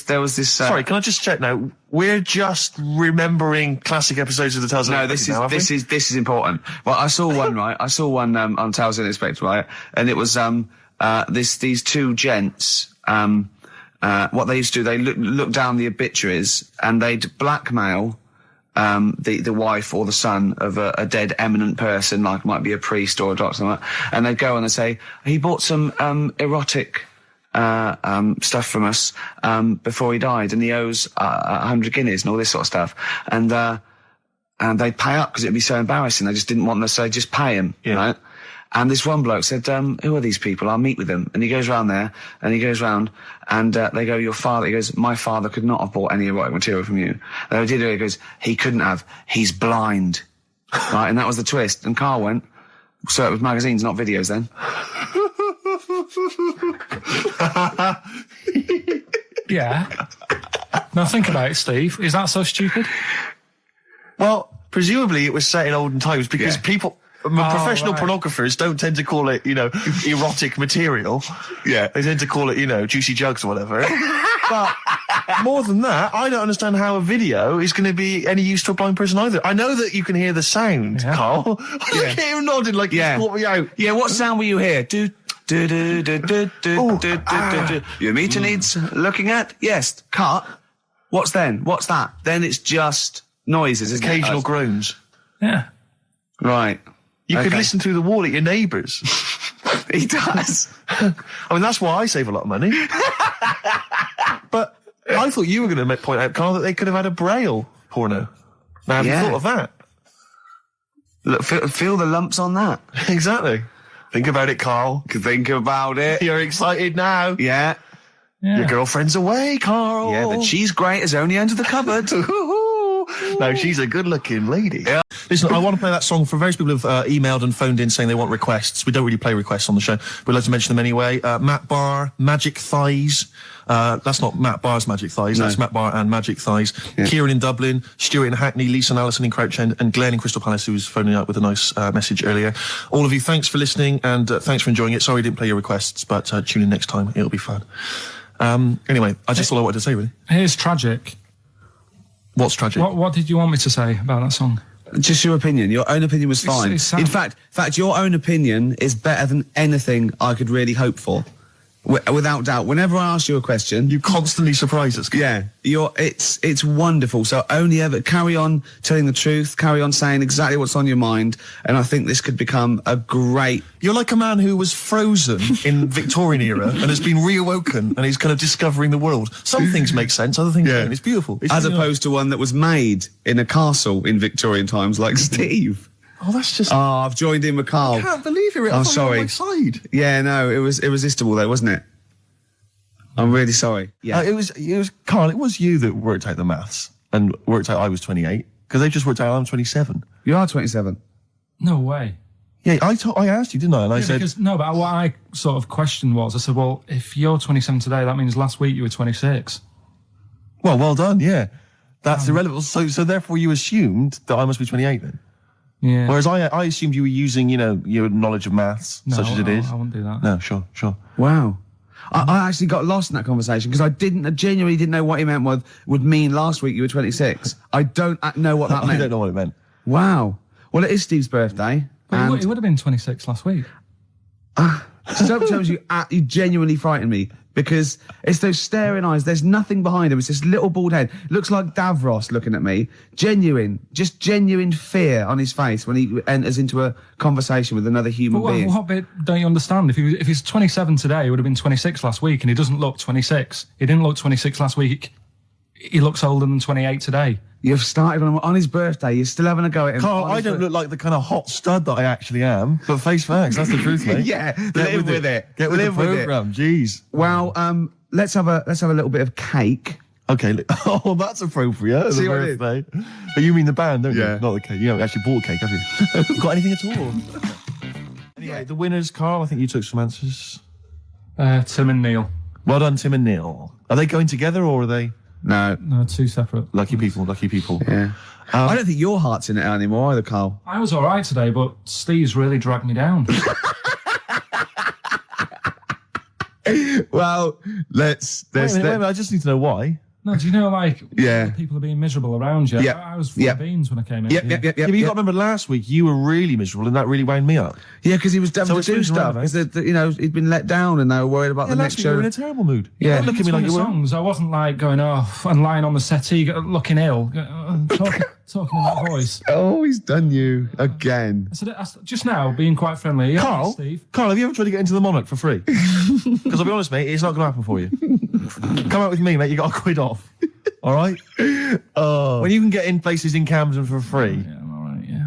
Oh, yeah, he's done you. Right, now it's time for Song for the Lovers. Now, this is one of my favourite songs of all time. You'll know this song better done by... That was nearly a sentence. Oh, come on, that was nearly a sentence. What's his name? Glenn Campbell. It's Galveston. Oh yeah. This is the man who wrote it. This is the original. This is Jimmy Webb. Oh yeah. With Galveston. From what I can work out, I think it's about a bloke who goes off to the Vietnam War and he's missing his bird. And I've brought it down, haven't I? I've brought it down a tone by saying bird. It's a beautiful song. It was irony. Just play it. Galveston. It's beautiful. All right, look, yeah. This is the reason, because actors are often very... You're talking nonsense, Carl. Well, whatever. I mean, I'm a little bit concerned about your toilet discussion. What exactly is your point again? I was just a bit bemused. You see, it's a tricky one. All I'm saying is, right, there I was at the pub quiz. I go to the toilet, not thinking about anything. I try to go, right? There's a little gay fella next to me. I love this little gay fella. Now, the weird thing is, there's nothing stopping him having a little glance, right? Because he's allowed in the fella's toilet. Yeah. Now, I'm not allowed to go into the woman's toilet and have a little look round. Right. So all I'm saying is, should they have another toilet area? What, for gay people? Yeah. And so this would be gay men and lesbians? Is that going to complicate things? Well, I mean, I can only assume. I mean, to what point? I'll ask you a question, right? If you're intimidated, that's a shame. But you know, most gay men aren't looking at your knob. You know that. What do you mean? I can only say that 99.9% of gay men who use a urinal standing next to what they assume is a heterosexual man aren't looking at his knob. And what are they doing then? They're emptying their bladder. No, but the thing is, I can't talk. you're saying like, you know, about would you have one toilet for lesbian women and gay fellas, right? What does that mean? Yeah, would it be mixed? Would it just be? Well, would it have a man on one? That's heterosexual man. One little picture of a woman, other, and then what? What would the little icon be? A man and a woman? A man and a woman. Just having a chat? Yeah. In pink and dot But lines. you couldn't mix them because then what would happen is you'd get people who are going, oh, I'll play up to this a bit, What, pretend to be gay? and yeah, you know, sort of grow a moustache and shave their head. And pretend to be a lesbian. Right. Yeah. So I see. So you know, people pretending to be gay so they could go in and have a look at the lesbians. Yeah. Right. So that would mean that we need 4 cubicles now, wouldn't we? Yeah, no, this is fine. 4 cubicles. So every pub How now. many toilets do we need? Every pub's now got 4 toilets. Oh, Carl, bisexuals. Yeah. Now, interesting. Bisexuals. How many toilets do we need now? Call the council. Do you use any? Huh? No. No, because they're interested in everything, aren't they? Because the little bisexual fella will be looking at your knob. Right, with them, Yeah. what you do, you just have a door, you open it, and there's one urinal there, so you can't get a queue. They have to sort of wait. I just thought that, well, why can't there just be a thing between the urinals so no one can look at anyone else's knob? Wait a minute. Just to go back to Ricky's point, what stops, even if we've got the toilet for gay men, what stops the gay men who want to have a look at your willy going in the regular toilet and pretending that they're straight? Most men don't Who is gonna police this? don't wear gay across their No, head. exactly. They don't have a tattoo. There's no branding yet in the British house where they have to declare. So we're going to have to expand this. What So we've do all you- got to carry identity. Do you know cards. you can see a gay, can you? Coming a mile off. No? No, I'll just hold it in next time. No. Can you tell gay men? Do you know a gay man? I'd say probably if you did if you lined some people up Yeah. and said point them out, I reckon I'd get. But hold on, we're not talking about people dressed in leather with the arse cut out and an handlebar moustache. Yeah. We're talking about, the everyday, No, non-seen. of course, no. Well, yeah, but I mean, suppose I put you in a room and there was 10 naked men, right? Yeah. And there's 5 gay men and 5 hetero. Could you walk along that line looking at those gay... Am I naked No, you don't have to be naked. Why would you have to be to naked? catch them out? How would you catch them out?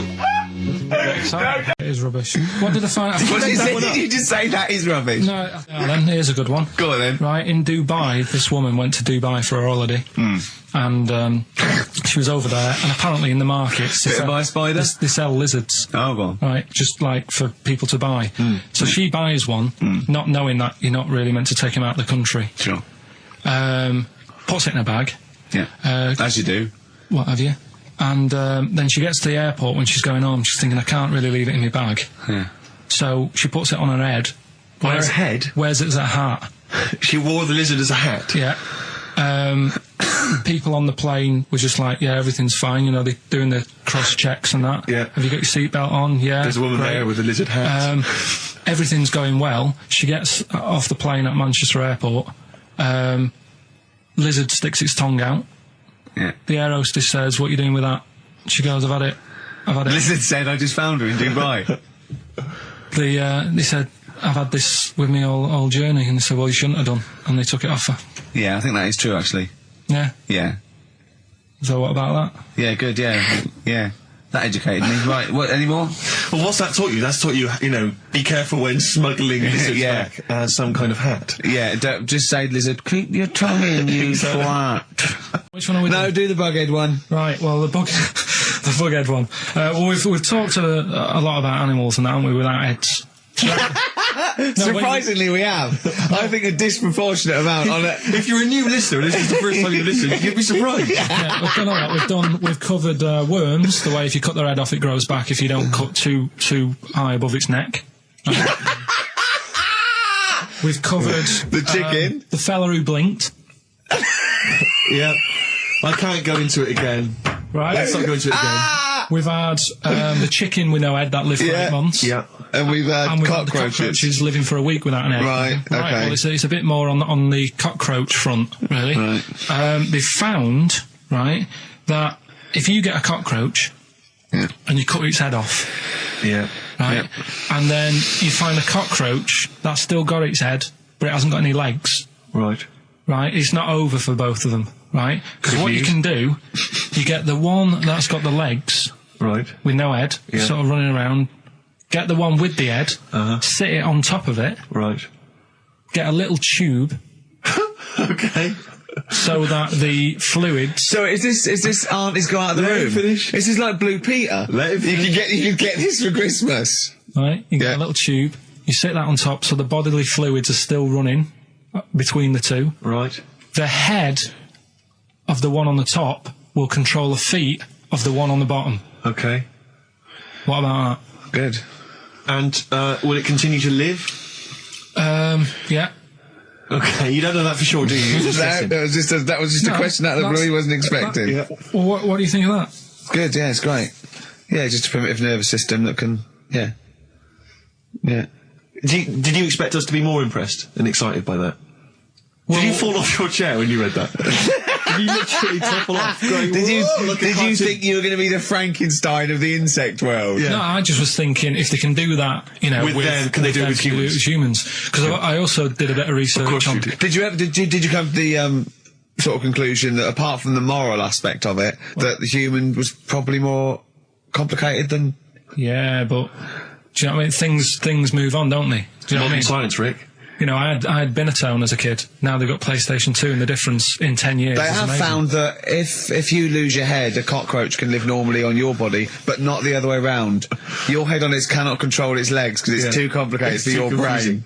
brain. So, yeah. So listen, right? Okay. Well, let's see if this is enough. Let's see Right, if Trevor McDonald just read this on the news at 10. It'd be short, and you get back to the football, whatever. Here we go. And here is the news at 2:15 with Karl Pilkington. Bong. Man who walks backwards around lake falls in. Bong. Chinese woman eats dirt. Bong.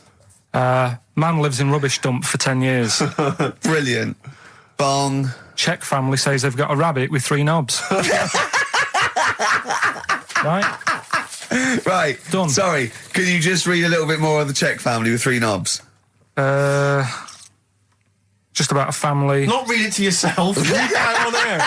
It's just about. Well, he can't read it to himself. I tell him to read it to himself. We still hear it. No, he was, because I could see his lips moving. Go on. Just this fella who had 3 rabbits. Right, just think of this is Trevor McDonald. Yeah. Okay, carry on, Carl. Okay, well, here's the news. Right, good, brilliant. Go on. There's a fella. He's got 3 rabbits and that, and then he checks them out. Right. Yeah. 2 of the rabbits have got 2 knobs each. Right. And he goes, "That's a bit weird, isn't it?" Sure. And they're throwing them around, sort of chucking, showing them around the family and stuff, saying, "Look at that, that's weird." Picks up the 3rd one. It's got 3.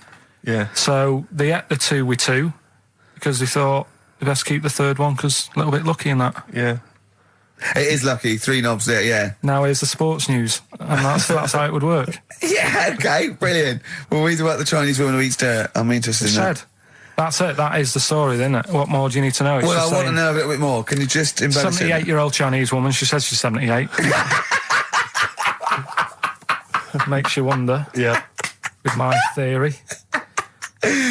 Carl's theory is that Chinese people don't age well, and so those Chinese people that are saying they're 112 are really only 33. That's why he doesn't want to be recognised, because he doesn't want to walk out from here into Chinatown. Yeah.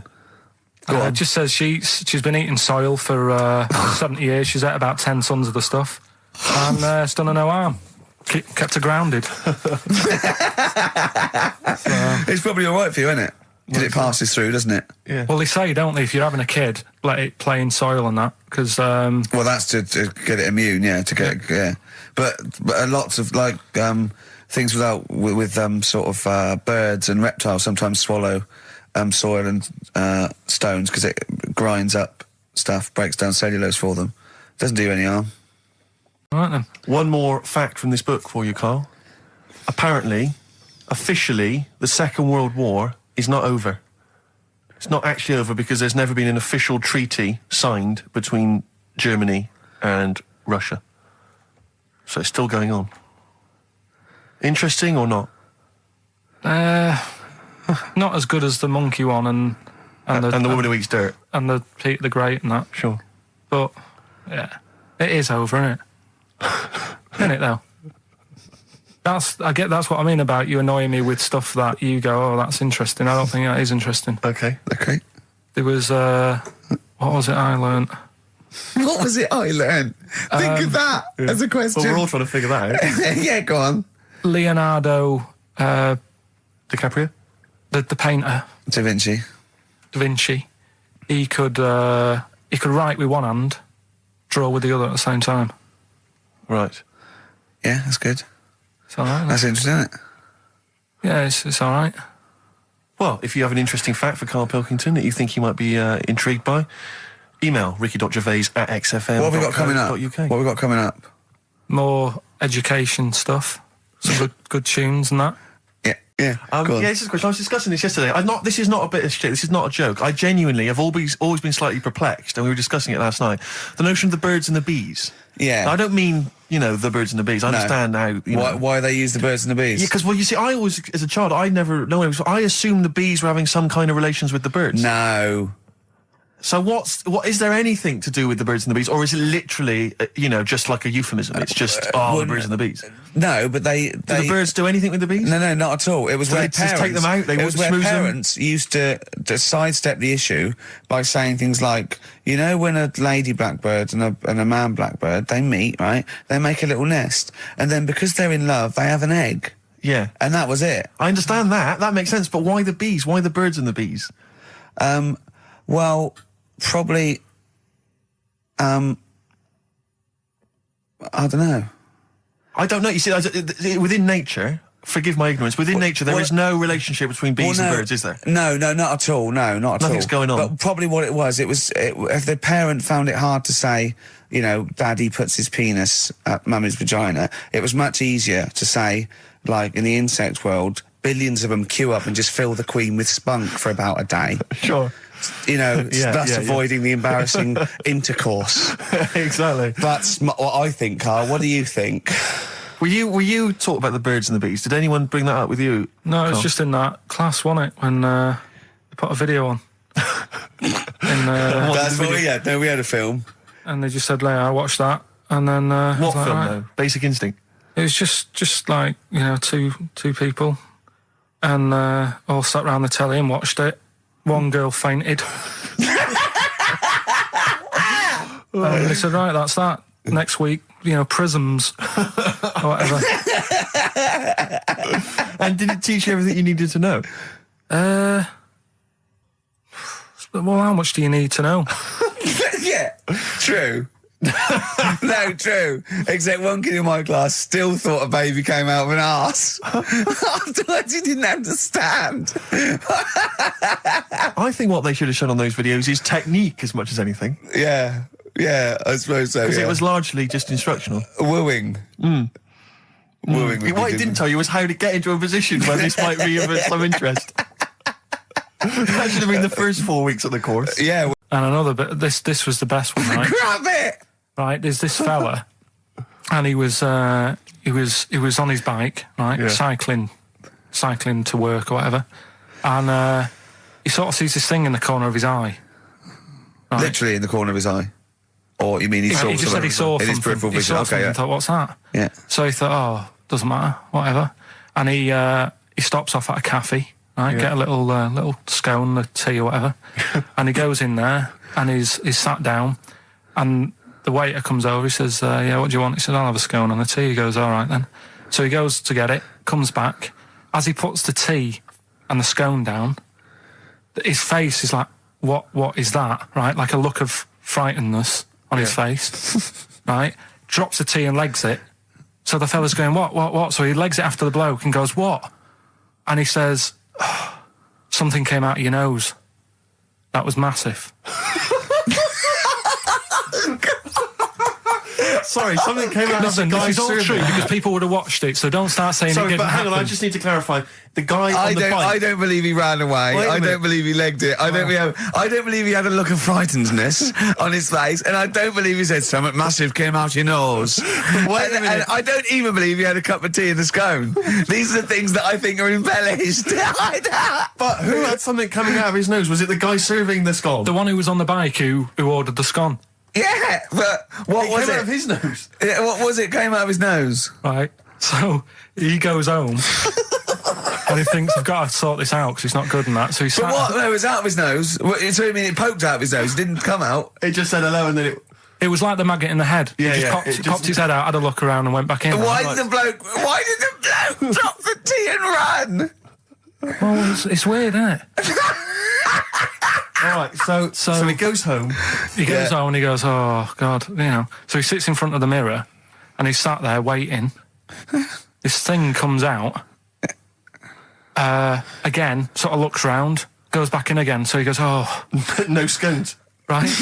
Not interested. So he goes, I've got to sort this out. He goes to the doctors, says to the doctor, I've got something up my nose. It just keeps coming out and having a look round, going back in. Didn't say that. The doctor's like, oh, I haven't heard of that before, right? Didn't say that. So sat there. He does it again. The doctor looks, frightened again. Runs away? Yeah. Well, he's got a look of frightenness on his face. He had a look of medical frightenness. He dropped his stethoscope and legged it. No, he said, I know what it was. So what? So you got a leech up your nose. He had a leech about that long. What's radio? Well, how long's that? 4 inches. 4 inches coming out of his nose. Next time it stuck its head out, he grabbed it, pulled it out. That's horrible, though, isn't it? Isn't it? Can I just remind people, just let people know, when Karl was saying it was about that long and Ricky said 4 inches, he was using his fingers. Oh, yeah, he didn't have his... No. There's nothing else there. The fella out, no. So he had a leech up his nose. How did he get a leech up his nose? Don't know, again, I'm not that bothered about that bit. All the footage and stuff. Oh, play a record. Brilliant programme. I'll tell you what. Go. Right, okay, okay, we're going to play a song now, and I'm going to tell London Karl's confusion over evolution. Right. Better you two? Oh, brilliant. Sweetest thing. 104.9 XFM, 104.9. U2, the sweetest thing on XFM. Ricky Gervais, Steve Merchant, Karl Pilkington. So, we're with Karl in the week. So, what can we do this week? I was saying, well, don't do Rockbusters. That's dead in the water. I hope the listening public agree with me. He's going, well, I want to teach you stuff again. Remember what I taught you last week? I went, no, no idea. Were you joking? I went, no. And he went, Ivan the Terrible goes like a fella's eyes. Yeah. He actually said Ivan the Terrible at the time. Yeah. So I can't remember. This was a man who had built something for Ivan the Terrible, and then but his idea of education is telling someone something that knows more about the subject than him, so they can correct him when he's telling them it. And so I said, well, I don't know. And he gets annoyed that me and you are dubious against monkeys who perform bank robberies. And he goes, but you believe in Newton. He doesn't know the difference. I was trying to explain the laws of the universe, right? It was going, what do you do? And so all I come up with, I thought somewhat interesting. You know when you tell a child maths, you say you've got 3 potatoes and you've got 4 potatoes. I have to do that with science to Karl. So I ended up saying, imagine you're in a shopping trolley with loads of house bricks. If you throw the house bricks out, you'll go the other way. He loved that. Right. He didn't you? Mm. Because I didn't know that would happen. And it's sort of useful to know. It sort of explained a bit to me and stuff. Yeah. Right? And that's why I like doing stuff every week. I think listeners go away going, well, I didn't know that. Do you know what I mean? Karl told me something there. They forget it instantly, just like we do. We're friends of yours and we forget it instantly. No, the annoying thing with you is, Steve, not so much, Ricky, at least he'll listen now and again, you'll just dismiss stuff straight away. I told you loads of stuff yesterday, I taught you loads of stuff. But Karl, what you consider education... hang on, what you consider education, I consider tittle-tattle. Well, it's not education. Do you know what I mean? You seem to think it's education. It's just kind of gossip, stories you've sort of half read. Right, all right. Example of yesterday. Goldfish have longer memories than people think they do. Yeah. You said no, it's rubbish. No, we didn't. We said, where'd you get that from? We said, oh, really? From? Yeah. There's not enough information there for it to be educational. Because what you've said is also longer than relative. you think. I don't know. Because that as a statement, it has no objectivity. Goldfish's memories are longer than some people think. That isn't a fact. Exactly. Because we don't know how long do people think a goldfish's memory is. Do you see what that isn't a fact? Whereas Newton's laws of physics and the universe are. Right. Yeah, but it was just a little thing. And I taught you more than that. I said about there's loads of Chinese people, if you put them in a line, you can't get to the end of it. I don't know what that means. I don't know what that means. There's loads of Chinese people. We know that, but what? If we put them in a line, we can't get to the end of it? We just say there's about 1 billion Chinese people in the world. But what really annoys me is, right, I read something on the internet the other day, because I'm always trying to learn stuff. Yeah, no, you are. I know you are. Right? Yeah. And you're having a go at me because you're saying, well, what does that mean? Yeah, there was a report on, I think it was on Nova or BBC News website. It said, the world may end in 32 million years. Right, first of all, it says may, it doesn't say it will. And 32 million, who's going to argue with that? And yet they're allowed to put that on a website. You're not having a go at them. No, but But you Carl, didn't read on. There's more information. That wasn't meant to be a newsflash to worry people. That was like, oh, scientists have discovered that possibility. That was just like. Yeah, but again, possibility. No, but Carl, Yeah, but it's there's- the 8 other paragraphs that you haven't read. You see, that'll have to give need to, explanations didn't as need to why to, they yeah. think that might happen. So therefore, it becomes a news item. It becomes educational. It's not just the headline, the bullet point. The headline's just supposed to. It's supposed to draw you into the story so you read on. That's not all the information. But then I was trying to come up with things to excite him, and I realised that I was opening a can of worms. I was trying to come up with facts for him. He was going, give me facts. So I said, oh, okay, why can't an owl, why does an owl have to turn its sort of head 180 degrees? And I said, it's because the eyes are so large, that's a huge focal point for its sight, that they can't move within the skull, right? And he went, well, why'd they do that? Why didn't they just do it, give them normal eyes, and then after I've turned their head? I went, what do you mean? Why didn't they? He went, well, whoever did that. I went, well, it was evolution. It was, he went, it's like giraffes. I read that giraffes grew their necks to eat food. So they didn't grow their necks to get the food. The ones that had upshots lived longer and so got the food and passed on their. He went, yeah, but why didn't they just give them wings? I went, why didn't who just give them wings? He got angry and went, whoever gave them the necks. his understanding of evolution made me fall on the floor. Who do you imagine is they? Because you don't believe in God, do you? So who is it you imagine is they? Well, whoever made us sorted us out. Who? I don't know. It just happens, doesn't it? Yeah, exactly. Well, Carl, listen, there's no will to evolution. It's natural selection, I isn't still it? don't get it though. We talked about an hour, didn't we? I know. And Yeah, but to be don't fair, get it. I watched as Ricky tried to give you actually what was quite a concise and educated version of evolution. He tried to explain it to you, and I have never seen a person lose interest quicker. But I tried to use actual fact, then I tried to use metaphor and analogy, then I showed you some computer programs to show what biofeedback is and everything. I tried all these things, and Steve's right. You were looking out the window. Have you ever spoken, Carl, to someone who's got Alzheimer's disease? And you try to explain who you are, and they're listening, and then that's what you're like. It's extraordinary. 7-Up, the drink. Yeah. Right. We're actually on air now, aren't we? Yeah, this is right, it. okay. This is it, baby. This is a radio show that we're paid Forget for. that then, forget. No, come on, 7 Up. It's not really not important. It's not, no, it's not interesting or Go on, important. no, come on then. Come on. The little red dot that's above the 7 on the can. Do you know, it says 7 Yeah, Up and the little red dot. Yeah. That red dot's there because the creator of it was an albino and he had red eyes. And he had that little thing there as his little trademark. Is that true? It's true. That's quite interesting. Right then. So that's what I'm saying. It's not that important, but it's interesting. If it's true, that's interesting. It isn't. It's true and it's interesting. Okay, that's good. Any more? You know, Coke used to contain real cocaine. So Well, like they used to be medicines, didn't they? tonics, yeah. No, they were medicines. I read that tomato ketchup and Coca-Cola started off as medicines. Probably not a medicine, probably more of a tonic, because it probably a pick me up, wasn't it? If I had Coke in it and caffeine and sugar, and same as ketchup, probably lots of vitamin C and lots of sugar. It was probably more of a tonic. It wasn't really a medicine. They didn't say cancer. Have this on your It's chips. some HP. Wasn't it medicine? It was. Well, it was kind of. All right, okay, let's Exactly. agree to disagree on that particular one. Okay, all right, yeah. Can I just give you a little fact here? Someone's emailed in for you, Carl. They've sent an interesting fact for you. I think you're going to be interested in this. Don't read it on the email. Let me read it for you. I think you'll be excited. An interesting fact from Carl. That's from Toby. He says, Attila the Hun punished some fella who annoyed him by cutting off his arms and legs. You'll love this. And stitching his arms back where his legs should be. And vice versa. Look at his face. Look at the little smile that's just cracked on his lips. That is the kind of fact you've been waiting for all day, isn't it? So go on again. So Attila the Hun, right? Some guy he didn't like. He cut off his arms and his legs, and he stitched his legs on where his arms should be, and his arms where his legs should be. Look at him looking at his body, trying to picture it. Yeah. Okay, I'll let it sink in for a little while, then I'll ruin it for him. Carl, what are you thinking? I'm just picturing it. Right, he would have died. It would have been tokenistic. There's no way that person could have lived through it. So it was just for Attila the Hun's fun. He probably put him on a stick outside his gate or something.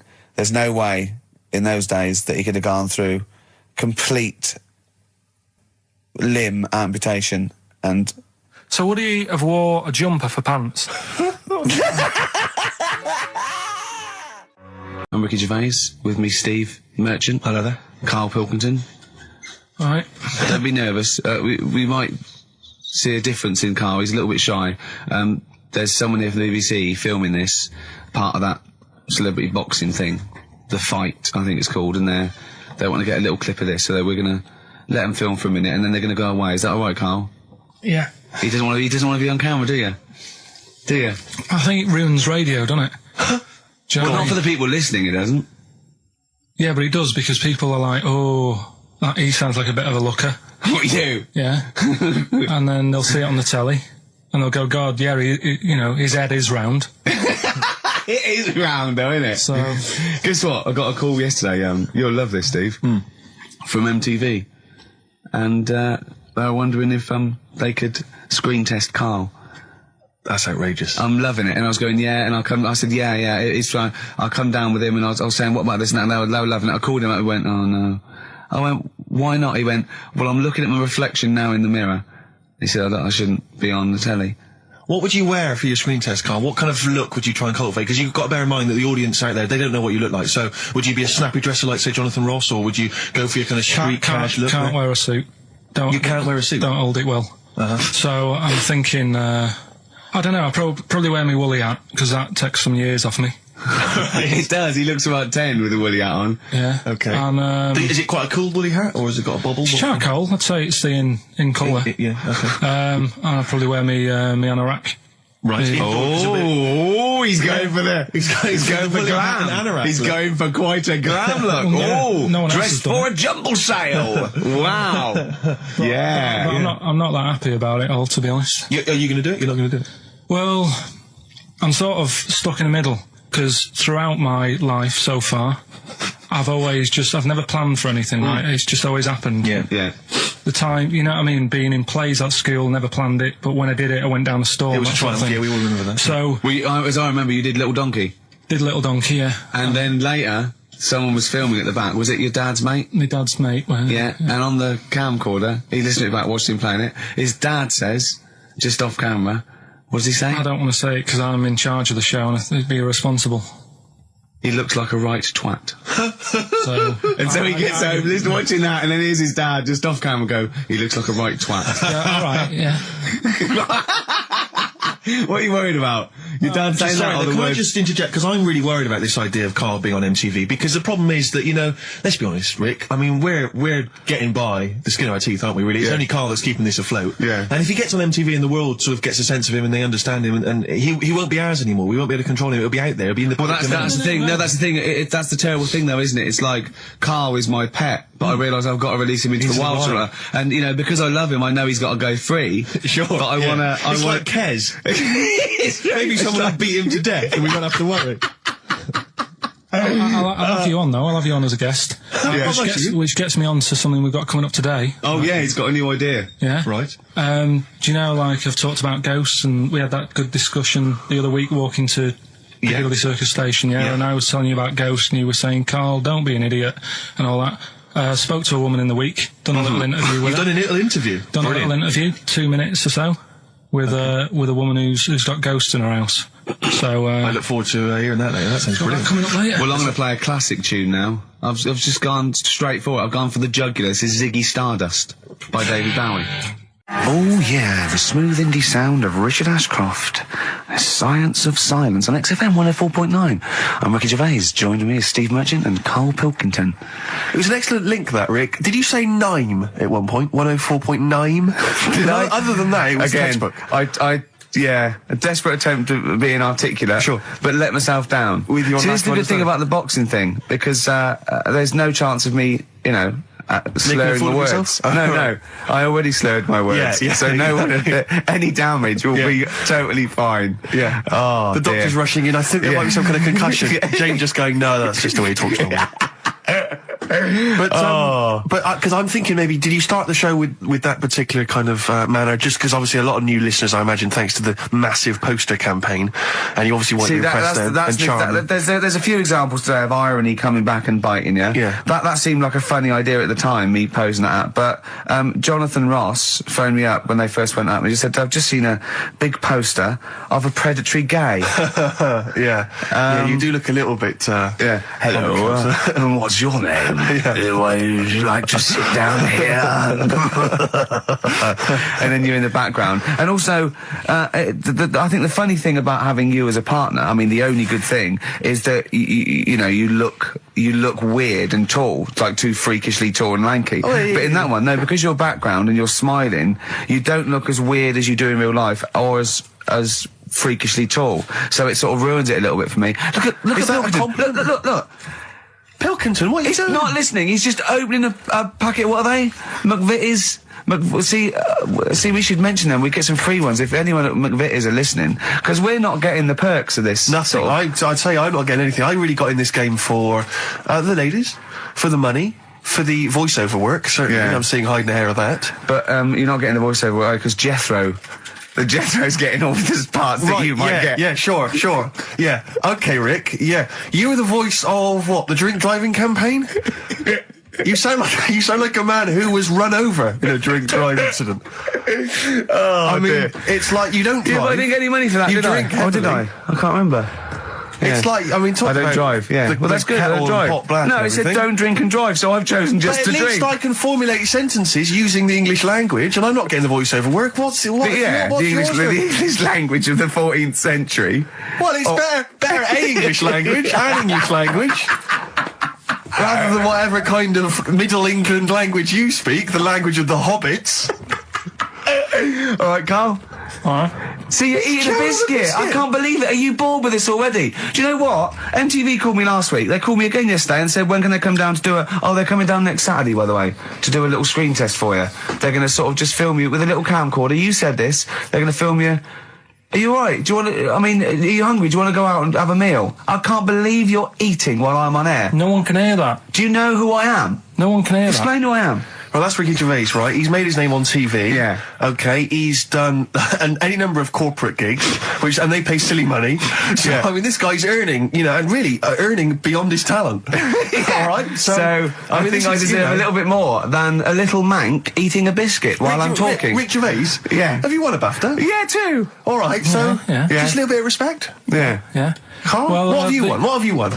I got a bronze certificate for doing a full week at school. That's great. It was only a bronze. What's that then? 3 out of 5 days. And I got me a little Crusaders badge, if you remember. What's the little Crusaders badge? The Crusaders badge for the religious club. So was that the fella that you went and played ping pong ball? So they wanted to talk to you about God. Yeah. Yeah. You got a Crusaders badge, did you? Yeah, that's why I went. That's why I joined. That's why I joined. For the badge. I like the little badge. Did 4 weeks, then packed it in. But we're talking about MTV, right? And I was feeling a bit nervous, wasn't I? About like, the way I look. Right. And what have you. And then I watched a bit of Celebrity Big Brother and all the fuss that Mark Owen's getting. And he's not that good looking, is he? He's very. I want to be Mark Owen's mate. If anyone who knows Mark Owen or Mark Owen's listening, I want to be his mate. I think he's brilliant. I think he's a nice lad. But what I'm saying is, right, all the girls go mad over him. Yeah. And he's not that good looking, is he? Well, no, he's got. He is in a certain way, isn't he? That sort of non-threatening. But he's not stunning, is he? Do you know what I mean? No, but no. Well, what's your definition of a stunning? Yeah. Well, who do you like? Someone who you look at and you go, God, they're good Which looking. bloke do you fancy? What bloke do you think's attractive then? So if I was into men, yeah. In fact, you can still say a bloke's a good looker without fancying him. Who do you think is attractive? Probably. I mean, it depends what you're looking for. No, just look. Just look. Different looks as well. Of course, yeah. Who do you say was attractive? Who do you say was like stunning in your definition? A good-looking lad. Yeah. Good-looking lad. Oh, look at him over there. He's.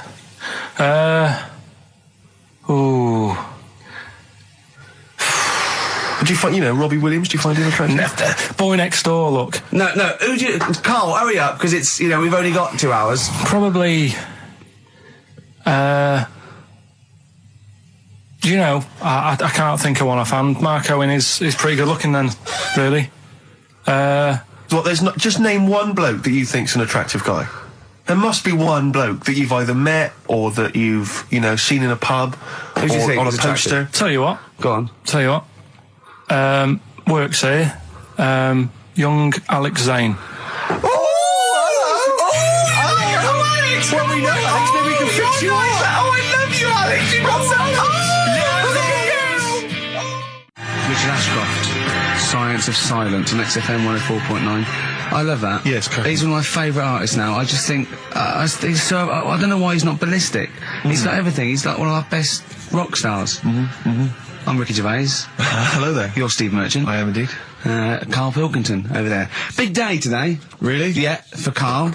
He hasn't been looking forward to it. He's been whinging in the week. A couple of things. He thinks he's overworked. He thinks he's overworked here, and he's stressed, and he's got to do DIY. MTV are coming in right to give him the chance of his a lifetime to do just a little screen test, and he's going, well, I'm not going to look good, am I? They're not going to have a why. He said, well, I've got a round head and I'll be wearing headphones. And he's not made an effort. He thinks, oh, they'll put him off. He said, they won't even press record. He's got a spot on his head. I mean, you know, Carl, also you're not looking forward to it. You're not excited about it. It's a great opportunity. Why is it a great opportunity? to get on MTV. No, but It's money for old rope. Yeah, but look what's happened to people like Jeremy Speak, whatever his name is. And all Jeremy that. Spake, yeah. Yeah, and Yeah, slightly different.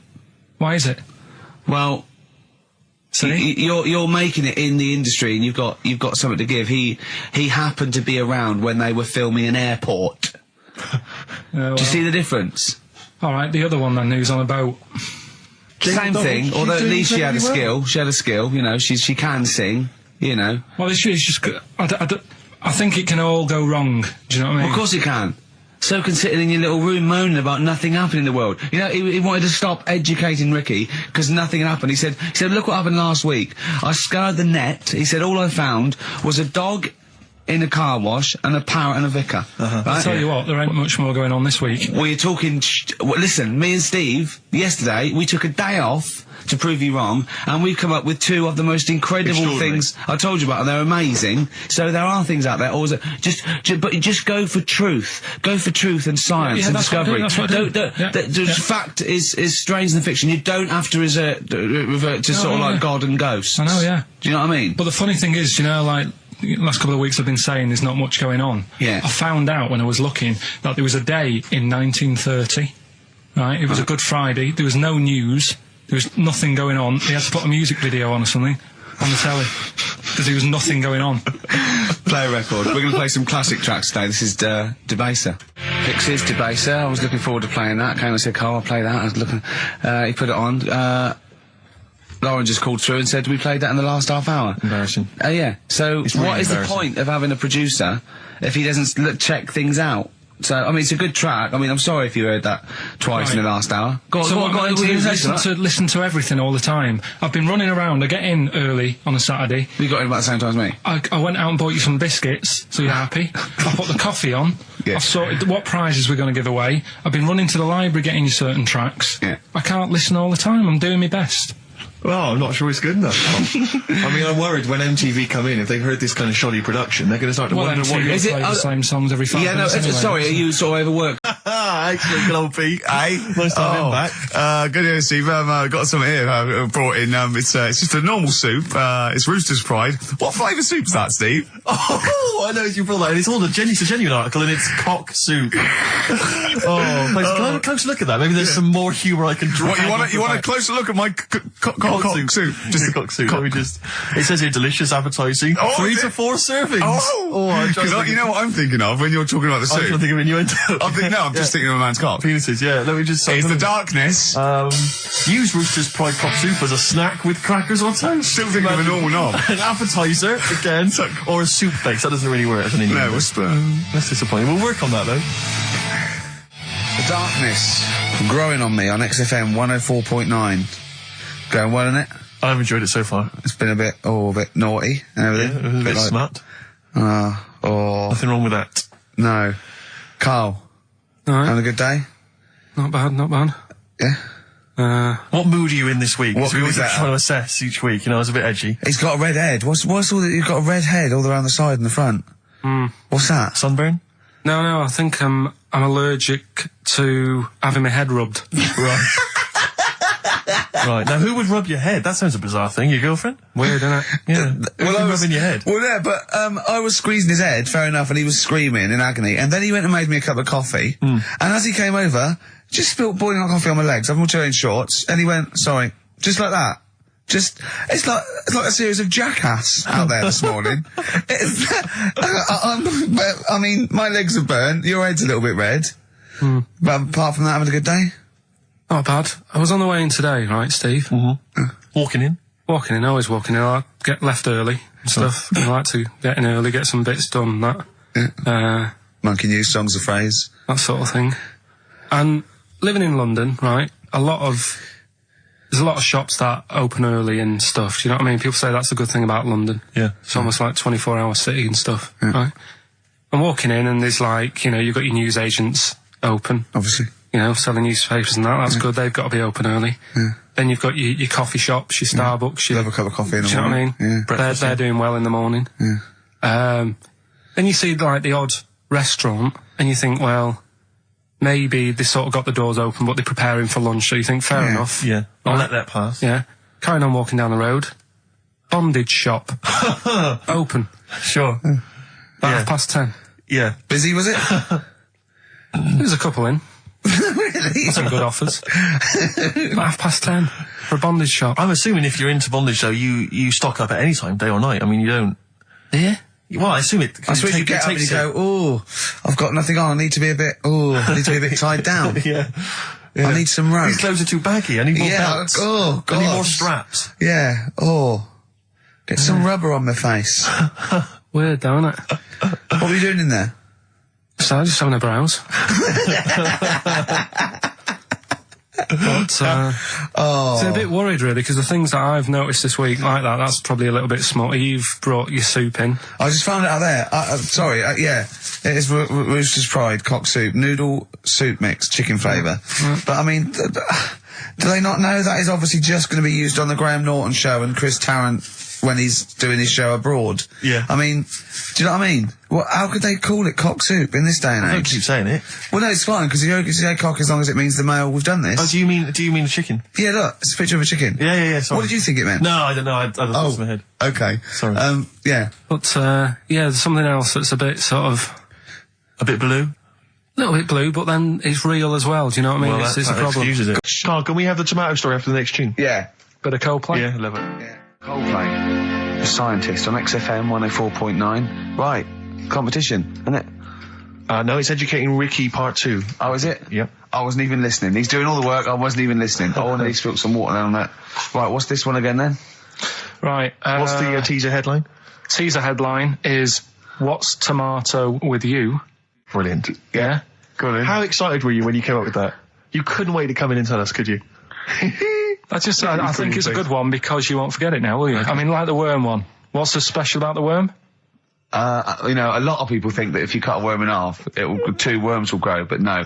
What happens is if you cut the head end slightly nearer the tail than the tail will die, but the worm with the head will be okay.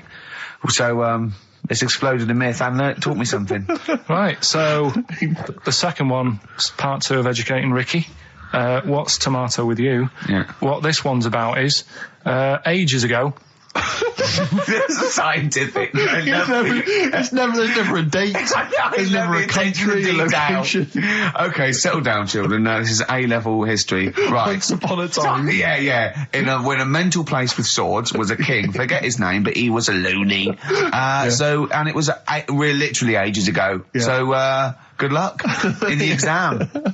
Yeah. Right. So, like, you know, alright, many years ago. Oh, yeah, cleared that up. Go on. They thought tomatoes were poisonous. Right?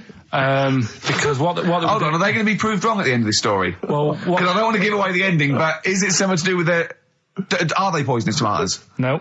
Oh, you're having a laugh. I don't believe it. Go on. They could have been eating tomatoes all this time. Oh, Steve, what's tomato with you anyway? Okay, so I think a minute. what's Let's just tomato with recap you? quickly. Many years ago, Yeah. when people thought tomatoes were poisonous. Yeah. Go on, yeah.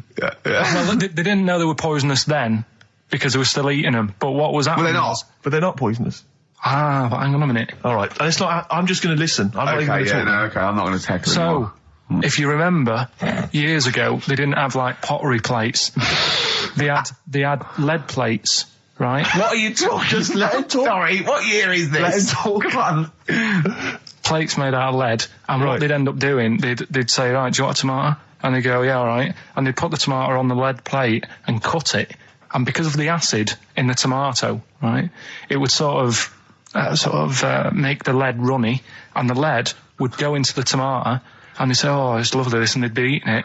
They'd get food poisoning, lead poisoning, what have you, and they'd be really ill.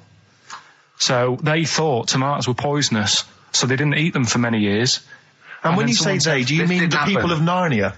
Yeah, this didn't happen. Where was Carl. this happening?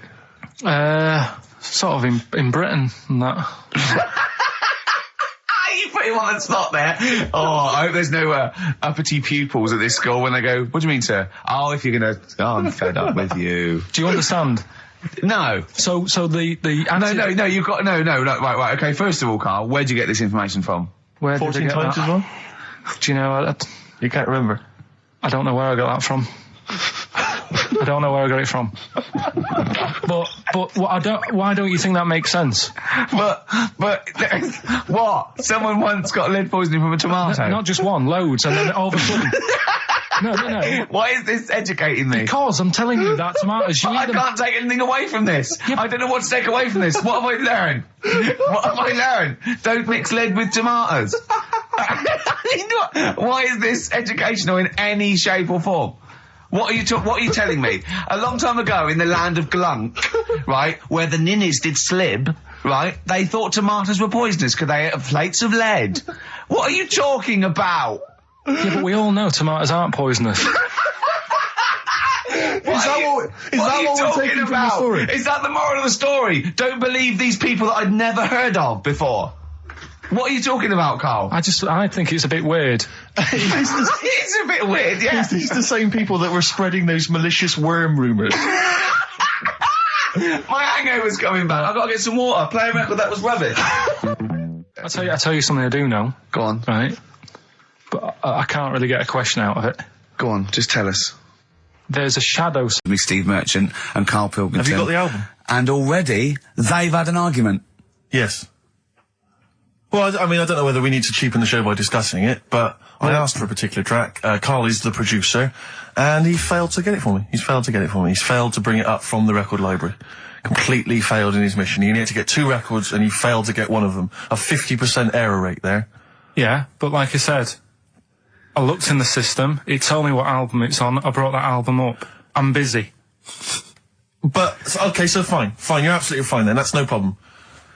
You know, once again, that's a great excuse, Karl. Brilliant. The show has been ruined. It's been partially ruined, but you've got a bit of an excuse. All right. I didn't make a big deal out of it when you said, oh, and whilst you're down there, get us a new 50 Cent single. I never said, why you don't get this new 50 Cent single. I asked you if 50 Cent single was lying around. Yeah. If it hadn't been here, I wouldn't have worried. So I get it, yeah. I did that for you. Right. And when I come up, you say, has it got swearing in it? Well, I don't know. It's 5 to 1, Steve. You're the I haven't got time. I've been whizzing You're around. the producer. It's the brand new single. I'd have thought it had been lying around in the XFM office anyway. But I don't have time to sit around listening to music. Sure. Well, yeah. Right? I know that you have. Now you've got an iPod that can hold 7,500 songs. I don't know when you're going to get round to loading all them on, but I haven't got the time. Sure. Busy. Yeah. Fine, okay. No, that's a perfect excuse, Karl. Well done, mate. Right. I just hope that I never have to depend on you in a real emergency. Uh-huh. I had a bit of bad luck as well. I wanted to play REM, and maybe the listener can help me here. Can you email in ricky.gervais@xfm.co.uk if you know what song I'm thinking of? It's an REM song. I think it's on the album of the last one before. And he says Mulholland Drive and I'm Steve McQueen. That's all I know. I'm sorry, I can't think of the title, so I need the title to look it up, if you know what I mean. I can't put in like that. I can't put in Mulholland Drive. The system goes, what are you talking about? So I need the actual title of the song to look up to find it down in the library. Oh, well, I'd go down yourself if you're going to go down to the library and get that. I wouldn't send Karl, because... Ricky.gervais@xfm.co.uk. But if he wanted to, he did have time because he came in at 12:20 rather than 5 to 1. Yeah. No, I told you about that record that I wanted it yesterday, didn't I? So you had 24 hours notice. So that's not really an excuse, is it? But I did find one of my favourite songs of all time, which is Bones off the Bends album, and it's Radiohead on XFM 104.9. And here it is because you gave me lots of time to find it. So. Sure. Yeah. Could have brought it in himself. No swearing in it. Bones. Radiohead. The Bends on XFM 104.9. And thanks to Paul, who's emailed Actually, there's in. a whole bunch of other people. Lots Nick, of people. we've got Davey, Steve, Ashley. It's Electrolyte. You know, it all comes flooding back now. We've got that. I've got it out of the library. We're going to play that. That's done. It's interactive. I've used the listener. I've shown the listener, right? I've helped them to help themselves. Sure. I've said, if you want to hear it, tell me what it is. They told me what it is. They're going to hear it. Yeah. Do you know what I mean? Perfect. Saves going down the library and, well, we don't... Yeah, well, we know mistakes can happen if that, you know, if you have to go down the line. Yeah, and I mean, I checked it, though, to make sure it was the right one, you see. So it's just a little bit of... Well, it's a good rule that generally, if you pick something up a CD, That's you know, right, we want to yeah. play on a radio Sort show, it a out live radio show, yourself. you normally check at the back. Oh, no, yeah, that's right, yeah, if you want a job done, do it yourself. You're absolutely right, Carl. so... But anyway, look, let's all make friends, let's kiss and make up. Yeah, touch and make up. Yeah. Let's just... Well, I'm up on Carl at the moment because it was my birthday in the week, and not only has he bought me a little vibrating thing to put on the chair, because I've got a bad back, so that vibrates, that. Actually, we can hear it. Yeah, I'm gonna do it between records then. Right, and Little what's that doing to you as you It's do just, that? it sort of like sends a little pulse into your sort of muscles, relax you, doesn't it? I've got to relax on air. If I'm relaxed, the listeners relax, we're all happy. Sure. He's also got me this little electronic bongos, and I thought we could do like... Oh! Chimpanzee that, monkey news, so it's like a jungle sort of thing. Sure, yeah. Brilliant. Well, that's supposed to be one of the great jingles that even has So there. I've got the vibrating... Oh, chimpanzee that!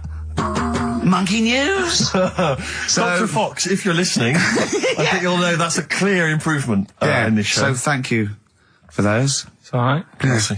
What did you get him? What did I get him? I couldn't get anything, I was too busy buying myself an iPod. You're joking? Well, it's a little bit gay, isn't it, giving gifts to blokes? Yeah, it is, but for someone who's like major... Yeah. Play a record! Someone who's major? What do you mean, someone who's major? Well, because he's a major celebrity? No, made you. Oh, made you? Yeah. Right. Yeah. Crazy Beat. Blur, alright? On XFM 104.9. Brilliant. Yeah, so, I also got, Jane got me a few nice presents, including, my favourite of all of them, a real bow and arrow. A real bow and arrow? Yeah. Right. And what, you know, you're going to rob from the rich and give to the poor? Yeah! I just got to make the little outfit. You and your merry men.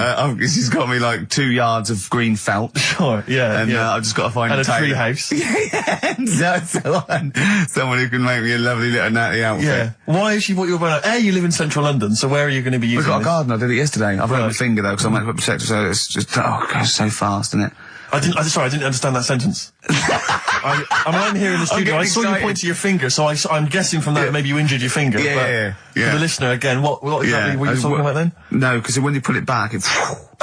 Okay. So... And do you have a target? What do you use as a target? I've got a big cardboard box flat on it, down the tree. Right. I go, oh, it's brilliant. Sure. I'm getting a bit excited thinking about it. Yeah, no, indeed. Because when I make that outfit, I'm going to be running round. Yeah.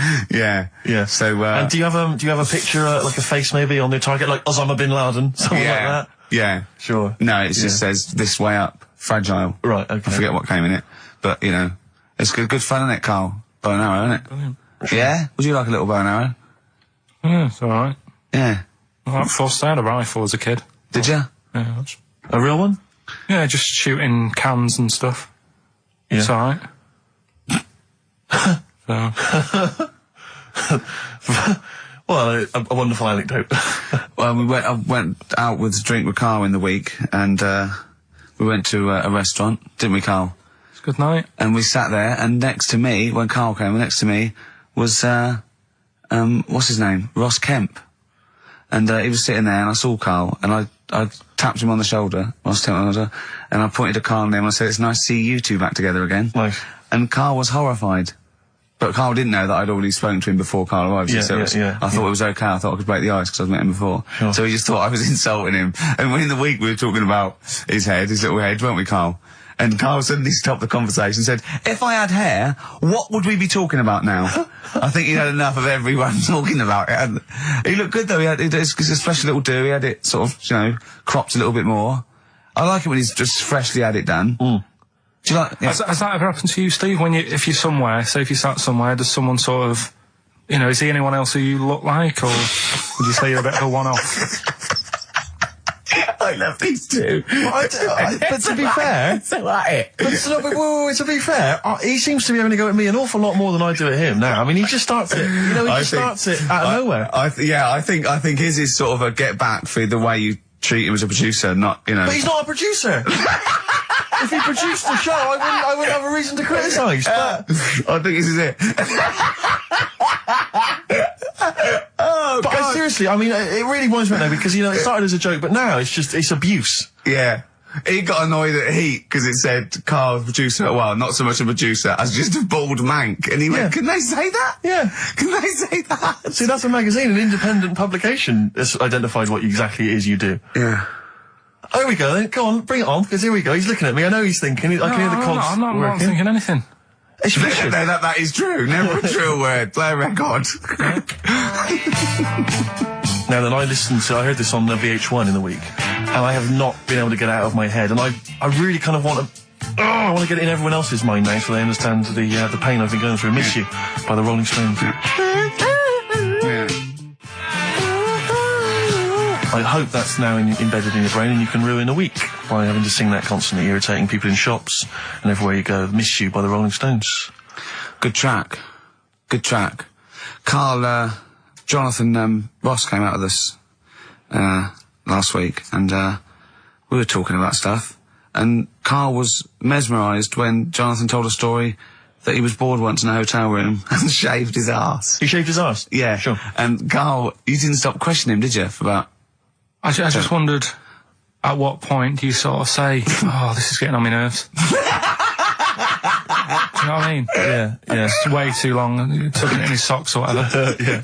But it's not, I mean, it is boring in hotel rooms, because I told you before about when I was in Edinburgh and had nothing to do, there was nothing on the telly, and you sort of, you've eaten the shortbread biscuits, and and so that's when I read the phone book to see how many...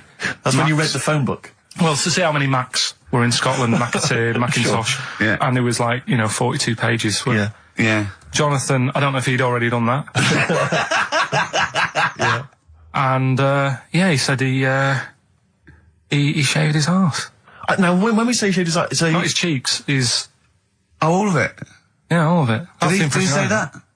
Well, I think that... But other than the cheeks, But then, there's not much left, is But there? then we got to the fact that me and Jonathan, if we pulled our wealth, we could have shaved Karl's arse for £1,000. Right. And he said, yeah, for £1,000 you can shave my arse. Suzanne said, can I say this bit? Your girlfriend said what, Karl? She was annoyed. She says, well, I'm not allowed to go there. Why is anyone else? And of course, the whole table stopped and leant in and said, what? She went, he doesn't like me touching him there. I went, what do you mean? This is too much information. It was too much information. I like the fact that you've had this conversation with her. I like the idea that she touched your arse once and you went, woo, hands off. Yeah. I love you, but keep your hands away from my arse. Do you know why he said he's talking about the most intimate part of the arse, the middle arse he's talking about, and he said, I said, why? He went, it's a bit gay, innit? I said, how can a girl touching it be a bit gay? If you stood behind it, it could be anyone, doesn't it?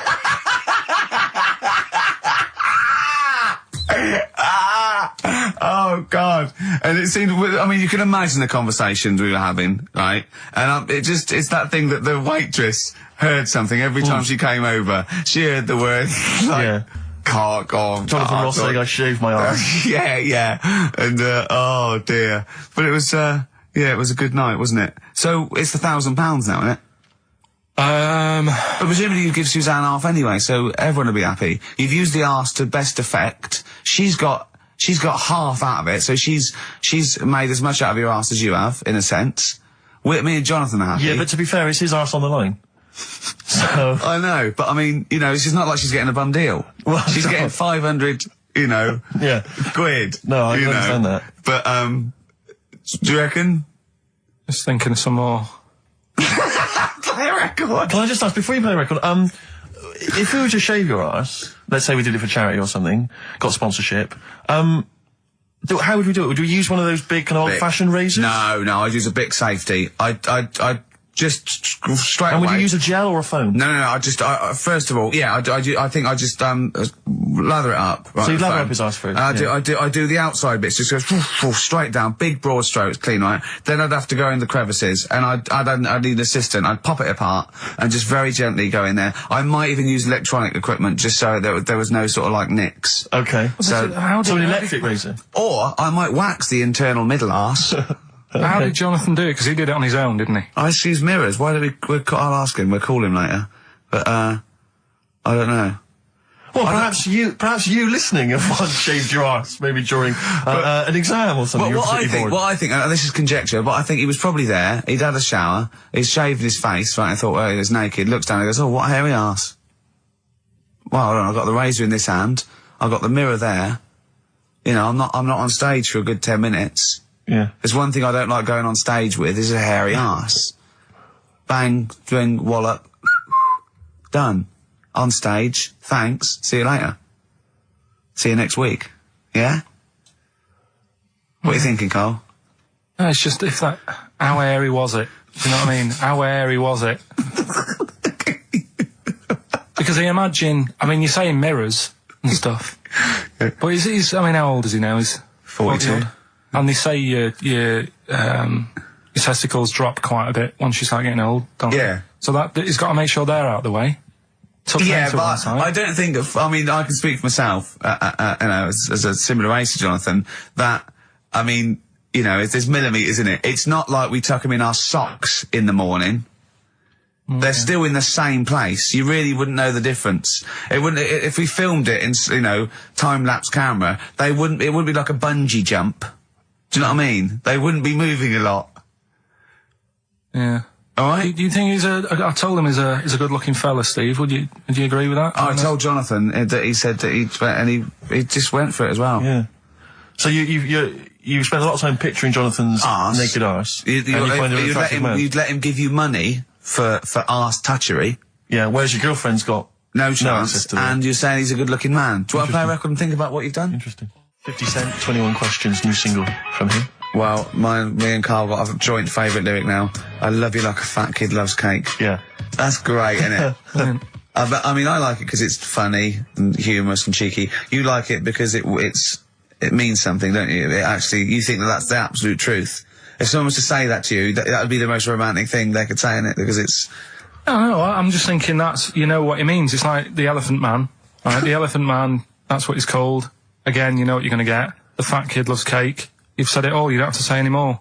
I can't believe it. I'll tell you what made his day the other day. I love it. Jonathan Ross said The Elephant Man is one of the best films ever made. Yeah.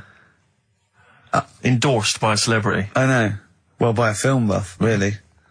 It is good though, isn't it? It is a very good film, yeah. Right. Come on. Quick recap. The first one is B. I don't think them birds should be around in this area. Right, that's B, right? Second one, he doesn't like women, yet he's got a few kids. It's a bit weird. That's PD. And the final one, that bloke who does sport on the telly, he's got a little kid, right? DC. All right, and it's ricky.gervais@xfm.co.uk if you want to enter for Hellraiser. Oh, I'll tell you what, continue to do a little theme of like some old stuff people haven't heard of. If you're under 30, you probably never heard of this band. It's also a new thing I want to introduce. It's Show Up Camfield. Camfield talks the talk, he doesn't walk the walk. He doesn't play some rock classics on his show because he's scared. I'm going to play the tracks that Camfield's too scared to play. This is Kansas and Carry On Your Wayward Son, all right? Kansas. Carry on your wayward son. No, like, again, I spoke to you in the week, and I had much better things, like when I tell you about Brian Blessed climbing Everest, and for some reason it made him, it played havoc with his belly, and he followed through, and he had to clean up. Shut himself? Yeah, using ice and snow. Why are you telling me that Brian Blessed, in what way is telling me that Brian Blessed shit himself once in any way educational? Because I was saying how he was climbing Everest, right? Right. I'll give it to him, he's an actor and that, but he gave that a go. Yeah. Right? It played. What's you the know, point of that, you'd say, wouldn't you? You'd say, God, he's you know. So he's alright. Me doing a boxing match for no reason is rubbish, but him climbing Everest and shitting himself he did that. is commendable. Right, and he's only going to, like, go and do it again. He's going to climb it again. Yeah, but he might not shit himself this time. Yeah, what's the point in going? Nothing's changed up there. Yeah, good point. Yeah, What's it been? Well, it has. They've probably cleared it out by now. Right, but it's slip on it. I can't even be bothered telling you this one, because... Come on! Just honest, do it, or do it now! Steve, how we doing? Look, no, never mind that. Look, just tell me what that means. Oh, he's a nuisance. Oh, this is so annoying, Carl. I'm gonna go mental. Right, talk. Right, listen, I'm just putting this in here, right? Right, nuisance is a bit of a nuisance. Yeah. Apparently, the old fella who used to hang people... 1700s? Yeah. He used to be able to tell somebody's weight just by looking at them. Right? That's a bit of a bonus fact.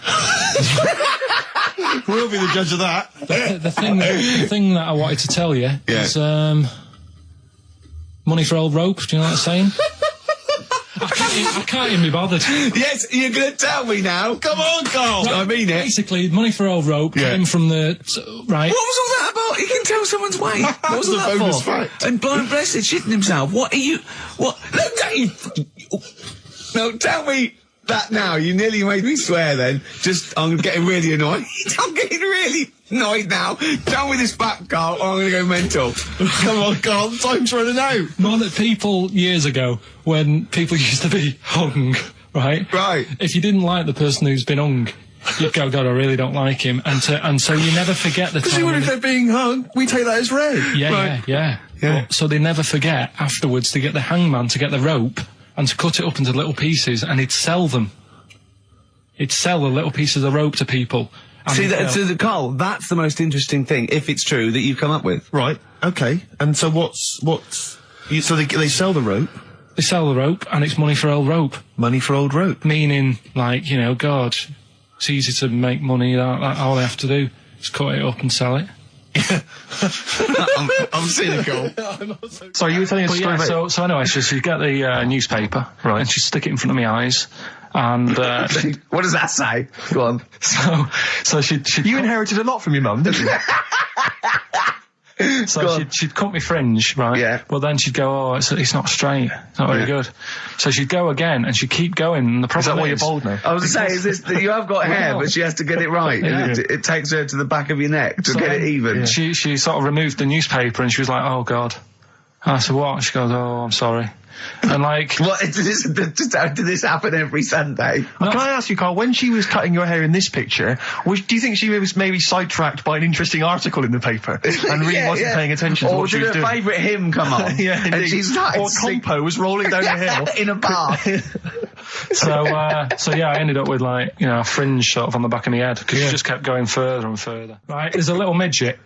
Right, there's a circus. I'm loving it already. Circus going on somewhere. I think it was in America. And is that present day or old times? I'm talking like in the last 3 weeks. Okay. Right, little midget. Circus, really packed out show. People are loving it.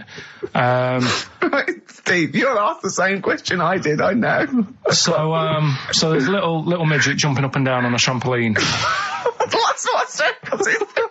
Right. I pay good money to see it. So everyone's clapping, and he's getting carried away. Because he can't believe they're loving it. I didn't know they'd like a little person on a trampoline, but they love me. But you know what it's like when, if there's a crowd of people sort of encouraging you to sort of go higher and stuff. Yeah. And I'm sure he knew it was getting out of hand. But he was jumping, and he was coming down the road going higher, and he's going really high in the air, right? So he's doing this, crowd are clapping. There's a hippo, right, just sat next to the trampoline, getting ready to come on and do his act. Oh, right, I thought he was in the audience. That's it, getting ready to do his act, Steve. Yeah. So he's a ventriloquist. What do you mean he's sitting by the trampoline waiting to do his act? Because why does he sit in the dressing room and they go, 5 minutes, Mr. Muss, 5 minutes, Mr. Muss. So anyway, right, so the hippo's there. He's getting annoyed, is he? Because the midget's he's going, how can I follow this? This is really annoying. They're going to be, no. So he's thinking, he's already done the trampoline, my pogo stick act is never going to work. Yeah, go on. So there's a hippo waiting. See, it's a great story, and I just know he embellishes it or he gets slightly wrong. Go on. So there's a midget jumping up and down. The hippo's getting annoyed. The crowd are going mad. The midget's loving it. Can't believe his luck. Although you think he probably knows he's dicing with danger. Yeah. So next thing you know, they're all saying higher. He gives it one big, heavy sort of landing on the trampoline, goes really high, but goes off at a funny angle. Oh. Hypotenuse. Okay. Yeah. And sort of flies up. Hypotenuse! Sure. Flies off at a funny angle. Oh, dear. Hippo's there, swallows him whole. Crowd are clapping, thinking that's why the hippo was waiting there. Rubbish. Rubbish. Right, that's Aqualung. Good time's gonna come, innit? Right, Carl, come on in, educating Ricky. So, don't let the cat out of the bag, that's where that comes from. Comes from a crafty butcher. Right, go on then. So the next little headline is Wash Up With You. Wash up with you, go on. You want to know about that? Yes. It's a survey that they did this week. They? Yeah, some university did some survey. Brilliant. Did a world test on washing up. Yeah. And each country were given 140 pots to clean. Brits were the quickest. Yeah. Turkey were the slowest at washing up. The Turks. It's not because the little fellas that work in the kitchens with no... Is it? They can't reach. Spain were the cleanest, and the Germans were pretty good as well. So... I don't know where to start with this. Honestly, Steve, I don't know where to start with that. Look at his face. It was really light, right? We've had the parrot, right? These are things that I found. Found the parrot, right? I've told you about the dog in the car wash. Right, you didn't tell me about that. You said there's a car wash for a dog. That's all you told me. Yeah, the but parrot, you said there's a parrot. What? It's a problem at funerals. Yeah. That's nothing. That's nothing. That's nothing. Do you understand? And they used to eat cats. what else have we got? Travis on XFM 104.9 on Ricky Gervais with me, Steve Merchant and Karl Pilkington. We're doing Educating Ricky. Right, final one. Come on, Karl. Right, what was it? It was, why don't they just get a diary or some paper or something to write on? Yeah. Because snappy. I couldn't think of a heading for it. It's basically, Go on. people who have tattoos, I've never understood it, right? That they have something put on their arm. Right, sorry. Have we started the educate? Is this part of it? Are you educating me? This is something that will be useful in my life that I didn't know about. Yeah. Go on then. No, it's just that they've got a machine out, right, that does tattoos.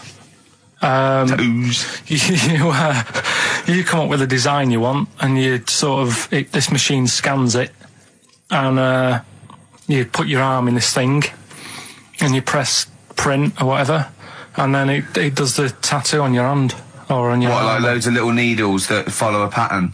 Yeah, the computer, basically, yeah. Is it a real tattoo? It's a proper It's a proper one. The fella said, well, as long as it goes out, it pierces the skin with a. I just wondered if it's one of those kind of, those kind of... No, it must be lots of little needles or a moving needle that can go Sorry, along but it. how is this cleaned, in between each person? I don't know. Well, no, it's only that if it's one needle, it's just the head, isn't it? If it's one needle that moves, does it like loads of little... What are we gaining from a machine doing it? Just because they're going to sort of mess it up. But hold on, how do you keep your arm still? Because your skin moves slightly, so the machine it's sort won't... of strapped to your arm. Right, And so the it's fella, spread... the fella said that the tricky thing was in all this, it was the fact that, nobody would let him test it out on anyone else, so he had to do it himself. But did it work? Because the thing is with a tattoo Yeah, it artist, works, they can see when your skin's moved and they can see what they've done and they keep wiping it and looking, whereas a machine's just got to trust itself. Yeah. So, I think what... Okay, the film review. Gladiator. It's alright. Nothing great. It's like an old, sort of an old version of Rocky done in the olden days, really. Right. A bloke fighting other people. Sure. How sort of well known is the story? Do you reckon people know the basics? Well, just very quickly, just do the Right, plot. quickly. There's a guy called Max. Maximus, yeah. Yeah. There's Caesar, and there's Caesar's kid, and Max goes to war, sort of wins it, comes back, Caesar says, you're good at what you do. I wish my son was as good as you. So I want you to be in charge when I die. His kid finds out, a bit annoyed about it, kills his dad, because he don't want anyone to hear that he said that he wants him to be in charge. Yeah. So his kid gets in charge and thinks, I'll show you. You're not going to be king, I am. You're going to be a slave or something.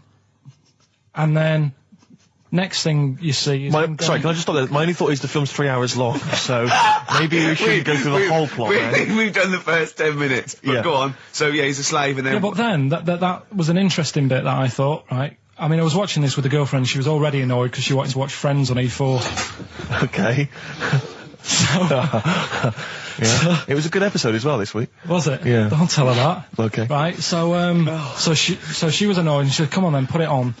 And I got it wrong straight away because it says on the back 149, so I thought that was an hour and 49 minutes. It turned out it was 149. No, I thought it was 1 hour 49. Yeah. But it was 149 minutes. Sure. So it overran anyway. By 40 minutes. Yeah. People got sick of him and they said, oh, we'll have to get rid of him. So they tried to, he loved cakes as well as women. Okay. So they said, let's poison a cake.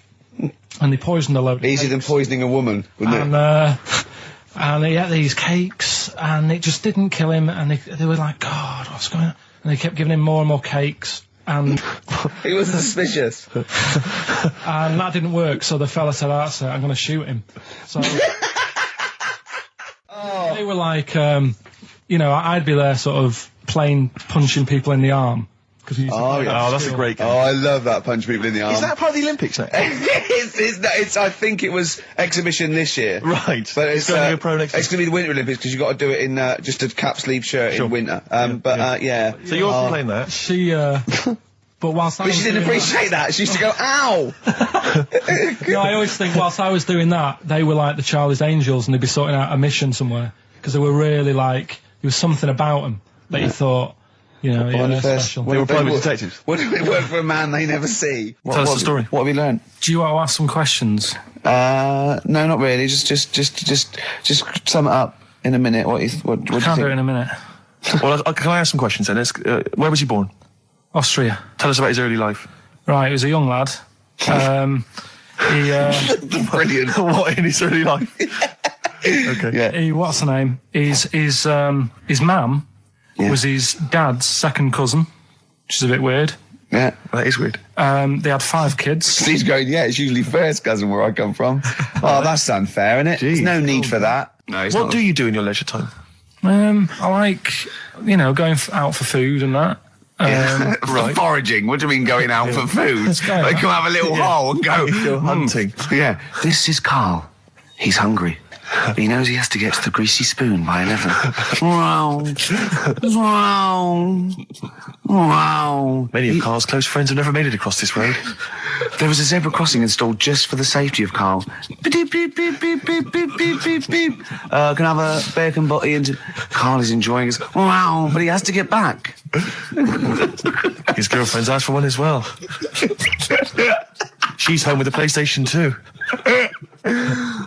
Wow. We just had a call from someone saying his company would sponsor Karl, right, to be raised by all these balloons if he could have a walk-on part in the office. And we immediately went, oh, we're worried about that sort of thing. You can't really promise that artistic, you know. And I was worried about the legality of it as well. How can you promise someone that for personal gain that's a private and all that sort of stuff, right? And I went, oh, I don't know. And anyway, put the phone down to him and Karl went... I love the fact you're more effing worried about that than me being raised 30 feet in the effing air. You started getting scared, did you? Are you worried about it? Well, You're quite excited about the idea of the challenge, aren't you? I like the idea, but I want, like... Why do you like the idea, Karl? Oh, what if it went all wrong and we're there going, oh, the humanity of it. I think we need Karl, to get... he's just And the rope would pull out my trousers. Oh, no, it's definitely got to be Dr. Fox if that's going to happen. Oh, God. Oh, we've got to do this. I both think she's a fine presenter, and I think she'd do very well on it. And I think it's a good move as well. Yeah, but can you just say it's not forever? Isn't it? No, I think she's she'll done. become more popular than us. And at least she can- I think that'll be the end of us, to be honest. well, I she think can that- string a sentence together. I think she'll get lots of PR and everything. And she goes out with Big Boy Slim, Big Boy Slim, who's, you know, a good DJ. he's a good DJ. And, is her name Zoe Slim now? Yeah. Right. And, you know, there will be nothing. Forget about tomorrow. Feeder. Right. Listener, I'm talking to you now. Have you seen these posters around with me and Steve on it, right? It's embarrassing, right? We were mucking around at a photo session and XFM wanted to do some posters. We couldn't be bothered to do them again, so we let them have this one. Irony comes back to haunt you, and it looks like I think I'm Simon Temple or something, and Steve's alright. But we think that Karl should be in it. Definitely. Karl doesn't want to be in it, but it looks like everyone listens to this show for Karl's basically, you know, innocent stupidity and some great tracks. Exactly. They don't listen for us anymore, No. Steve. So I think it should be a campaign to get Karl on the poster. Yeah. Well, I should point out that I think XFM are more than happy to have him on the poster. So it's just him. You don't want to be on there, do you? There's no need for me to be on it. Of course there is. Why not? I get so many emails here as I'm sat during the show reading them. So many emails saying, what does Karl look like? Well, I if want they pictures of go Karl. to xfm.co.uk/Ricky, we've got those film bits on there, those video mock-ups where I'm part of it. You can sort of... That's not see it enough, on that. Karl. People want to see your face. You're part of the show. Not You're an bothered. intrinsic part of the show. Yeah. Yeah, we'll get you on the poster. Why? It'll be too much on a poster. They can only take in so much. What do you mean? They can only Steve, take it's in good. so much. Yeah, it's good with two people. No. It's enough. So what do groups do then? Well, they haven't... It's like Ringo Starr is being left off the cover of Sgt. Pepper. Yeah. Or Rutherford doesn't get in a look in with Genesis. Exactly. Well, You know, Which would be outrageous. yeah. I'll say, sorry, Tony Banks, you can't be in this one. Yeah. It's just me and you will be very. You see, you look like the Collins, yeah, so but you've got to be I in there. don't photograph that well either. You're joking. Is it because the shine? You look like a little cue ball because it just shines off the But a top. lot of people as well, you should dispel the myth. A lot of people think for some reason that you're fat. A lot of people say to me, is he fat? No, but that's because I haven't got much hair, so it looks like my head's big. No, they haven't even seen you. They just think from listening to the show that you're fat. That's because you're northern. They think you just eat chips Yeah. and complain about the weather, Well, complain about the south. I just think you could answer a lot of your critics. but then you see what I don't like about this world. A lot of people judge people on the way they look. Yeah. Oh, Like you hey. If only more people thought like that, Steve. But Karl, you judge people on the way they look. Yeah, I know. That's what I mean. But I couldn't with me, could I? Because I don't know what I look like. What? If I was listening to me on the radio, I wouldn't be able to say, oh, he's a, you know, and slag me off and that, because I don't know what I look like. And I quite like that. Do you know what I mean? I lost. I don't know what Absolutely you're talking about. lost. Just believe me, right? I'm right on this one. It's best if you leave it. Well, we're not going to leave it. We're going to get you on the poster. Yeah. I mainly have to see myself on videotape this morning. That's put me I even showed more him. off. The animal show I did, the show. Yes. I'm doing a video, and I did behind the scenes footage, and I've got you've seen it, haven't you? I feel a bit of Karl on there, isn't there? Yeah, It's great. yeah. It's lovely. He can't believe it. He said, "Is it playing slow?" Because he's so slow. And I come into the office going, "All right." That's how you And my talk. head as well. I look like I'm looking into a spoon. I'm not happy with it. I just think that if we're willing if Ricky's willing to use his celebrity profile for the sake of the show, Yeah. I'm willing to look like a, let's say a fairly handsome, kind of cool customer. I think the very least, Karl, is that you appear on there as well. You could dress up smart. Are you worried that you'll look the worst out of all three of us? Who am I standing next to? I'm next to Steve. I'm fairly confident. Yeah. I like the way it's so predictable. You pull the string because you know what it is. It's You pull the string. My neighbour had a horse in her house. It does work. Honestly, it works. Yeah, okay, don't bother explaining it, You just ready? play it. Steve started getting on your case, sort of ganging up on me. I'll tell you now, Steve, I just forgot. Remember a couple of weeks ago, you said to me that my pub quiz team is rubbish? Yeah. Right, well, it doesn't matter anymore because you're not part of it this time. That's bad. That's bad, because it's interesting you say that, Karl. Karl, you say that because I tell you this, I found someone, mate, who could be filling that tricky fifth member. I wanted to test him out this week, mate. On your team. Test that on your team. Because Carl. I'll tell you what this is like. I don't know if you're familiar with Paul Ince, who used to play with Man United, right? But everyone used to say he's the governor. right? Even the players used to call him the governor, right? And Alex Ferguson at Man United was like, I'm not having this. I'm in charge here. And he got rid of him. And that's what's happened. You were moaning the other week, saying your team's rubbish, you don't know what you're doing. Yeah. Well, let's see how you do on your own, right? He's turned, isn't he? I'll be honest, Carl. I'd like to be on your team. Well, sorry, Paul Ince. You'll have to go and join Middlesbrough, or wherever it is it's gone to. Carl, what can I do to get back on your team? It's not happening. I've already filled your boots. Don't let him have the upper hand, Steve. No, wait a minute. I'll tell you what always annoys me, though. Ricky spends most of the show slagging you off, right, having a go at you, annoying you in the week, squeezing your head, making you eat burgers, right? But you always take it out on me. I'm the one who always gets the insults. I'm the one who's now relegated from your team. Why, you see, this is the thing. You're just as bad as him, really, because you're siding against me, because you know that I'm willing to take it. The truth of it is this, you know that Ricky Gervais is keeping you in burgers and grapes, metaphorically speaking.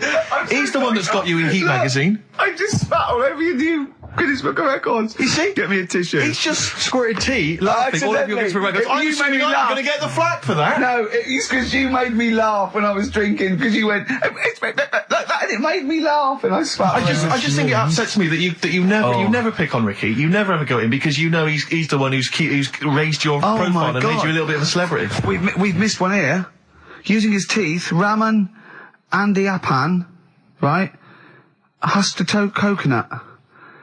He did what? He husked a coconut. He's the fastest coconut husker in the world. What does that mean? I don't know, he pulls husks. What's that? Little nice, look. What's a coconut husking? He pulls the cusp off and look at Carl, just with his head down. Carl, come on. What's the matter? Because that cost me 20 quid. I know, well, I'll see you alright. I've tea all over the world's smallest man. Why have they stood him next to the world's biggest man? Right, I'm in a bad mood now. Oh dear. So I'm you haven't got a team? Steve, I'll sort you out. Come to me. I'll sort you out. Seriously, Don't mate, worry. I found someone who would help you win this week, Carl, and No, I was going to Steve. tell you about it, and now... Steve, you can be on my team this week, and I know something about the quiz that Carl doesn't know. So... I'll tell you, I just think that it's so ungrateful. Whatever. So ungrateful. Right, Songs of Phrase, just give it a couple more plays. Just email in, we'll pick a winner soon.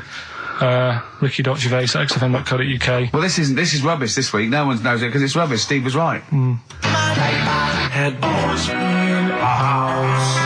There's 6 songs there, so if you know what they are, just... That's the end of that, I think. That's the end of Songs of Phrase. Email in. I think. We've got none there. No. Steve's a bit quiet. He's got a bit of a sore throat. Oh, a bit of a sore throat. Murder. All week. It's been murder, Rick. We couldn't work all this week. No, I've been because off sick. Steve's been in Bristol.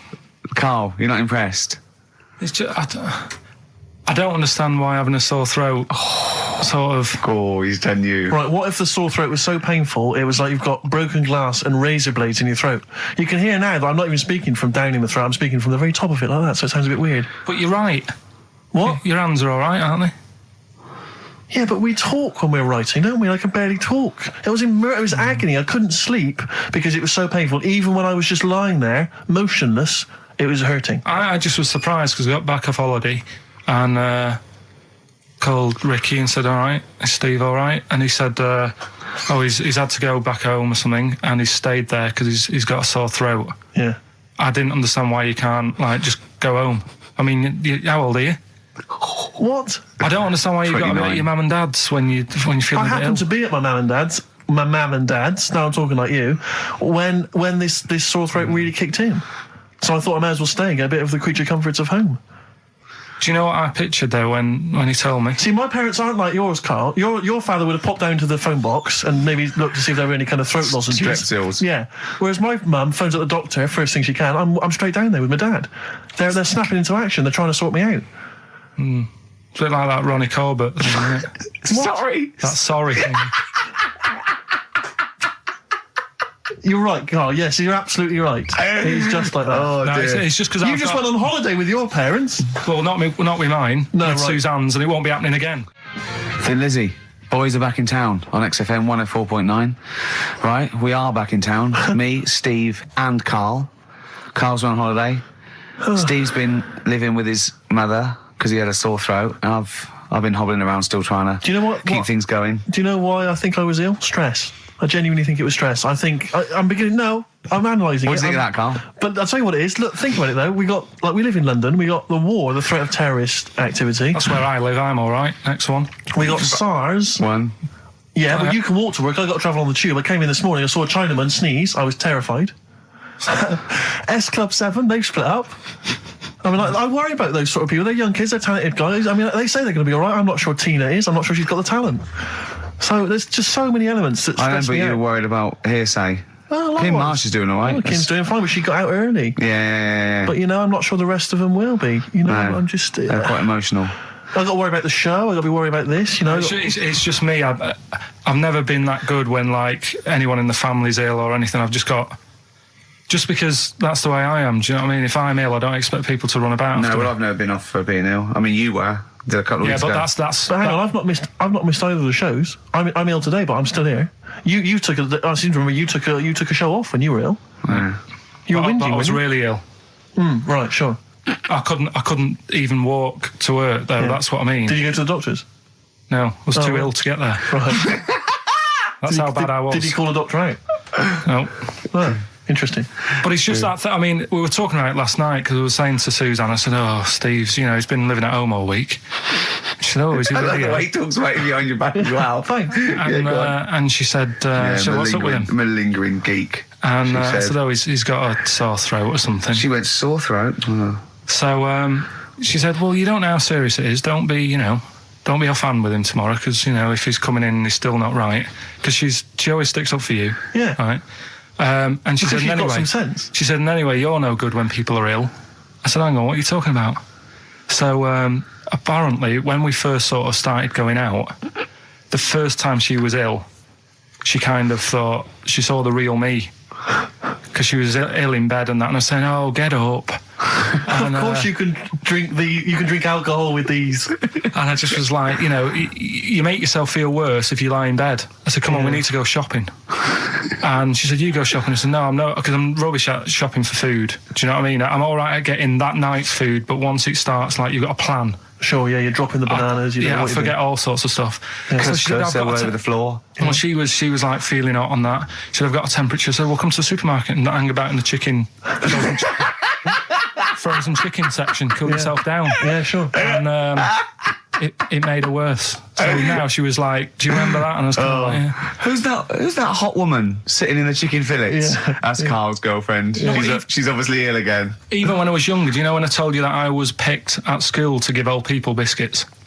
Right, yes. Because you had nice hands, Because wasn't they it? had nice nails, right? Yeah. And then because I went down a storm at that, Went down a storm at that. They said, bravo! Getting back with the Garibaldi's the best I've ever had. Bravo! What do you mean you went down a storm? because I'm into biscuits, so you knew your stuff. I was talking to them about I'm them, into biscuits. right? So then Did you make sure that they finished the first layer before you dipped into the second layer? No, there's no rules like that. Just No rules. what do you want? What do you want? What do you fancy? Yeah. So then, because I was good at that, we were going to like an old people's home where they're a bit iller, rather than just being old. They were like ill, Yeah. and I said no, not doing that. Not going there. Because they're old people.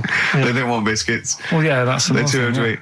So yeah. So Did you have to dunk them in tea before you fed them to them? No, it was just like Did you feed them like Did you feed have to chew? pigeons? Did you have to chew their food, then stick it down their throat with your face? Like a little bird. Yeah, yeah. little trolley, right? A lad who I didn't really get on with, he had good nails as well, so he was serving the tea. Yeah. And I just had a chat and said, oh, do you want a biscuit with that? Yeah. What about this one? Do you like bourbons? Yeah. Oh, you really did the whole. So, yeah. Oh, right. So you weren't just, it wasn't like their choice. You offered a selection. Well, I sort of sold them because the thing is, there's only so many, so you've got to handle the situation well. Sure. You don't want too many in one type, so it's No. like, well, you've had a bourbon. Yeah. What a great life they lead. They probably only pay about 900 quid a week to stay in that particular home. Yeah. And they get a free bourbon by a kid with clean nails. Brilliant. Whoop-de-hoo. So anyway, it gets to this, you know, the Thursday night when I'm going out with Suzanne. Yeah. And her mum's like sat on the sun lounger outside, so where are we going tonight? I said, no, like I said, it's just us. We're going out having a bit of time to ourselves. So I could see as the day was getting on, she was realising that she's got a night in with like her husband, Yeah. right? Her face started to like look miserable. Sure. I thought, I'm loving this. So I said, right, I'm going in to go and have a shower, go and get ready for the tonight. It's going to be great. And winding them up, just wind them up because they can't come, because he said they can't. Right, so I go upstairs, have a shower and that. I come down, and a man's smiling. Oh, hang on. So I'm thinking, hang on a minute, what's going on here? So I went to Suzanne, I said, why is your mum smiling? She's not coming. She said, no, but my dad said he'll take her out now. So in a way, she was happy because she got her own way, which had annoyed me. That annoyed again. you, sure, because you wanted It's like, What, you don't even want her husband taking her out? Well, it's just the fact she didn't want to go out. She was happy to stay in and have sausage, egg and chips that they'd found from some shop that sold English food. Right. So that's almost like what they do if they're at home. Sausage, egg and chips. So she was happy with that if we were staying in and having that. But because we were going out, she was fed up. Right. So she's smiling. So she's going, yeah, I'm going out now. So I said, well, enjoy yourself. She said, where are you going? I said, well, it doesn't matter, does it? You don't need to know. Sure, You're not going to where we're going. Oh, you just don't want us to be in the same restaurant. So yeah, that's right. I said I want a night out on my own with Suzanne. It's our holiday as well. I don't know, I can talk to you about Amazing. this. This is not even his own parents. This is someone else's parents. These are the parents of the woman he loves. But even Suzanne sort of agreed with me. There's only so much time you can spend with your parents. That's why you leave. That's why when you're ill, you don't go home to them. Yeah? Yeah. Of course, the slight difference between me and you, Carl, is that not everyone in the world annoys me. Well, not everyone does. Just...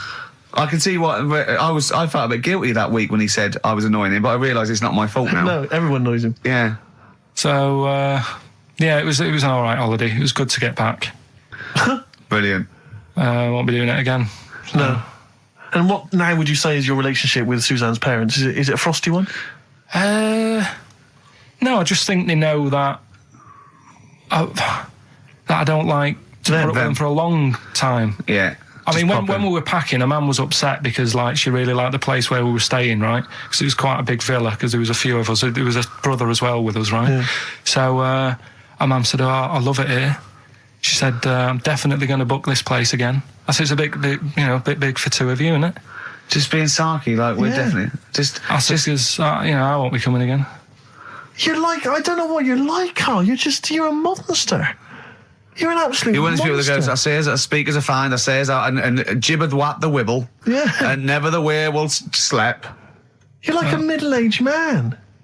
You're like an old man. You're like an old man and you're what, 30?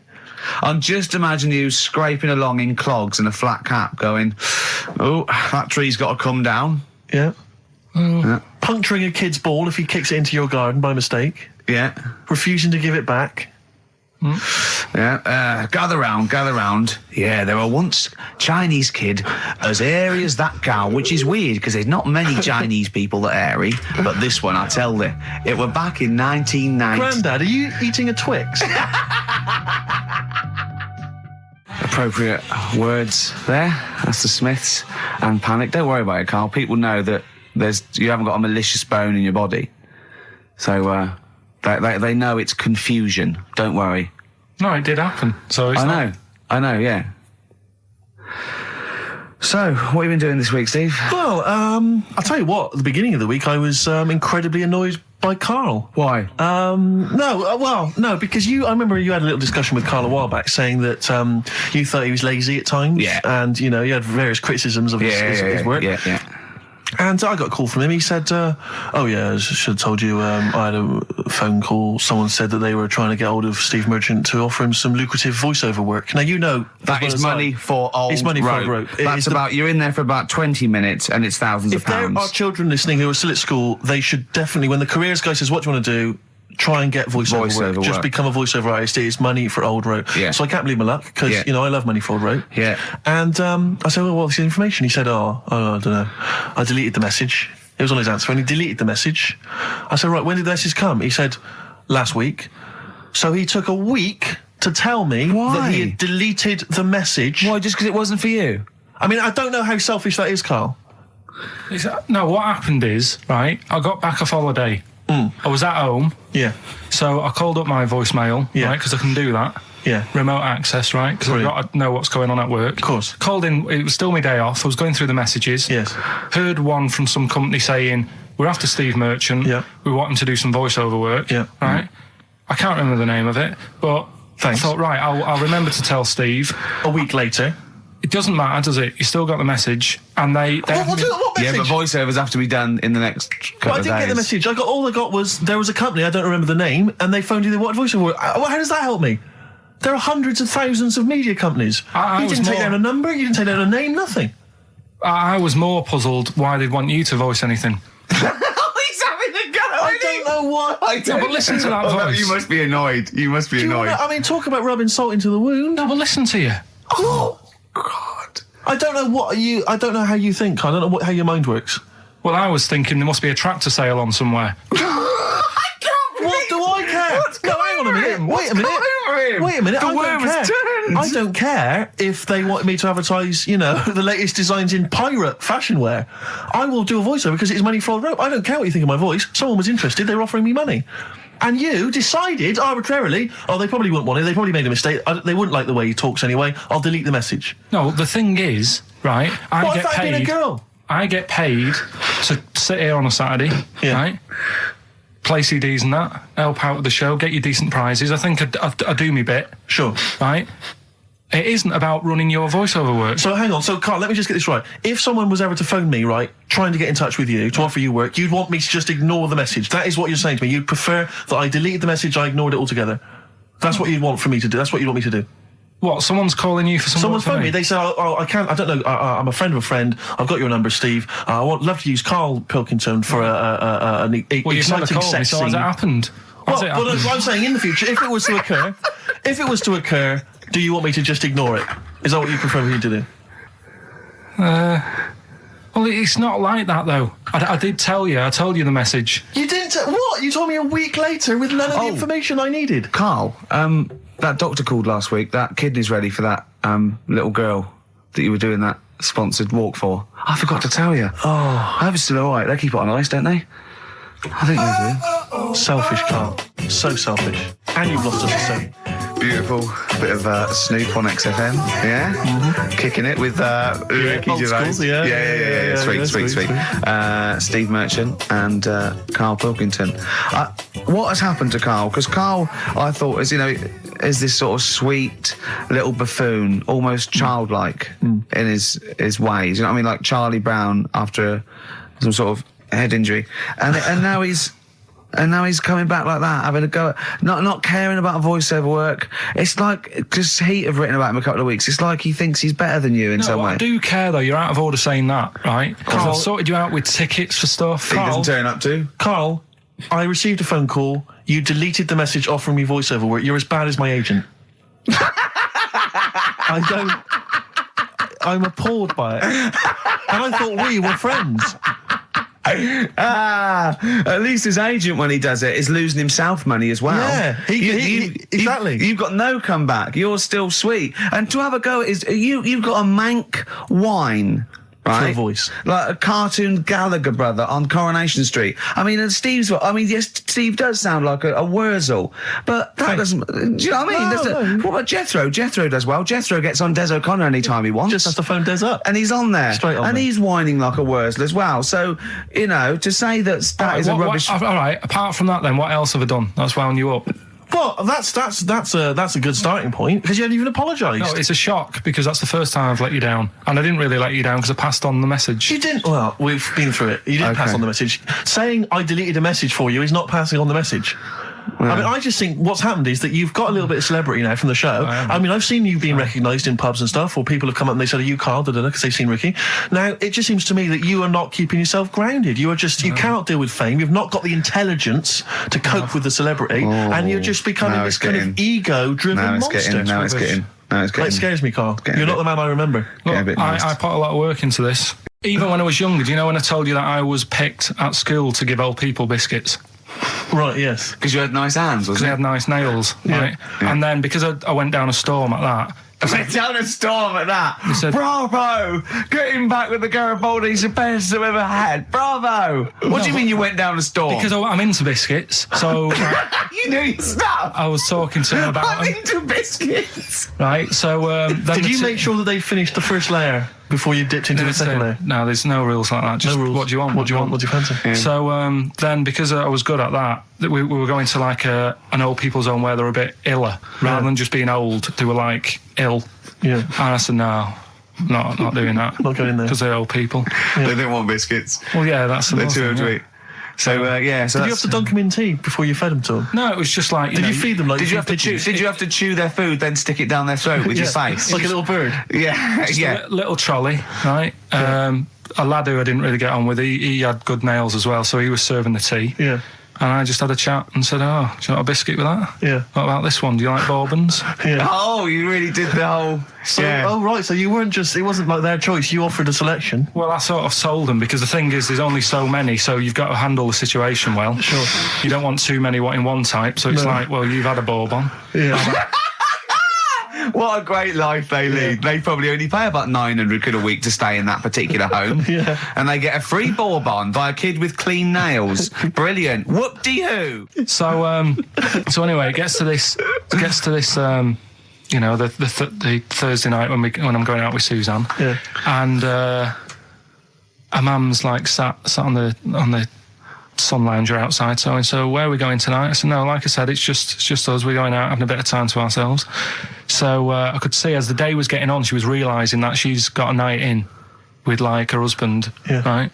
Her face started to like look miserable. Sure. I thought, I'm loving this. Right? So I said, right, I'm going in to go and have a shower, go and get ready for the tonight. It's going to be great.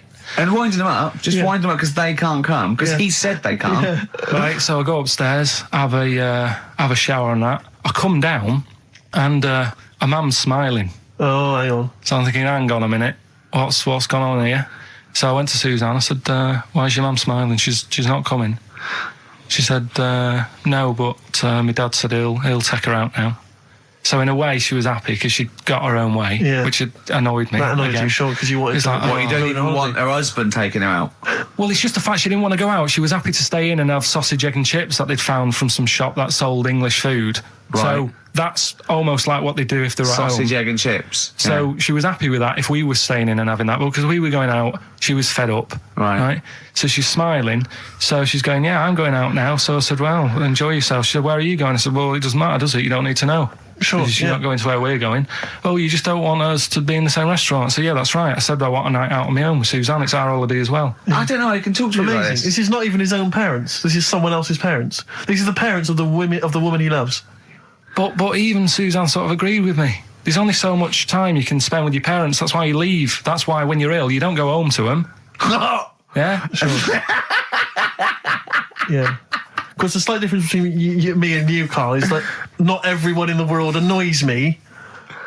Well, not everyone does. Just... I can see what I felt a bit guilty that week when he said I was annoying him, but I realise it's not my fault now. No, everyone annoys him. Yeah. So, yeah, it was an all right holiday. It was good to get back. Brilliant. Won't be doing it again. No. And what now would you say is your relationship with Suzanne's parents? Is it a frosty one? No, I just think they know that I don't like to put up with them for a long time. Yeah. I mean, when we were packing, a man was upset because, like, she really liked the place where we were staying, right? Because it was quite a big villa, because there was a few of us. There was a brother as well with us, right? Yeah. So, our mum said, oh, I love it here. She said, I'm definitely going to book this place again. I said, it's a bit big for two of you, isn't it? Just being sarky, like, we're definitely... I said, because, I won't be coming again. You're like, I don't know what you're like, Carl. You're a monster. You're an absolute You're one of these people that monster. goes, I says that speakers are fine, I says out and gibbered what the wibble. Yeah. And never the werewolf slept. You're like a middle-aged man. You're like an old man. You're like an old man and you're what, 30? I'm just imagining you scraping along in clogs and a flat cap going, oh, that tree's got to come down. Yeah.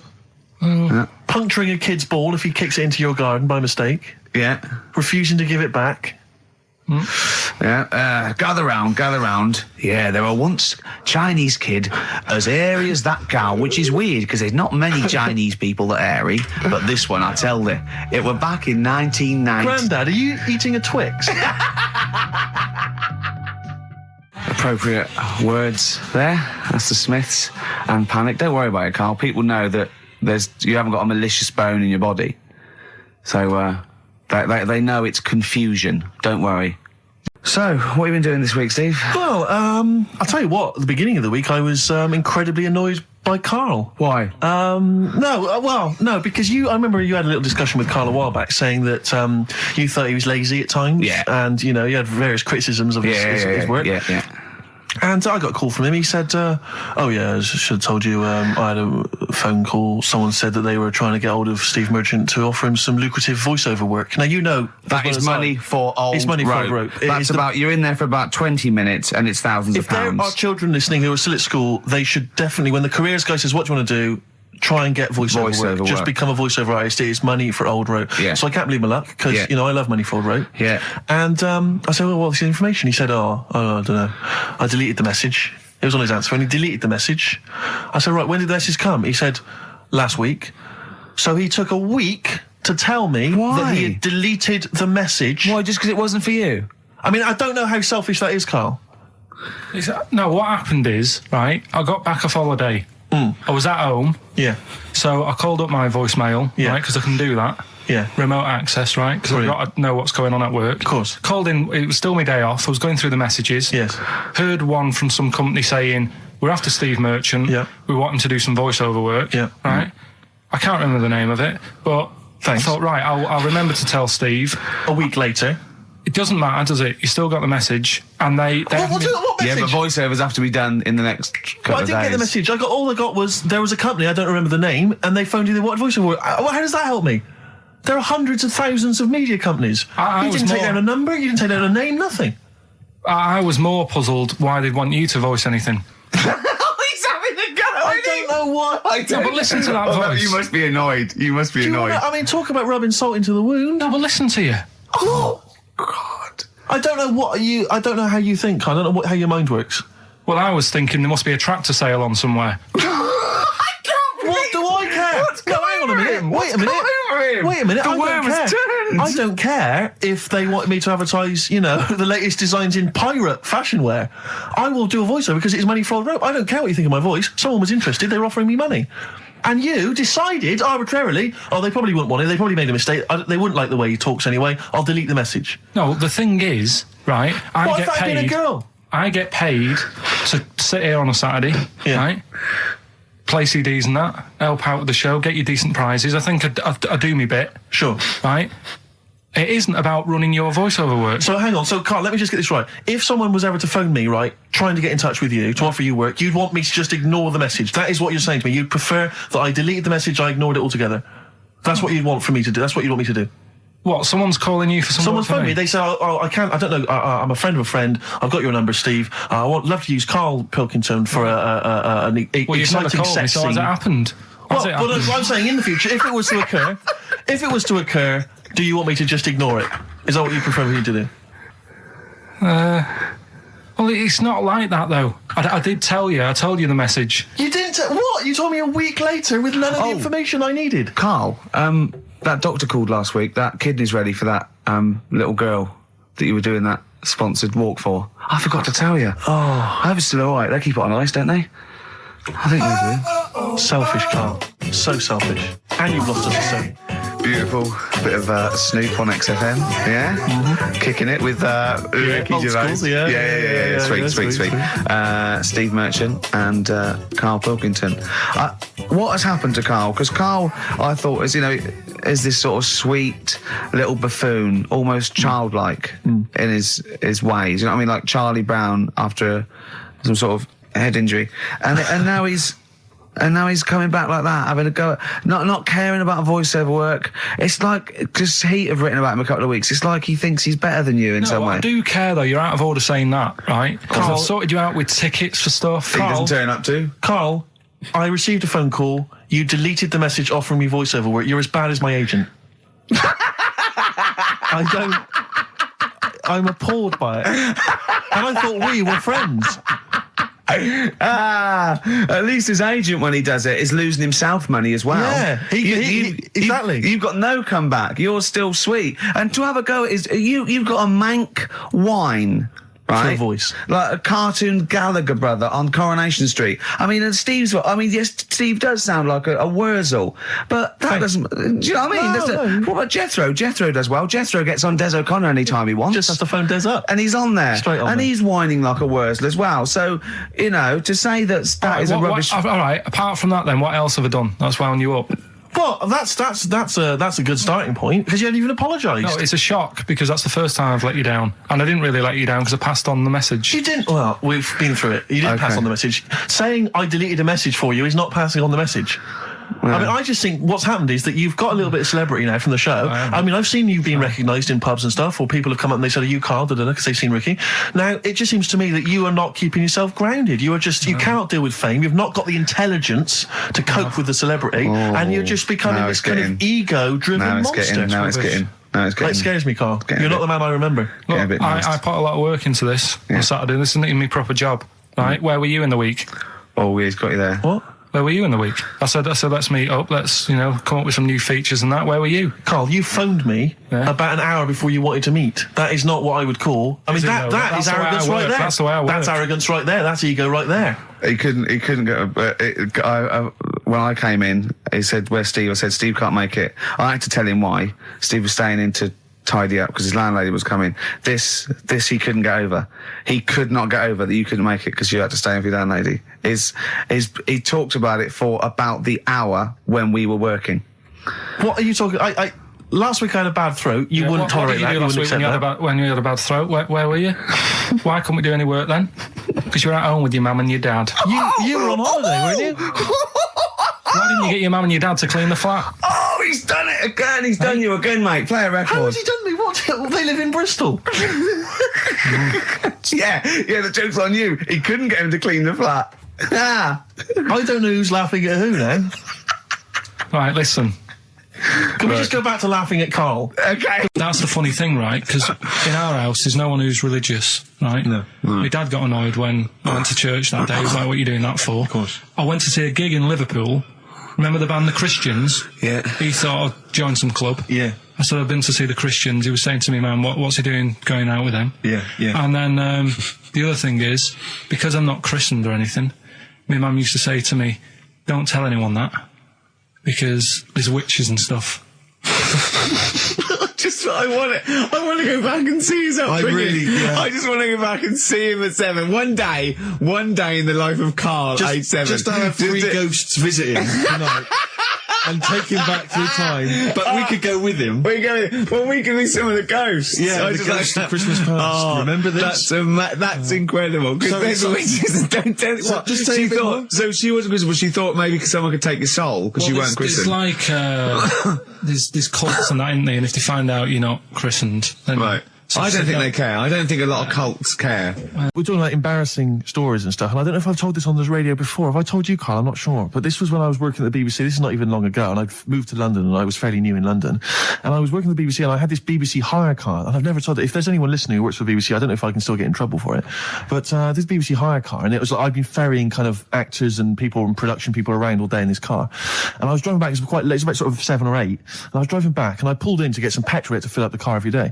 And I went into this garage to fill up some petrol, and I was there, and these two blokes came in a white van, right? They pulled into the forecourt, and I was filling up the car, and they went, "Hey, do you want to buy a couple of speakers?"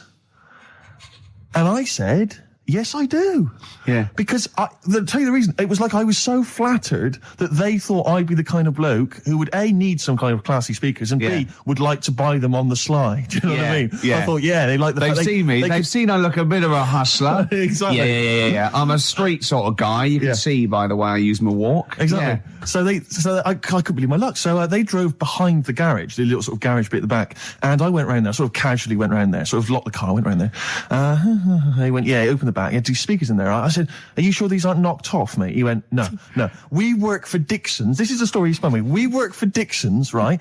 And we're delivery men. And if we make a delivery and the person's not there to sign for the goods, then we have to bring them back to the warehouse. But if we can sell them on the way back, then that's really good for Dixon's. Dixon's must love that. And instead of thinking, are you sure some kind of troubleshooter didn't... I mean, did someone go into Dixon's and go, you're not getting in the garage forecourt market? Jones. Exactly. Get a couple of lads in a white van. Exactly. Yeah. So anyway, so I sort of bought this story, and I was a little bit dubious, and I went, right, let me hear them then. And he wired them up to the car stereo, and boom, boom, boom, they're playing. So it was some groovy hip-hop. I was thinking, great, these guys know what I'm into. Yeah. And he's giving me the talk and stuff. And I said, I'm a bit worried these are knocked off. He went, no, listen, we got a bloke at Dixon's who can confirm this is fine, right? Phone him up, use my mobile, right? And quote this reference number, right? So I phone out, and I goes, yeah, I go, hi, some guys here in a garage forecourt trying to sell me some speakers. Just wanted to check. He went, it's fine. I went, should I just read the reference number or whatever? He went, if you want. And X14, and I'm like, yeah, it's fine. Yeah. Okay. You know what that was, don't you? That was actually Mr. Dixon himself. Exactly. Yeah. Exactly. So I'm thinking, well, they sound great. They're giving me for a knockdown price. I'd say they were like 400 quid. They were like 200 quid or something. It was a good bargain. I was in the market for some speakers as well. Yeah. So, while they were loading them in... It's all kosher. I phoned Dixon. Exactly. I phoned Dixon. That's fine. Yeah. So while they're loading them in the back of the BBC hire car, right, I'm in there paying for the petrol, right, and the guy serving goes, all right. He goes, what were you doing around the back with those blokes? Right? Because obviously there's security cameras filming this whole transaction, right? And he goes, what are you doing around the back? And I went, brilliantly, there's some old mates. Some of my mates were just having a chat and that. He went, oh, right, okay, like giving me obviously the evil eye. So I went back to the van. So I'm in the car now and I'm driving with one of the blokes who's in the van with me because I didn't have the money on me. So I had to go to the cash point to get the cash, right? So I'm driving with him and the other guy's following me in the van and he was like a northerner like you and he was giving it all the, all right, yeah, I'd say my girlfriend's a DJ. She's got some of these speakers. They're fantastic, and he's giving me this. And then my mind starts working. Now that I've got a bit of time to think, I'm thinking, wait a minute, this all sounds a bit dodgy. Yeah. It dawned on me, Rick. You fool, are you? You're streetwise. Exactly. You're streetwise, Steve. Not only that, I was thinking, how am I going to get them home? I've got to drop the car off at the BBC. How am I going to get these huge speakers back to where I live? And how can I pay for them? Because I've just spent £100 on Find the Lady with a couple of blokes in the square. It seemed like a fair game. Some of his friends were winning. But so I explained to him, I said, I can't get them back to like Brixton where I was living at the time. He went, don't worry, give us an extra 20 quid, we'll take them home for you. Oh, that's good. Delivery. They do a whole service, you see. And there's also a backup guarantee. Did they have the guarantee, the 3-month guarantee? They didn't. No. But so I said, I'm not sure about that. He went, well, why don't you put them in a cab, send them back, and your housemates can collect it? I was like, oh, no, there'd be no one in. And I was beginning to sort of get a bit conscious of like, maybe this was a bit of a scam after all. So I pulled into like a little side road. I said, I'm not sure I'm into this now, actually. He went, what are you talking about? It's 200 quid for a pair of speakers. It's a bargain. You never get a bargain like this, mate. I'm going, not too sure, actually. I don't think I want them. He went, 150 quid, 150 quid, mate. 150 quid. I went, no, he's 100 quid now to you. And I'm thinking, wait a minute, this doesn't sound like the kind of work that Dixon's would be doing. Dixon's don't do that when I go in. This is it. Dixon's never negotiate in that way.